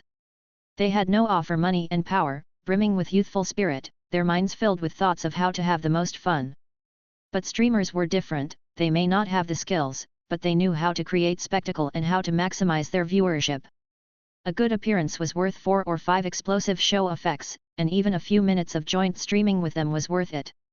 Chapter 139, He makes so much sense. 2. Especially after finding out that he was actually the owner of Fang Cheng Studio, the star effect surrounding him became even more evident. Despite being a hotshot producer of late, the owner of Fang Cheng Studio didn't seem to enjoy making public appearances. Now it looked like he wasn't trying to create a sense of mystery, he simply wasn't interested in that sort of thing. After watching for a while, Fang Cheng walked directly to a broadcaster with thick eyebrows and a righteous face, and asked in a friendly manner, "You must be Wang Say Games, right? I'm Fang Cheng. It's great to meet you." Wang's eyes lit up, and he felt a weight lift off his shoulders. He had been anxious and unsure about how to break the ice with Fang Cheng. After all, they had known each other virtually for a long time, and Fang Cheng's first game, The Forest's Second Son, was unearthed by him. The subsequent games had been mutually beneficial, but today was their first face-to-face meeting. Now, while Fang Cheng had soared to great heights, he was just a guest invited by Fang Cheng, which left Wang unsure of what facial expression to use when meeting him. Fortunately, Fang Cheng recognized him straight away. This act immediately bridged their relationship, also livening up the atmosphere between them. Using Wang Say Games as a stepping stone, the other invited broadcasters introduced themselves one by one, and with Monkey making the introductions on the players' side, everyone finally established a preliminary emotional foundation. Seeing this scene, the head coach breathed a sigh of relief. Fang Cheng wasn't a stern person, his amiable and approachable demeanor was very affable, and he quickly became one with everyone. That way, he thought, when the time came for them to pick on him, they might go easy on him. After all, his club was dependent on Fang Cheng, and he hoped his players wouldn't go too far and upset the benefactor. When it was about time, the head coach clapped his hands and then said, "All right, we're ready. Today's match is just for fun, no points will be counted. The cameras are all set up, and everyone is free to play and form teams as they wish. Our event today will be determined by the roulette wheel. If no one minds, I'll get it started." With that, he spun the wheel, and it began to oscillate before finally coming to a stop at one position. Seeing the pointer land on the spot, the head coach's heart skipped a beat. It was helping the evil. In the helping the evil mode, 4 players will act as tiger demons, having the option to kill a player outright or turn them into a ghost minion after defeating them. The performance of a ghost minion appears the same as a regular player, they can also meditate to cultivate, but most of their cultivation progress feeds back to the tiger demon. At the same time, by fooling two players into getting killed by the tiger demon, a ghost minion can gain freedom and break free from the tiger demon's control. This mode has a bit of a werewolf feel to it, with lots of deceit, backstabbing, and retaliation happening one after another, making for explosively good entertainment. But for players trying this mode for the first time, it's an absolute nightmare. First they're deceived by a ghost minion, and after the ghost minion, the tiger demon deceives them, and then they're fooled by the regular players until they can't even remember who they are. However, as the owner of the studio, Fang Cheng should have played this mode before. The head coach glanced at Fang Cheng and noticed his brow was slightly furrowed, boding ill. He hadn't played it. That made sense, after all, a game producer of his caliber was busy creating new games every day, so how could he have possibly had the time to play through all of his old games? The coach wanted to switch to another mode, but the others were already geared up and entering the VR machines to start the game. The VR machines were donated by Kirin Industry as a form of advertising, in exchange for a sponsorship credit. By now, everyone knew that Gao Tianyuan, the owner of Kirin Industry, was keen on getting to know Fang Cheng. His club was just collateral damage, which made the head coach even more concerned that the youngsters might overwhelm Fang Cheng and break his defenses. He approached Chen Liang, intending to remind him to protect the boss, only to find him looking very serious. Normally, even when faced with the other club players ganging up on him, Monkey would keep his humor, occasionally even catching a slip and counter-attacking to achieve impressive results. But now, Monkey's expression was extremely solemn, and his muscles were tensed. "Monkey!" The head coach called out softly, but the player beside Monkey said helplessly, "Coach, don't bother, he's been like this since a while ago, completely unresponsive." "Why's that?" "I don't know, he seems really tense, maybe because the studio owner's here, and he wants to put on a good show." Looking at the monkey with bulging eyes, the head coach felt something was off. It was as if he had seen his lifelong nemesis, his entire being involuntarily tensed, ready for battle with his opponent. Glancing at Fang Cheng not far away, the head coach thought to himself, that can't be right. Meanwhile, Fang Cheng put on the VR headset, slipped on the VR gloves, and fastened the safety belt. This batch of all-in-one VR machines was the latest model. He had even given some feedback on the underlying software and increased the degree of realism by 5 percentage points. After all, effort determined outcome. Gao Tianyun had indeed done a good job, and Fang Cheng was happy to offer some help by optimizing some of the content. Compared to Immortal spells, programming was a bit simpler, and he could easily come up with decent optimization solutions. And although it was only a 5% increase, it was already close to the VR limit, just waiting for a technological breakthrough to blow the virtual reality technology wide open. After familiarizing himself with the VR hardware, Fang Cheng's vision went dark as the game officially started. "You are an ordinary cultivator who has rushed here to exorcise demons after hearing that a small fishing village has been troubled by monsters. But you don't know what awaits you." The weathered voice sounded, immediately immersing the player in the setting. The opening narration hinted at Fang Cheng's current identity as an ordinary player, with the goal of exterminating all the tiger demons. The death of a tiger demon also meant the death of its thrall ghosts, inherently pitting them against each other. If one were a tiger demon, the narration would take a different tone, suggesting what the tiger demon player could do. As the voiceover ended, the game also finished loading. The surrounding environment was presumably a new addition by Huang Ping for this competition. At that time, Fang Cheng had casually created some buildings to meet his requirements, but he didn't expect Huang Ping to do such an impressive job. Under the overcast sky and howling gang wind, this place wouldn't be destroyed, but there were scattered meditation spots for players to improve their cultivation. He stood in a corner of the small fishing village, where all players were evenly distributed across various spawn points, beginning to explore and form alliances. The fishing village had been celebrating a festival, but all the villagers had vanished, leaving only a half-prepared scene and lanterns all over the village.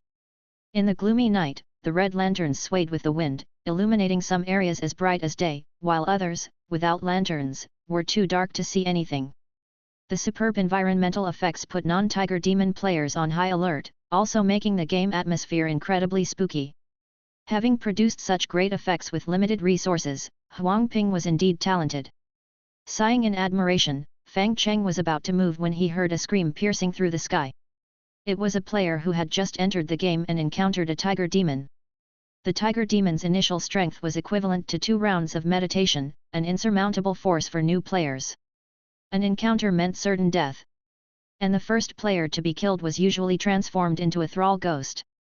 To ensure their own revival and for showmanship, these thrall ghosts would try to trap players, leading them into tiger demon pitfalls. After the scream, the surroundings became even quieter, but the tension was palpable. Thrall ghosts appeared identical to ordinary players, indistinguishable without special cultivation techniques. Now, all players who had not yet met each other were potential thrall ghosts, making cooperation suspicious and tentative from the start. However, this didn't matter much to Fang Cheng. Just as he was about to find a place to meditate, he heard someone excitedly shout, "Fang Cheng!" Turning his head, Sword Immortal Fang Cheng saw an ape demon running toward him from afar, carrying an ID above its head, Wang Say Games. The ID was a result of the official release, players could choose to show or hide their IDs now. Seeing Wang approaching, Fang Cheng, without a word, sent a streak of sword light flying past, eliminating Wang. With eyes widened in shock, Wang's body pierced through the chest, began to fade, revealing the true nature of the thrall ghost. Lying on the ground, still with a breath left, Wang asked, "How did you know I was a thrall ghost?"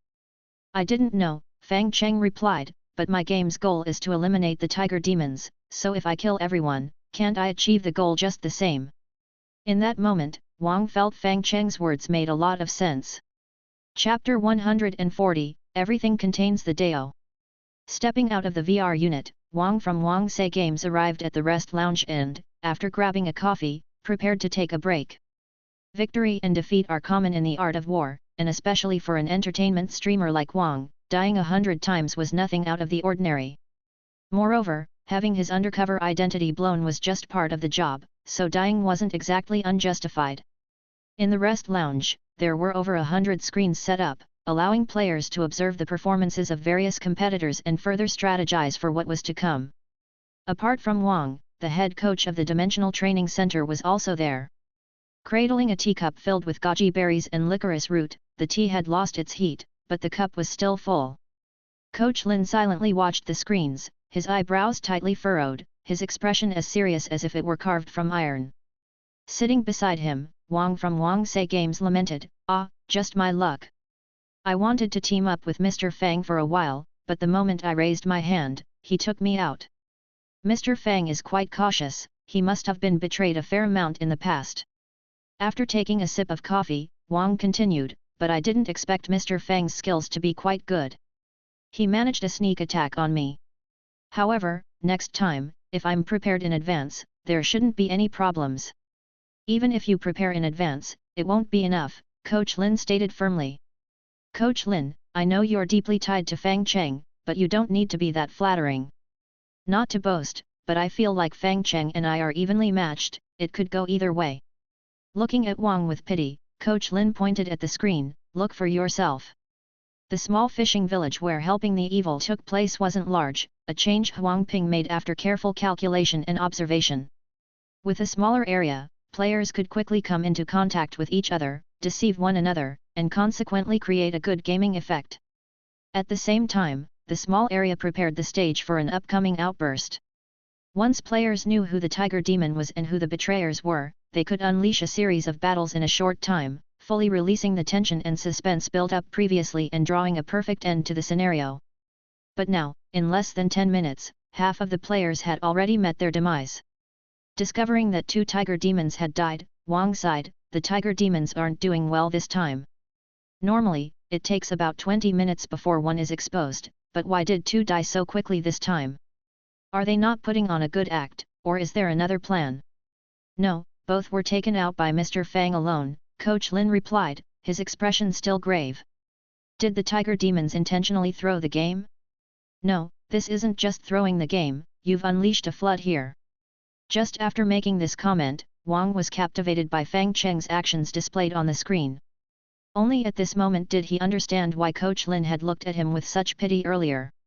On the screen, Fang Cheng's sword Immortal moved as if he were in a realm with no others, slaughtering gods and men alike as he encountered them. After meditating a few times, Fang Cheng had reached the limit of flying swords he could wield, with 3 swords orbiting endlessly. The gleam of the flying swords was dim, indicating they had not yet reached full power. Yet even so, Fang Cheng's operation was still absurdly good. When the sword Immortal entered a narrow alley, 3 betrayers immediately sprang out, launching a despicable ambush. An ape demon broke through a wall, lunging at the sword Immortal, but a streak of blue light flashed by his cheek. Thinking Fang Cheng had missed, the ape demon was overjoyed and took the opportunity to leap at Fang Cheng. Unexpectedly, the blue light turned back after flying past and pierced the ape demon from behind, ending him on the spot. Another Ming general tried to strike from below, but without even a glance, Fang Cheng's sword thrust directly downward, completely annihilating the assailant below. In the skies, Thunder Law coalesced as Dragon Girl's figure hovered ceaselessly, soaring like a white dragon in mid-air. Her spell gathered, the Thunder Law forming amidst clouds, striking at the immortal sword before her. But compared to her majestic thunder resembling a natural disaster, Fang Cheng merely tossed out a streak of light from his sword. The glistening sword light soared upwards, dodging numerous bolts of lightning, and struck the Dragon Girl in mid-air, reducing her to dust with a single blow. In a flash of lightning, the ambush by 3 players was foiled, leaving Wang from Wang Sei Games with a chill down his spine. The 3 ambushing players were all official competitors from the training center. One of them was usually too proud to join forces with others unless facing Monkey. But today, those 3 had teamed up against Fang Cheng, which meant that in their eyes, Fang Cheng had risen to the same level as Monkey. Wang was familiar with Monkey's strength. The opponent was the widely acclaimed Monkey Sword Immortal, who in recent times focused solely on playing Sword Immortal and no other character. And in the entire training center, only Monkey could walk away unscathed from being surrounded by 3 players, and might even manage a counter-attack. After watching for a while, Wang shook his head and sighed, "I underestimated him, I didn't expect Mr. Fang to be so formidable. Maybe only Monkey could handle him." "Even Monkey wouldn't be up to it," Coach Lin said regretfully. "Why do you say that? You don't use Sword Immortal well, so you're not aware of just how strong a Sword Immortal really is. Even if an opponent's move is a bit quicker or more accurate than yours, that small margin is a lethal advantage." Chapter 141, Everything Contains the Dao. 2. Wang Sei Games nodded, acknowledging he had learned something. "But Coach Lin, when you give an example, you give an example. What do you mean by saying directly that my Sword Immortal isn't up to par?" As time passed, more and more players were defeated, and the rest area gradually filled up with people. At first, they discussed their gains and losses and shared their experiences of dying. But after witnessing Fang Cheng's technique on the screen, they all fell silent. They hadn't felt much when they died, but stepping out of their own perspectives and viewing it from another angle revealed the horror of Fang Cheng. Watching Fang Cheng's battle, they only had one thought: it was flawless. The opponent didn't engage in any fancy tricks or methods, every fight involved only 2 basic moves, sheathing and drawing the sword. Yet, it was these 2 actions that displayed an upright majesty and an unquestionable strength. The opponent's fundamentals had reached an inconceivable level. Those 2 basic moves carried an aura of vastness and made one feel that this was what a true Sword Immortal should be like. They couldn't even imagine what a more powerful artificial intelligence than Fang Cheng would look like. After 20 minutes, the game should have ended. The last tiger demon was found, and the player who found it charged up and knocked it to the ground with a stick. One more hit and the game would be over. However, the monkey playing as Ape Demon didn't give the final blow to his opponent. He signaled for his opponent to get up, then pointed towards Fang Cheng's location. The tiger demon, deeply understanding the spirit of mischief, immediately nodded, indicating that he understood the Ape Demon's intention. To ambush Fang Cheng. Chen Liang's personality was naturally suited for this kind of entertaining competition. He didn't care about the result of the match, he just wanted to fight a stronger opponent. Seeing that the monkey had chosen Ape Demon surprised the other players. Because in previous competitions, the monkey had never used any class except Sword Immortal. Seeing the monkey's Ape Demon reaching its full potential, Coach Lin nodded and said, he might have a 10 to 20% chance of winning. "Coach Lin, I really don't understand Sword Immortal, but I do understand Ape Demon. How can it only be a 10 to 20% chance so late in the game?" Coach Lin sighed again, feeling that Wang didn't understand Ape Demon either. But he still patiently explained, "That's quite a lot. Actually, you don't know this, but the monkey plays Ape Demon even better than Sword Immortal. Then why does he still keep playing Sword Immortal?" "Because Sword Immortal is cool. That's damn right. Then why isn't Ape Demon effective either? Because Mr. Fang's sword Immortal is too good. In the midst of conversation, the monkey's Ape Demon and another sword Immortal portraying Tiger Demon had approached Fang Cheng. They were the last batch of players. Other players had either been killed by the Tiger Demon or slain by Fang Cheng. Dozens of players were now reduced to 3, but it seemed like the advantage was on the side of the regular players.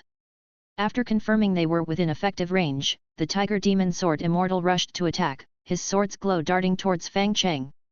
But Fang Cheng was equally quick to act, a nearly identical cyan glow flying out and entangling with the sword glow in the air. The two glows clashed and negated each other in the air, intertwining and erupting in a continuous series of impacts, and in the blink of an eye, a victor was decided. The cyan glow shot toward the Tiger Demon sword Immortal, but just as it was about to hit, it was knocked away by the monkey's Ape Demon with a stick in mid-air. Again, said the monkey seriously. The sword Immortal did not dare to delay and sent out another sword glow. But before it could get close, it was shattered by a graceful sword glow. Even though the sword glow was shattered, Fang Cheng's swordsmanship did not slow down. In the blink of an eye, he closed the distance and pierced through the Tiger Demon sword Immortal, ending him on the spot. The last Tiger Demon was finished, and the player had won. At this moment, a 30-second countdown for settlement appeared on the screen, a time when everyone would instinctively relax a bit, and that's exactly what the monkey was waiting for. His Ape Demon was still in its prime, but Fang Cheng's sword Immortal only had one sword glow left. Additionally, using the settlement as a weapon to numb the enemy, the monkey knew his opportunity to strike was now. One cultivation technique after another was used instantaneously. The already large Ape Demon swelled to twice its size, its roar resounding, and with rapid strides, it charged towards Fang Cheng. The 100-meter distance was crossed in an instant, and the huge club was raised high, slamming down towards Fang Cheng. In that moment, the atmosphere changed dramatically. The sky was thrown into turmoil by the might of that one strike, and the air trembled continuously with its power. Amidst the terrifying hum, the Ape Demon's club hit the ground, dust flying everywhere. Yet, not a trace of elation showed on the monkey's face but instead grew more solemn. Within the cloud of dust, a cyan light emerged, its angle so tricky, its speed so rapid, the monkey had never seen the like. Before he could react, the massive Ape Demon was split in two down the middle. The Ape Demon, defeated once again. With that, only one player remained, Fang Cheng. The rest room fell into utter silence at this final result. Although developing games isn't the same as playing them, Mr. Fang, your gaming skills are truly exaggerated. If this weren't an away game, everyone might think you'd written a cheat code for yourself. After contemplating the process, Wang Sei Games put himself in Fang Cheng's shoes, feeling the sense of invincible loneliness, the feeling of being unparalleled under heaven and earth. Chapter 142, Everything Contains the Dao. 3. Mr. Fang, with such strong abilities like yours, it would be a shame not to play games. What? You're better at making games than playing them? Well, that's alright then. A few minutes later, a refreshed monkey and a composed Fang Cheng walked out of the VR unit. Even though he lost, Monkey still wore a cheerful smile. As they walked, he said excitedly, "Boss, you're really amazing. I specifically used Ape Demon for today, but I still couldn't beat you. But no worries, next time I will definitely claim your life." "You did very well already," Fang Cheng replied, "in the past, you would have been a decent sword immortal. Play a few more times, and you should reach my level from back then." "Really?" Monkey asked excitedly, "What age level was boss at back then?" "I started sword training early, around 9 years old, I think." "Oh." As Fang Cheng entered the lounge, he noticed everyone was looking at him. Someone started clapping, and it was a long time before the applause finally ceased. With his superior skills, players from the Dimensional Training Center treated Fang Cheng with utmost respect. They settled him into a seat and then pulled up the competition video to ask questions and consult on technical details. Wang Sei Games also listened in for a while. Even though he didn't understand much, he felt he had learned a great deal and would possibly last longer next time. 5 minutes after the next match started, Wang Sei Games left his VR pod with a despondent look, grabbed a coffee, and sat down in the spectator section. Seeing Wang Sei Games come out early, Coach Lin didn't know whether to speak or to remain silent. In the end, he patted the other man's shoulder and said, next time you see Mr. Fang, you might as well just kneel and beg for mercy. Make sure you're a bit more graceful when you beg for mercy, maybe if Mr. Fang sees how standard your posture is, he might spare you. Afterward, Cheng spent 2 more days at the Dimensional Training Center, recorded some footage for a show, and then left amid the reluctant gazes of others. Although he still couldn't understand why everyone found fighting so fun, Cheng had another insight. That was the cooperation between players could also be a source of joy. Especially later on, seeing other players strategize and work together with the aim to take him down, their spirit of cooperation moved Cheng quite a bit. Although they kept failing, the brilliance and courage shown throughout the process still touched Cheng's heart. A group of people working hard and struggling together was quite an enjoyable process. The gloominess in Cheng's heart from the failure of Botanic Garden had dissipated, and new inspiration bubbled up within him. He felt that he had accumulated enough and that it was time to move on to the next game. Combining this with the inspiration he received while designing the Botanical Garden box earlier, Cheng decided to blend these two elements to create a new gameplay experience. This game would need to have some construction elements but also cooperative gameplay. It would require players to join forces to build their homelands, making them more secure. Of course, to encourage player cooperation, there must be some imminent danger, prompting players to work together. The world is dangerous, and all we have to rely on is each other. This phrase would be the best description for this new game. Having clarified the main idea, Cheng left the Dimensional Training Center. But he didn't go straight back to Wrong City, instead, he headed to the mirror universe behind the black hole, to the area he wanted this time. Chapter 143, Dark Builder. On the other side of the black hole was the mirror universe region with multiple little heavenly ways that Cheng had previously explored. Here, dozens of stars were encompassed within the Heavenly Town network, with nearly every star having a planet, and almost every planet inhabited by humans. They should all be people who had escaped to the mirror universe from the main world 1,000 years ago.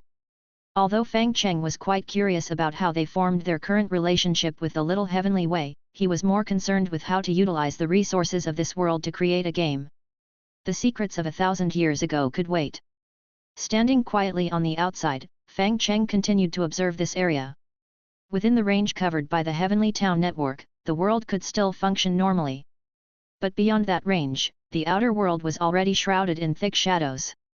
These shadows, similar to the bizarre entities that had taken up residence in the black hole previously, were composed of certain dark and chaotic contents. When they came into contact with humans, part of them would transform and solidify into different forms based on the most terrifying fantasies of humans and possess abilities that matched their transformed forms. The dark shadows that chased after the 3 squirrels were this kind, and for the squirrels, apparently the giant hand capable of traveling through black holes was the most terrifying thing. These shadows were designed to hunt humans. Outside the Heavenly Town network, within the range covered by the shadows, many stars were enveloped by shadows, their heat completely taken away to become the energy for the shadows. Planets too were occupied by shadows, which had evidently come into contact with humans and had now transformed into groups of fixed-form monsters rampaging across the planets. Since they were manifestations of human fears, these monsters took on a variety of forms and, as long as the shadows did not perish, they could regenerate from the shadows, making them almost immortal entities. Having selected a planet with an especially rich variety of monster species and numbers, Cheng decided to use it as the base for his new game. The tags for this game were horror, construction, multiplayer cooperation, and survival. The monsters sprawling over the landscape would provide the external pressure to stimulate player cooperation, while the intrinsic pursuit of their own safety was their inner driving force. Since the theme included construction, players would also need to collect materials to build their own shelters, and a mechanism for monster attacks had to be incorporated after a set period. Controlling the monsters to lay siege was too troublesome, so Cheng directly added a spirit talisman he had refined beneath the spirit gathering array. As long as players arrived and fulfilled certain conditions, the talisman would release the Immortal spell to attract shadows, prompting the monsters within a certain range to attack the player's base. Players' bases had to be built around the spirit gathering array as the center, which forced players to continually build structures to resist the external monsters. Each area needed to support up to 5 people, and the more people there were, the more cost-effective it became to construct certain buildings, further encouraging player cooperation. Fang Cheng hit a snag concerning the materials needed for base construction. These materials needed to be abundant and repeatedly obtainable. Using the resources of this world alone would almost make this impossible. Therefore, he decided to modify this aspect slightly and disseminated spiritual energy throughout the area. A little bit of spiritual energy was negligible, allowing it to reappear in certain places. Players could exchange different types of spiritual energy for different types of buildings, and they could also upgrade existing structures. Then, he added basic operations like artifact refining and expanded some basic rules, including start and end conditions. Once he had constructed the game, Fang Cheng was very pleased with himself. Although it was a bit embarrassing to say, if Botanic Garden was his ultimate display of visual artistry and poetic charm, then this game's gameplay was certainly his masterpiece. He wove his understanding of construction and multiplayer cooperation throughout it, aiming to align players' perceptions with his own, confident that there wouldn't be any problems this time. After all, he had amassed quite a bit of inspiration in both construction and multiplayer cooperation, so he believed there would be no problems among the players this time. However, just to be on the safe side, he decided to release this game as a living immortal. Observing over the past few days, he noticed that the players had gone crazy over Fang Cheng Studios' games. They began to tirelessly search for Easter eggs in each and every game he made, firmly believing that there were undiscovered Easter eggs that would completely change the gameplay. If he were to throw out the new game, it would definitely lead these players to creatively find issues, and eventually, they would come up with some plausible-sounding content, which they would then embellish through a series of conjectures. But there wouldn't be any such problem with living immortals. Moreover, to highlight gameplay and reduce potential issues with the graphics, he had deliberately set the game's resolution low, adjusted the player's perspective to a top-down view, and removed the 3D effect, resulting in a purely pixelated 2D game. After making all the adjustments, Fang Cheng looked at his creation and nodded in satisfaction. He couldn't involve anything risque or do any farming, and the gameplay was mainly the path he had specifically emphasized. It seemed like there should be no problems this time. Taking his packaged program with him, Fang Cheng immediately left the place and returned to his studio to deal with other matters. Chapter 144, Dark Builder 2. After all, the one working overtime on the game during the weekend is the living immortal, which has nothing to do with me, Fang Cheng. Moreover, I must say, working overtime without the other employees knowing does give a slightly thrilling feel of committing a crime. A criminal idea, got it? Pleased with jotting down the inspiration, Fang Cheng felt that his frequency of getting inspired had been increasing lately. After dealing with today's work, he also received a message from Wang Xiaoying. The competition recording for Quiet Cultivation had ended. What came next was the editing process. The contestants could all return home and wait for the show's release to skyrocket their popularity. Fang Cheng suddenly got a bright idea, did some divination, and then knew what he should do next. Wang Sei Games also returned to his own apartment, contentedly lying on his bed. Although things were good at Dimensional, with great food and a comfortable place to stay, where he could play games all day and even get paid for it, it still couldn't beat the comfort of his own little place. After loafing on his bed for a while, he leisurely turned on his computer and entered his fan group. As soon as he entered, he saw the group notification. Our beloved comrade, Old Man, passed away from exhaustion after being relentlessly hounded by 5 burly Han Dynasty men demanding updates. Hereby, we commemorate our comrade Wang. He was a pure man, but also a despicable one, in fact, someone who was nothing but despicable. He always jumped back and forth between being perverse and too perverse, a person who tried to create trouble but always ended up being the butt of the joke. Upon reading the announcement, Wang was furious. He deleted the announcement straight away and demanded in the group, who did this? He's back from the dead. Don't dodge my question, who the hell did this? Why don't you ask your magical girlfriend? Wang was taken aback for a moment. Since when did I have a girlfriend? Suddenly, the name of Zhao, his girlfriend studying abroad, came to mind, and a horrifying realization dawned on him. During his days at Dimensional, he hadn't called Zhao at all. He had meant to call, but as soon as he arrived, he was brutally thrashed by Monkey, and without saying a word, he just kept sparring with Monkey until he finally, by sheer luck, won once and then fell into a deep sleep. After waking up, his time was spent dominating other streamers since sparring with Monkey had significantly improved his skills, standing out among a group of comedic streamers like a chicken among a flock of eggs. Once familiar, every day after the competition was over, the group would sing, drink, barbecue, all fully provided by Dimensional, and they had the time of their lives. So, he truly forgot. Opening WeChat, he saw that their last conversation went like this. Zhao, I have something important to tell you. Call me whenever you're free, and I'll give you a surprise. Wang, okay. Time, 15 days ago. He immediately messaged Zhao, no reply. He called, no answer. He thought about calling her parents, but felt embarrassed. After several attempts, he felt like he wouldn't have a girlfriend anymore. Only an ex-girlfriend now. With a sigh, Wang felt like crying. Just as Wang was wallowing in self-pity, his apartment door was pushed open, and Zhao's figure appeared at the doorway, looking even more surprised than him. Oh, so you're not dead, exclaimed Zhao, in surprise. How come you're here? Aren't you supposed to be studying abroad? I've returned after completing my studies. The surprise was me. I wanted to see how long it would take you to discover this surprise. Wang was overjoyed, but just as he was about to approach and apologize, he found himself spinning head over heels and slammed to the ground with a shoulder throw. Then, his arm was expertly locked in a cross-arm lock by his girlfriend, and the intense pain reminded Wang that his girlfriend was a ruthless judo expert. Hastily tapping the floor to surrender, he barely got his girlfriend to release him, then heard her angrily say, next time you go without contacting me for a long period, be ready to get your head cracked open by a frozen avocado. Okay. Having explained his whereabouts for the past few days, Wang could finally relax and start his long-awaited live stream. Then, he worried about what to stream next. He had been playing Quiet Cultivation so intensely recently that he felt like messing around whenever he saw the interface, but it didn't seem fun to do it alone. Botanic Garden was the latest game, but joining in now would easily be suspected of bandwagoning, and most of the traffic had already been taken. The result of not streaming for a long time was that the fans couldn't be bothered with him anymore. If he didn't produce something big for this live stream, he'd definitely be among the top 10 with the most unfollows on B-site tomorrow. That kind of thing absolutely couldn't happen. How about you play Spreading Traditional Culture starting from me? Zhao seriously suggested. Let's just focus on the issue of losing followers, Wang replied.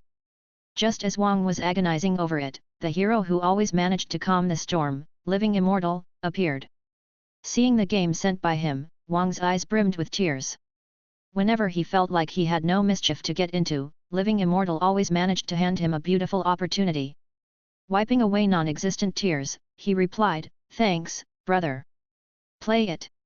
After accepting the game, Wang first checked the title and found that it was actually not bad this time. Dark Builder, the name was standard and at least made clear what type of game it was. The game tags were horror, building, survival, multiplayer cooperation, and pixel art. Seeing the horror tag, Wang felt less afraid. As everyone knows, Living Immortal's tagging was on the same level as Fang Cheng. It was somewhat frightening without a horror tag, but with it, you could consider falling in love with the evil spirits within. And the pixel art tag was somewhat intriguing. Living Immortal's graphics technology was also top-notch. This time he had abandoned his expertise in 3D modeling to take on pixel art, showing that he was fully confident in the playability of his game. Pixel art games were either infuriatingly bad or overwhelmingly satisfying. Since it was a Living Immortal game, it was likely the latter. Thinking of this, he was immediately filled with anticipation for the game. Upon learning the game required multiplayer cooperation, his girlfriend Zhao immediately set up her laptop and got ready to collaborate and stream together. At 8 o'clock in the evening, the live stream began. After it started, Wang first apologized to his fans, then swiftly got into the main event and started streaming the game. After all, fans are actually quite pragmatic. You entertain, I follow. If there are enough followers, I'm your cash crop, you can harvest me, but not too harshly, lest I can't grow back. The relationship between everyone was simple and direct, pure and natural. Seeing the simple pixel art interface, an audience member commented, "Old man, are you roast reviewing a crappy game today?" "No, it's Living Immortals, the one who made Traditional Culture starts with me. Is Immortal out of his mind? Such good 3D technology, and even making an R-rated stuff would be better than pixels. Although I don't discriminate against pixel art games, I think you're right. Ignoring the audience who started with comic dialogues, Wang went straight into the game. Despite being pixel art, the clarity of the graphics was very high, and the various scenes, even when blurred, made their horrific atmosphere even more apparent. With the top-down perspective, he could easily survey his surroundings and roughly understand that this was a post-apocalyptic style game. He spawned next to a bonfire, his teammate Zhao was right beside him, and the game interface clearly listed the inventory and crafting recipes. No tutorial, no storyline. The character controlled by the player would only occasionally say things like "I'm a bit thirsty, there seems to be a monster over there," or "I don't like camping," to hint at what the player needed to do. Communication was possible through voice, but there wasn't much need for it yet. Although it was pixel art, the immersion was strong in the game. The simple graphics allowed players to receive more information from the screen at the same time, also ensuring the game was filled with a strong personal style. Looking around, Wang realized that beyond the bonfire, everything was shrouded in darkness.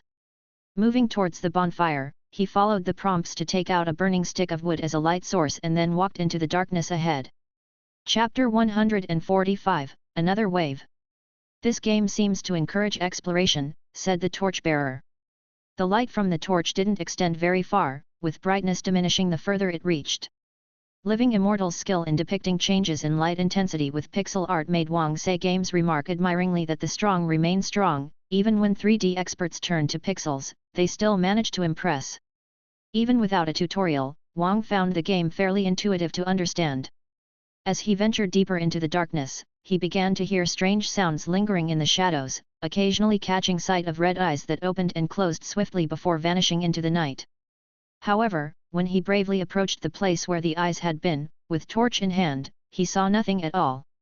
The creatures of the dark seemed to have an innate fear of the light, instinctively shrinking away from it, yet at the same time displaying intense curiosity towards Wang, who carried the source of light. Apart from the hidden creatures in the darkness, Wang noticed numerous small, glowing objects around him. As he approached these tiny objects, they were automatically collected, each taking up a bit of space in his backpack, making it clear they were all items that could be gathered. When he opened the crafting menu and building mode, he realized both functions had to be executed near a bonfire.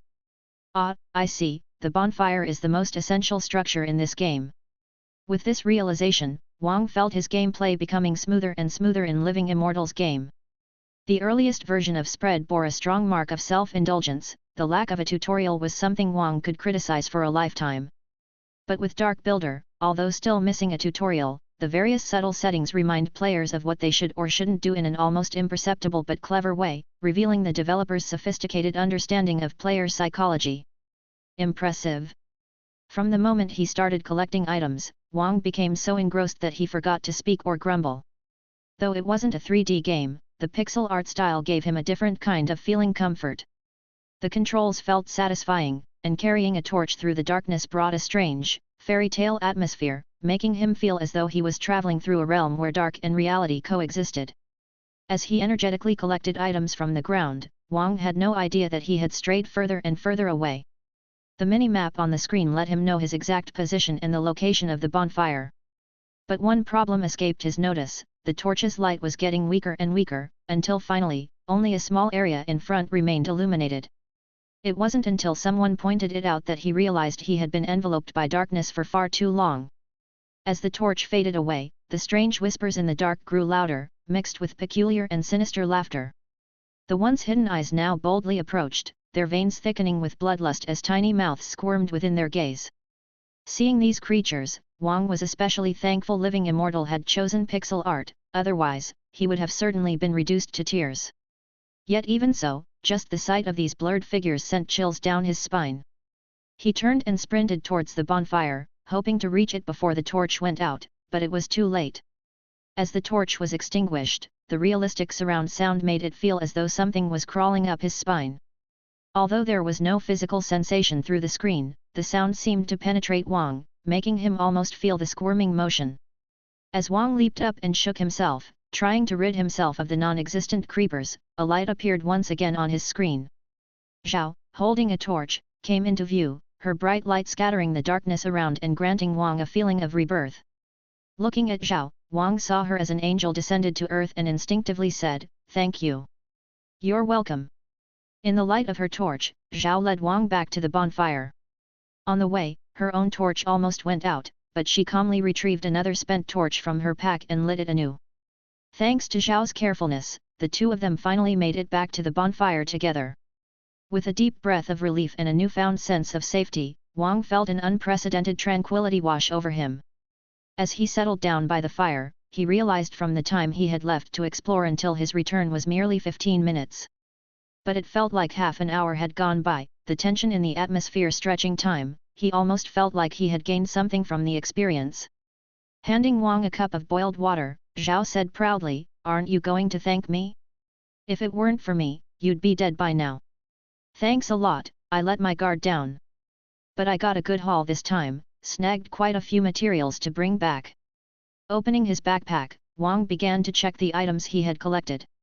Unlike the typical rocks and branches, the basic items in Dark Builder were comprised of only 5 types of spiritual energy: metal, wood, water, fire, and earth. However, by the bonfire, these 5 energies could be combined into different materials, and with time spent, one could use the materials to build various structures. Building had to be centered around the bonfire. Players could freely mix and match different structures to create unique configurations. On top of basic structures, there were also options of upgrading and furniture enhancement. The variety of combinations made Wang feel like he was playing Princess Dungeon, finding the depth and enjoyment of the different building combinations. Chapter 146, Another Wave. 2.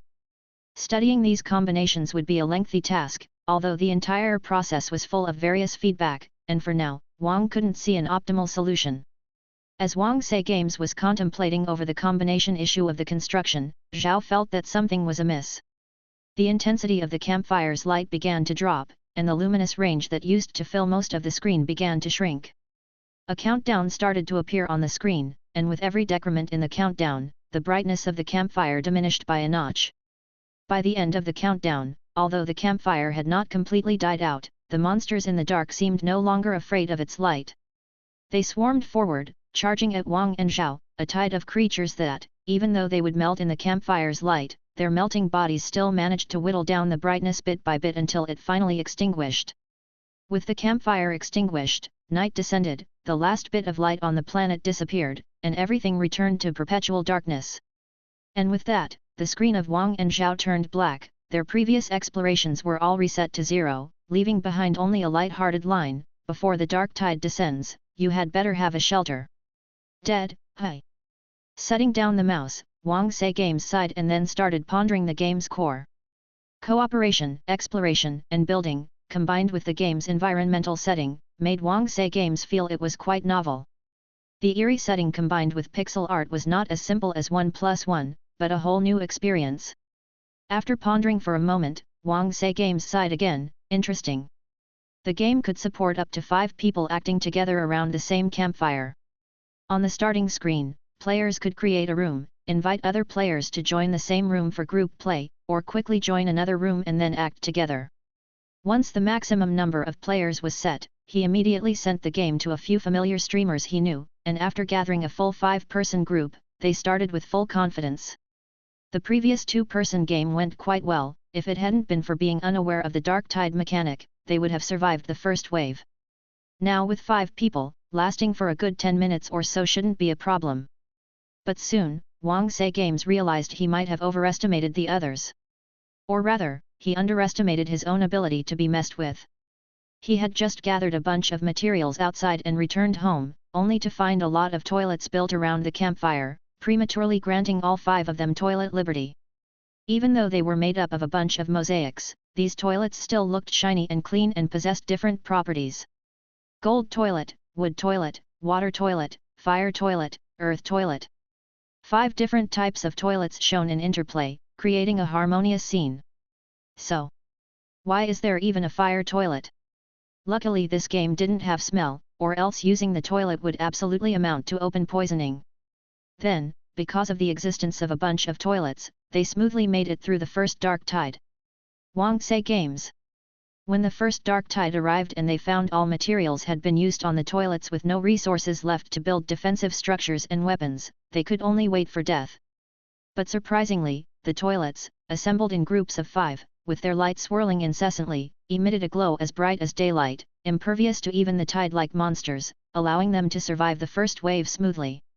After researching the logs, Wang Sei Games found that this was because the correct proportions of the 5 kinds of spiritual energy were used, which triggered the cycling property of the spiritual energy and began to produce fluorescence. And because the first wave's monsters could not break through the fluorescence, there was no problem. Understanding this, Wang Sei Games was rendered speechless again. Although the situation had its twists and turns, it made for a decent broadcasting effect for a comeback, but thinking about having been saved by toilets made Wang Sei Games feel like life was full of ups and downs. And the original perpetrator, a streamer called Dumb Dragon, looked at his grand toilet array with satisfaction, smugly stating, "Everything is within my grasp. Watch me, I'll take you all to the skies." "I really thank you for that," Wang said helplessly. "Don't mention it. Tonight we build trash cans, I'm going to achieve trash can liberty. I beg you, please don't. Just don't." After the second dark wave ended, Wang saw the bonfire regain its light and then asked helplessly, "Dumb Dragon, what shall we build next, a garbage disposal plant?" "Wang, you've finally seen the light." "Heh." Putting aside the jocular effect, Dumb Dragon's actions made Wang realize one thing: this game possessed the attributes of the 5 elements. The combination of the 5 elements could indeed activate additional functions of buildings, enhance various attributes, and even allow buildings to combat lower-level monsters. However, as the number of dark waves increased, the monsters in the darkness would become stronger and stronger. Early-stage monsters would melt at the slightest touch of light, but the later-stage monsters would be more fierce and irritable. They seemed like the fierce beasts from the classic of mountains and seas, transformed into shadows charging at the bonfire, aiming to rip apart the players along with the flames. Building defense structures in cooperation, pairing with defense towers, climbing the tech tree, and adding equipment for oneself was the mainstream gameplay method of this game. However, the individual strength of players was still limited, and the key was to continuously build structures, revitalize them from the inside out, and ultimately resist the waves of dark waves. Having held off 43 waves of dark waves with a group of prankster streamers, the weaknesses in their buildings finally became evident, leading them to fall short of success. Looking at the screen turning black, Wang couldn't help but sigh, and there was a sense of regret in the livestream room. Such a pity, just a little bit more was needed. Wang is still not up to par. Look at the stuff he collects when he goes out, he can't even afford a toilet cover. Toilet cover? Sounds like it's for protecting toilets. Why would you protect Wang? This game's demand for cooperation is quite high, but it's really fun when you coordinate well. Actually, during the 9th wave, they should have considered dismantling the inner structures, but Wang was too stingy to do it. That's right, it's all old man's fault. Get lost. After cursing his silly fans, Wang Sei Games realized it was already midnight. The timing and rhythm of each dark wave's arrival were just right, leaving Wang Sei Games entirely unaware that it had gotten quite late. Just as he decided to end the live stream, he found that this game session hadn't ended directly but instead displayed a row of cards. Every time the maximum wave number reaches a multiple of 20, a magical weapon slot can be unlocked, and after every 20 dark waves passed, one can draw a random magical weapon. Magical weapons are not distinguished by quality but by a change in mechanics. After reading these lines, all Wang had was an expletive to say. Living Immortal, are you the legendary liver destroyer? Wang Sei Games hadn't anticipated such important features being hidden behind, making him feel that the world Immortal truly understood the player experience, always enticing players to keep playing at crucial moments. And seeing the magical weapon he drew, Wang expressed that he probably wouldn't be able to sleep tonight. Since they had survived 43 waves, Wang Sei Games could draw 2 magical weapons and carry both with him. The names of the magical weapons were very straightforward, easy to understand. The first magical weapon was called Second Floor. With this magical weapon, players could build a second story on top of existing rooms, making a 2D game become 3-dimensional. Furthermore, the distance between the second-story buildings was calculated based on actual spatial distance, making the bonuses between buildings much easier to achieve. The second magical weapon was called Basement. As the name suggests, with this magical weapon, players could construct underground structures, with effects similar to Second Floor. Having seen these magical weapons and after communicating with others, Wang Sei Games declared, "Let's go, let's have another round. Chapter 147, I want to copy this game.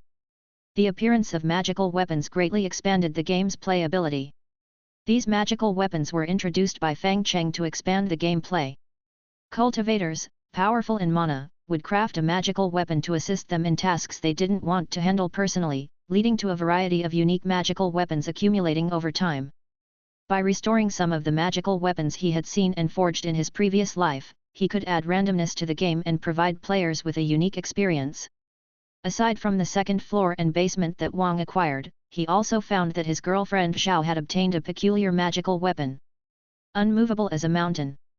After equipping this magical weapon, the corresponding player could only move within the buildings of their base and was unable to go out and gather various materials. However, in return, the movement speed of other players increased by 50%, their backpack capacity significantly expanded, and the duration and brightness of torches held in their hands were doubled. This was a purely supportive magical weapon, which, at the expense of one player's ability to venture outside, greatly enhanced the abilities of the other players. If a new player acquired this magical weapon, they would suddenly become one of the most popular characters, and the player could safely AFK, away from keyboard, in the camp and accumulate experience by observing the actions of other players. Having Xiao equip Unmovable as a mountain, the 5 players started a new round of the game with their newly acquired magical weapons. This time, the game experience became exceptionally thrilling. Wang's magical weapon allowed him to construct 3-story buildings, Xiao's magical weapon greatly improved their outdoor exploration capabilities, one streamer's magical weapon increased their collective luck, and Dumb Dragon's magical weapon had a high chance of doubling the spiritual energy acquired. After coordinating their efforts, the base began to rapidly expand around the bonfire, with the 3-story buildings rendering its defenses as solid as Jin. The game, once so challenging, became a joy to play with the magical weapons. Although they still succumbed to the 63rd wave, a new magical weapon slot unlocked at that moment, offering new magical weapons to draw, allowing everyone to switch up and try new strategies. Wang, how about we try the Thunder Defense Tower flow this time? Wearing the Heaven Thunder Pool, Shadow Splitting Stone, and Reversing Sand, we can create a constantly spreading effect of thunder, which is very effective against large groups of monsters. Not so good, many bosses are immune to thunder, and just one large boss could potentially breach the defense tower. I suggest using the pit flow, a single bottomless abyss can take shape. The pit is good, but there's a limit to the number of entities it can hold, and it's completely countered by splittable shadows. So let's go with a mixed flow, I think that's the real answer for this version. The streamers had completely forgotten they were broadcasting, utterly engrossed in the joy of Dark Builder. According to Wang Say Games, it was estimated that there were several hundred magical weapons in this game. Some magical weapons only worked for the wearer, but others could affect everyone. Finding a balance between the needs of the individual and the group was one of the key points in matchmaking. The negative effects of some magical weapons meant that new players were not useless in the game. Even serving as a mascot, by equipping magical weapons that enhanced the attributes of others, they could play a significant role. In this situation, new players only needed to focus on providing buff effects beside the bonfire. It was even better if they could lend a small helping hand. Thus, new players and veterans needed each other, ensuring that newbies didn't become a burden. In addition, magical weapons also included some negative effects, but if one wore magical weapons with negative effects together, they could potentially transform into positive effects. For instance, if one magical weapon's effect was to continuously drain health, and another's effect was to swap most healing and damage effects, by carrying both magical weapons, the player's effect could turn into continuous healing. In the early stages, they could even venture into the abyss with monsters in the darkness, gathering materials in the wild until their backpacks were full before returning. There were many such effects. This setting of magical weapons made the already fun game even more enjoyable, and repeatedly clearing the game in pursuit of higher wave numbers became an entertaining endeavor. As Wang Say Games excitedly teamed up with others for a session, some people became discontented. Inside his stream room, players' opinions began to boil, but Wang, immersed in the game, hadn't noticed for the moment. Not all games can be painted with the same brush. Some games are for viewing, not playing, like horror games. The best way to enjoy such games is by eating fried chicken and drinking soda while watching streamers fumble around due to various scares. At that moment, the streamers' reactions are the best electronic side dish. But some games are indeed only for playing, not watching. Like Iraj, or Dark Builder. After seeing the magical weapons each streamer had acquired, some players, particularly adept at the meat pigeon style, involuntarily began constructing builds in their minds and conceived even better combinations. As the number of magical weapon slots increased, so did the variety of construction methods, and many players even felt a rush of excitement imagining the possibilities, eager to launch the game and realize their own builds. Chapter 148, I want to copy this game. 2. And so, the style of the live streaming room changed immediately. Wang, you must be tired. Here, let me play the game while you rest. Wang, your gaming skills are poor, your strategies stereotypical, and your actions not sharp enough, leave it to me. Wang, I don't think it's very nice to hog the game all to yourself. Wang, did you hear that? If you release the game now, we can still continue to support you. We were wrong to say you had died the other day, we apologize, so can you share the game with us? Watching the group affectionately calling him Wang one after another, the Wang Say Games who had come back to his senses couldn't help but let out a cold laugh. Humph, humph, humph, humph. I knew you guys couldn't hold back. You were all so happy fabricating news of my death before, and now you're groveling to play the game. But I still prefer your defiant attitude from before. In response to the players' requests, Wang Say Games took out his usual expression from when he delayed updates, feigning innocence, and asked, What? What are you talking about? The wind is too loud, I can't hear you. Saying I'm tired? No worries, I'm not tired. What game? I don't understand, what are you talking about? After teasing the audience mercilessly, Wang let out a sigh of relief and felt refreshed, as if the skies had cleared for him. A real host should be just like this. Seeing that the timing was almost right and afraid that teasing any further would lead to being lynched by the fans, Wang Say Games prepared to share the game. But before sharing, he found Fang Cheng and asked, Living Immortal, can I share the game this time? Not this time, I have other plans. Okay, thanks. Wait, what? I said not this time, just wait a bit. Can I know why? I want to know the players' true feelings, so I'm planning to build a website for players to leave comments and interact, then use the game to drive traffic to it. Therefore, don't share the game for now, we'll share it after the website is built. Wang Say Games wiped away his cold sweat, feeling like he had played his hand too far. The players in the group had already been stirred up by him, with some even giving tips to ask for the link. If he said now that he couldn't release the game, losing fans would be the least of his worries. The real danger would be receiving razor blades in the mail. Several steadfast fans had even met him in real life, knew his address, and were now the most enthusiastic in the group. If they found out he couldn't deliver the game, Wang had no idea how he would meet his end.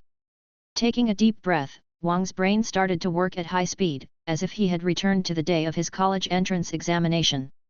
That day, with half an hour left in the math test, he realized he hadn't started on the last page. His brain had worked just as fast then as it was now. Once he had thought everything through, he quickly typed a message with coherent structure and clear logic, even impressing himself with his quick witness. Immortal, everyone's enthusiasm has been aroused, and it doesn't seem nice to keep them waiting. How about this, provide a test version first, so everyone can have a comfortable gameplay experience. Then, when the website is fully operational, you can release the official version. Plus, using a test version makes it easier to drive traffic, and players will have higher expectations for the official release. Looking at Wang Say Games' suggestion, Fang Cheng felt the other party had quite a bit of self-interest, but the overall idea was good. Plus, after the trial version is released, we can gather feedback from players about it and summarize their feelings about the game, then we can improve and enhance the official version. After considering it, Fang Cheng replied, Okay, but what do you think should be provided in the trial version? Just cut out the magical weapon, let the magical weapon be content for the next version. How does that sound? Good, thanks for your opinion, I'll send you a trial version. Seeing the trial version, reduced by half, sent his way, Wang Say Games calmly expressed his gratitude and then released the trial version. Seeing a barrage of responses from fans wishing him well, Wang Say Games breathed a sigh of relief. Once again, his Schrödinger-like luck had worked its magic. Every time he felt he was about to reach the pinnacle of life, reality would slap him in the face. But when he thought he was about to be doomed, reality would gently lift him back to the clouds. The rise and fall of this sensation was truly too terrifying. After hearing Wang's opinions, Fang Cheng directly entered the botanic garden and found 3 squirrels nestled together, gnawing at pine cones. Looking at them, Fang Cheng directly asked, "Do you know how to use computers?" "I do." Number 1 immediately responded, "I'm the team's technical expert, proficient in more than a dozen computer languages, and I've already self-taught all the programming languages you have here, boss.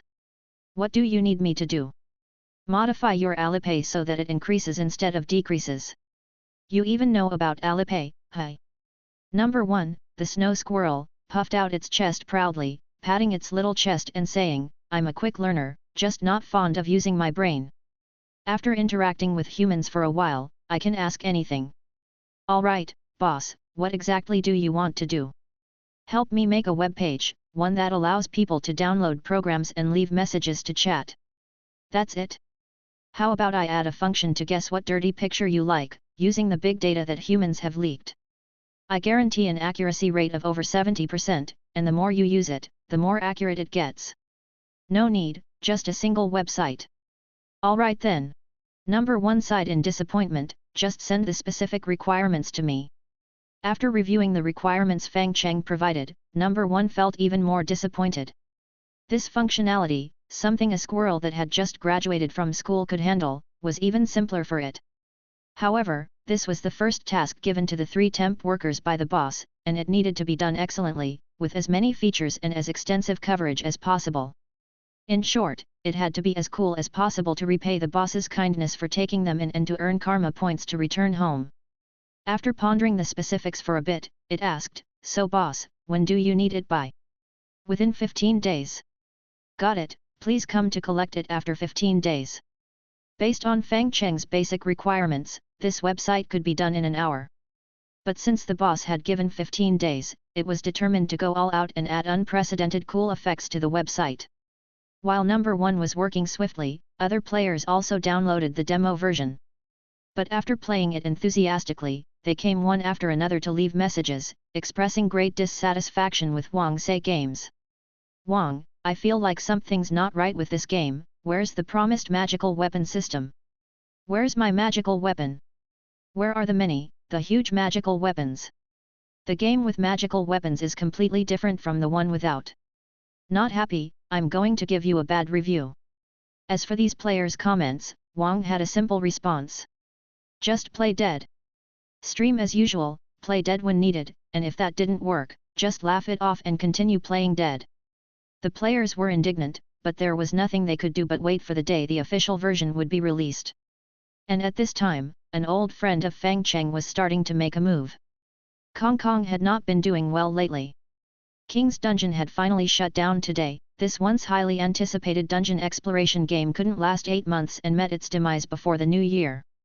Most of the team members had been transferred to other projects, and the once golden producer now faced his darkest hour. His studio was left with only a few people conducting a project review, while he sat with Zhang Ping, the president of the Wrong City branch office. After a moment of silence between them, it was Zhang Ping who finally said, Kong, one failure isn't the end." Kong silently stared into the distance, not saying a word. "You're still one of the old-timers here, and your salary is still secure. If it really doesn't work out, pick a smaller game and try again. I have an idea." "What is it?" Pulling out his phone, Kong pointed to a game he found in the product plan that was popular among players recently and said, "I'm planning to copy this game." Taking over the phone, Zhang Ping saw the name of the game. Dark Builder, Demo Version. Chapter 149, I'm Here. Plagiarism is a common occurrence in the game industry. Many games have even plagiarized their way to classical status, becoming milestones in the history of gaming. When it comes to plagiarism, as long as there's no direct use of code, original artwork, or models, then copying gameplay is generally not legally recognized as plagiarism. In the past year, there have been countless incidents of plagiarism, but only a very few have actually been judged as such by a court. Tianyi has not been exempt from plagiarism. In fact, one could say they built their business on it. They have many experienced planners, who can deduce a game developer's thought process and the remaining gameplay from the game kernel exhibited by a beta version through clues and traces. Even with just a test version, or a few minutes of a demo, they can discern the core enjoyment of a game and deduce additional gameplay from it. Through a brainpower advantage brought by a large planning team, they could even make others' core gameplay more interesting, and through capital promotion, expand its influence to absurd lengths, ultimately achieving the ridiculous feat of plagiarizing their way to the death of the original. Afterwards, Tianyi would even use the others' corpses as case studies, packaging the original clone as competition to cover up their past. Besides that, they had another major advantage, which was their rich art and programming resources. After all, Tianyi was a company with decades of history, and it had started laying out 3D a long time ago, accumulating a vast amount of art resources and 3D technology. Their massive art library contained a plethora of reusable resources: Eastern, Western, Classical, and Modern. These years of accumulation were the deep reserves of a massive game company, significantly reducing their art costs. In addition, Tianyi had a big killer application in experimentation. That is, AI programming modules. Tianyi had specialized AI programmers internally, who continuously fed all sorts of codes to the AI program. The end result was that as long as the planning document was written according to certain specifications, the program could automatically fulfill more than 80% of the work. Although it still couldn't replace programmers outright, it could directly cut down programming workload by 60%, and bugs were virtually non-existent afterward. Thinking about the company's existing resources and flipping through the materials provided by product operations, Zhang Ping's brain worked at high speed. Before long, he had estimated the approximate costs of plagiarizing Dark Builder and the prospects of such a game, based on the available materials. By collaborating to build different structures to resist the threat of darkness, each battle could be very short. Such a fast-paced game fit the current market well. The co-op mode would entail some light social elements. The game could enable voice chat, but by default, voice communication would be turned off, avoiding the presence of stress inducers and satisfying the light social needs of players. The gameplay was simple, but the market feedback was good. Through anonymous surveys, the product operations found the game had a positive reputation, though some players criticized its pixel art style. Therefore, by optimizing the art and grafting on some monetization elements and other features, it was very likely to achieve a game with monthly revenues exceeding 100 million. Looking at Hong Kong, Zhang Ping felt that he had come to his senses not too late. He was a game producer who could make money, not one who could create great games. Recently, several good games from Tianyi's headquarters had emerged and received a good reception among players. They were both critically and commercially successful. In contrast, the much-anticipated Wrong City branch had not been performing well. Plus, the fact that a producer from Fixiang Studio announced retirement put him under considerable pressure. He urgently needed some successful games to boost morale and show the higher-ups they were also striving hard. So, although plagiarism was not exactly honorable, especially when the victim was an independent game, if the plagiarism was successful enough to completely outdo the original, players would only remember the victor in the end. Losers do not deserve to be named. Patting Hong Kong on the shoulder, Zhang Ping said, "Go ahead and do it with confidence, the company supports you." After a pause, Zhang Ping continued, "But if it fails, someone will have to take the fall. You understand what I mean, right?" Hong Kong nodded. As a producer who often made others take the fall, he knew all too well how big the pot could be if he failed. This was to be a high-stakes gamble with his past reputation on the line. It was still not too late to back out now, but he had grown accustomed to sitting on the throne, reigning like a local emperor in his own studio.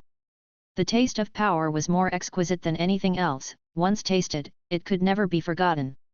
Tianyi was quick to respond. They decided to kick off the project in the morning, and by afternoon, Hong Kong Studio was reorganized. A group of battle-tested programmers and artists capable of 007 work were transferred in to staff the studio. Game outsourcing was maxed out as Tianyi once again went all in on a project, working at an almost insane pace to start production of the new game non-stop. The game's code was not complex. Although they couldn't crack Dark Builder's code through reverse engineering, King's Dungeon's code and art resources were readily available. By reskinning the models and adjusting the camera angle, they could create a similar effect. Chapter 150, I'm Here. 2. As the programmers, artists, and planners were working overtime like crazy, Kong Kong was not idle either. He began to investigate the gameplay of Dark Builder, playing the demo version multiple times each day, and with each playthrough, new insights would emerge. Such a genius producer! The ideas of the opponent were wild and unrestrained yet unconventional. The creator did not seem like an experienced producer, but the work produced was full of spiritual energy, leading Kong Kong to sigh that the creator must be another genius following Fang Cheng. However, what displeased him was that he only had access to the demo version. This game had not been officially released and was only circulated informally. The game maker Living Immortal seemed uninterested in profiting from the game, creating it solely out of passion. The official version had appeared only once, and according to interview records, it was not officially distributed, but the inclusion of magical weapons made the game much more interesting. After thinking for a while, Kong Kong still wanted to know what these so-called magical weapons were really like. Although there were no official versions on the market now, he knew there must be someone who had them. 3 days later, a special guest visited the live streaming room of Wang Say Games. At that time, Wang was live streaming a niche game. Although it was a horror game, during the live stream there were almost no warnings for high-intensity moments in the barrage, and the players were enjoying themselves immensely. Wang himself could not help but burst into laughter several times, filling the atmosphere with cheerfulness. The game's author had some interesting ideas, seemingly tired of common ghosts and ghouls, so he replaced them with aliens. The justification for the villains harming people was packaged as aliens wanting to capture humans for experiments, and their sudden, inexplicable actions were attributed to the aliens' teleportation. However, the problem was that all the sounds of the aliens in the game were produced by the creator himself.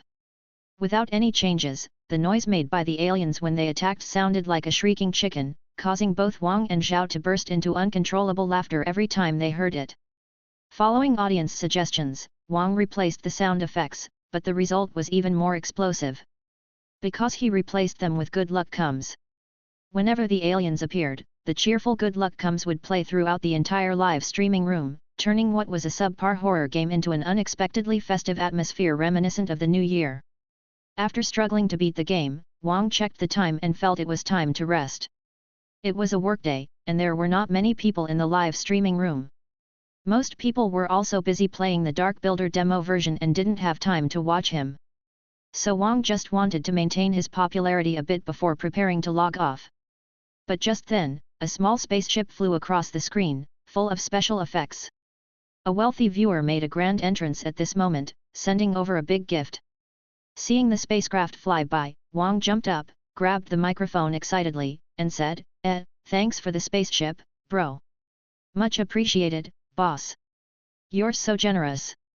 However, after seeing the ID of the sender, Wang found that it appeared to be a newcomer, someone he had never seen before.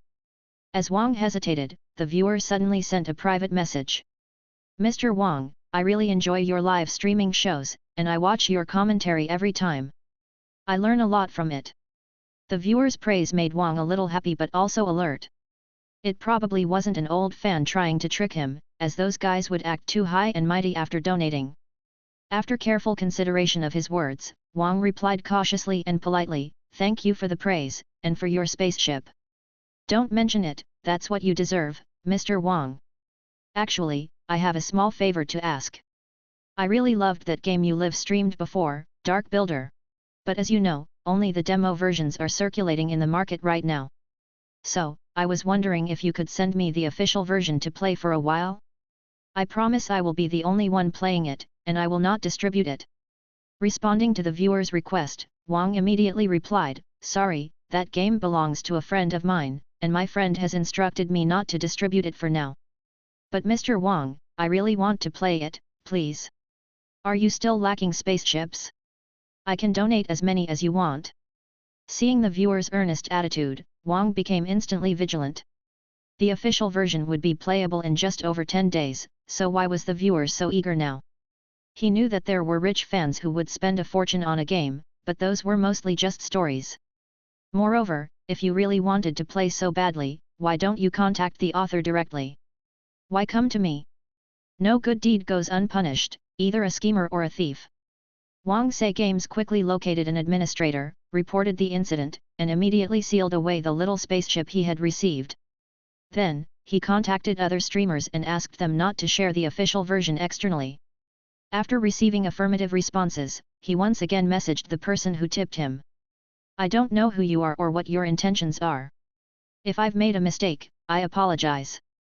However, your incessant requests for the official version feel very wrong to me. I, Wang, may love money, but I'm not someone who would disregard everything for it. I've archived our chat logs, and I reserve the right to wield the law as a weapon to defend my rights. Although I don't know what you're planning, please stop doing this. Lastly, if I've got anything wrong, I apologize." After replying, Wang saw that the other party's input box was continuously active, but in the end, they did not say a word. Though he did not know the true intentions of the other side, Wang felt he had done the right thing. He exhaled a breath of relief and immediately contacted the living Immortal, to whom he relayed the entire matter in detail. After reading the message from Wang Say Games, the living Immortal took a while before replying, "Thanks, got it. No need for thanks." Having replied, Wang felt a weight lifted off his shoulders. Wang Say Games wasn't that soft-hearted, he was merely upholding the promise he had made to the living Immortal, regardless of a potential few tens of thousands in losses. Even if it was a few tens of thousands. A few tens of thousands. Banging his head against the desk, Wang felt a bit foolish. That was tens of thousands we're talking about. But if given another chance, Wang would probably do the same thing. On the other end of the internet, Fang Cheng whimsically decided to divine his own fortune. His skills in divination were never that profound. At this moment, all he could deduce was that the matter was probably related to Tianyi's Kong Kong. Divining once more, he saw a result that was uneventful. No matter what happened, it was best to ignore it. Thus, he stopped worrying about those matters and went back to his meditation. In Kong Kong's studio, Kong Kong sighed after knowing his attempt to demand the game had failed. Wang Say Games was somewhat greedy, and he had thought that through tipping, he could obtain the official version, but it turned out to be impossible. However, it didn't matter. He had a rough idea of how the magical weapon worked and planned to incorporate its usage into his own game. Not only that, but he would also add more interesting designs. Bloodlines, pets, divine beasts, equipment, smithing. He would release all these former paid elements and reduce the depth of payments required, allowing players to experience strong feedback after spending only a little. In terms of numbers, he had the data planners make a large number of adjustments to ensure the game would be incredibly satisfying to play for the first 3 days. The operations were ready, and 15 days of intense momentum were enough for them to build a preliminary game model and allow players to indulge in endless fun. In the subsequent versions, they would iteratively develop the game so that players could have a brand new experience every week. Once everything was set, Kong Kong Studios' game changer, Dark Guardian, was released. Although it only took 15 days, this game's quality in all aspects reached their highest standard, and a deluge of promotions instantly brought the game before players, enabling them to see it anywhere, anytime. Compared to Dark Guardian, the launch of the game it had copied, Dark Builder, seemed rather low-key. It didn't even have an official release, but merely a statement on its freshly built official website. "I am here.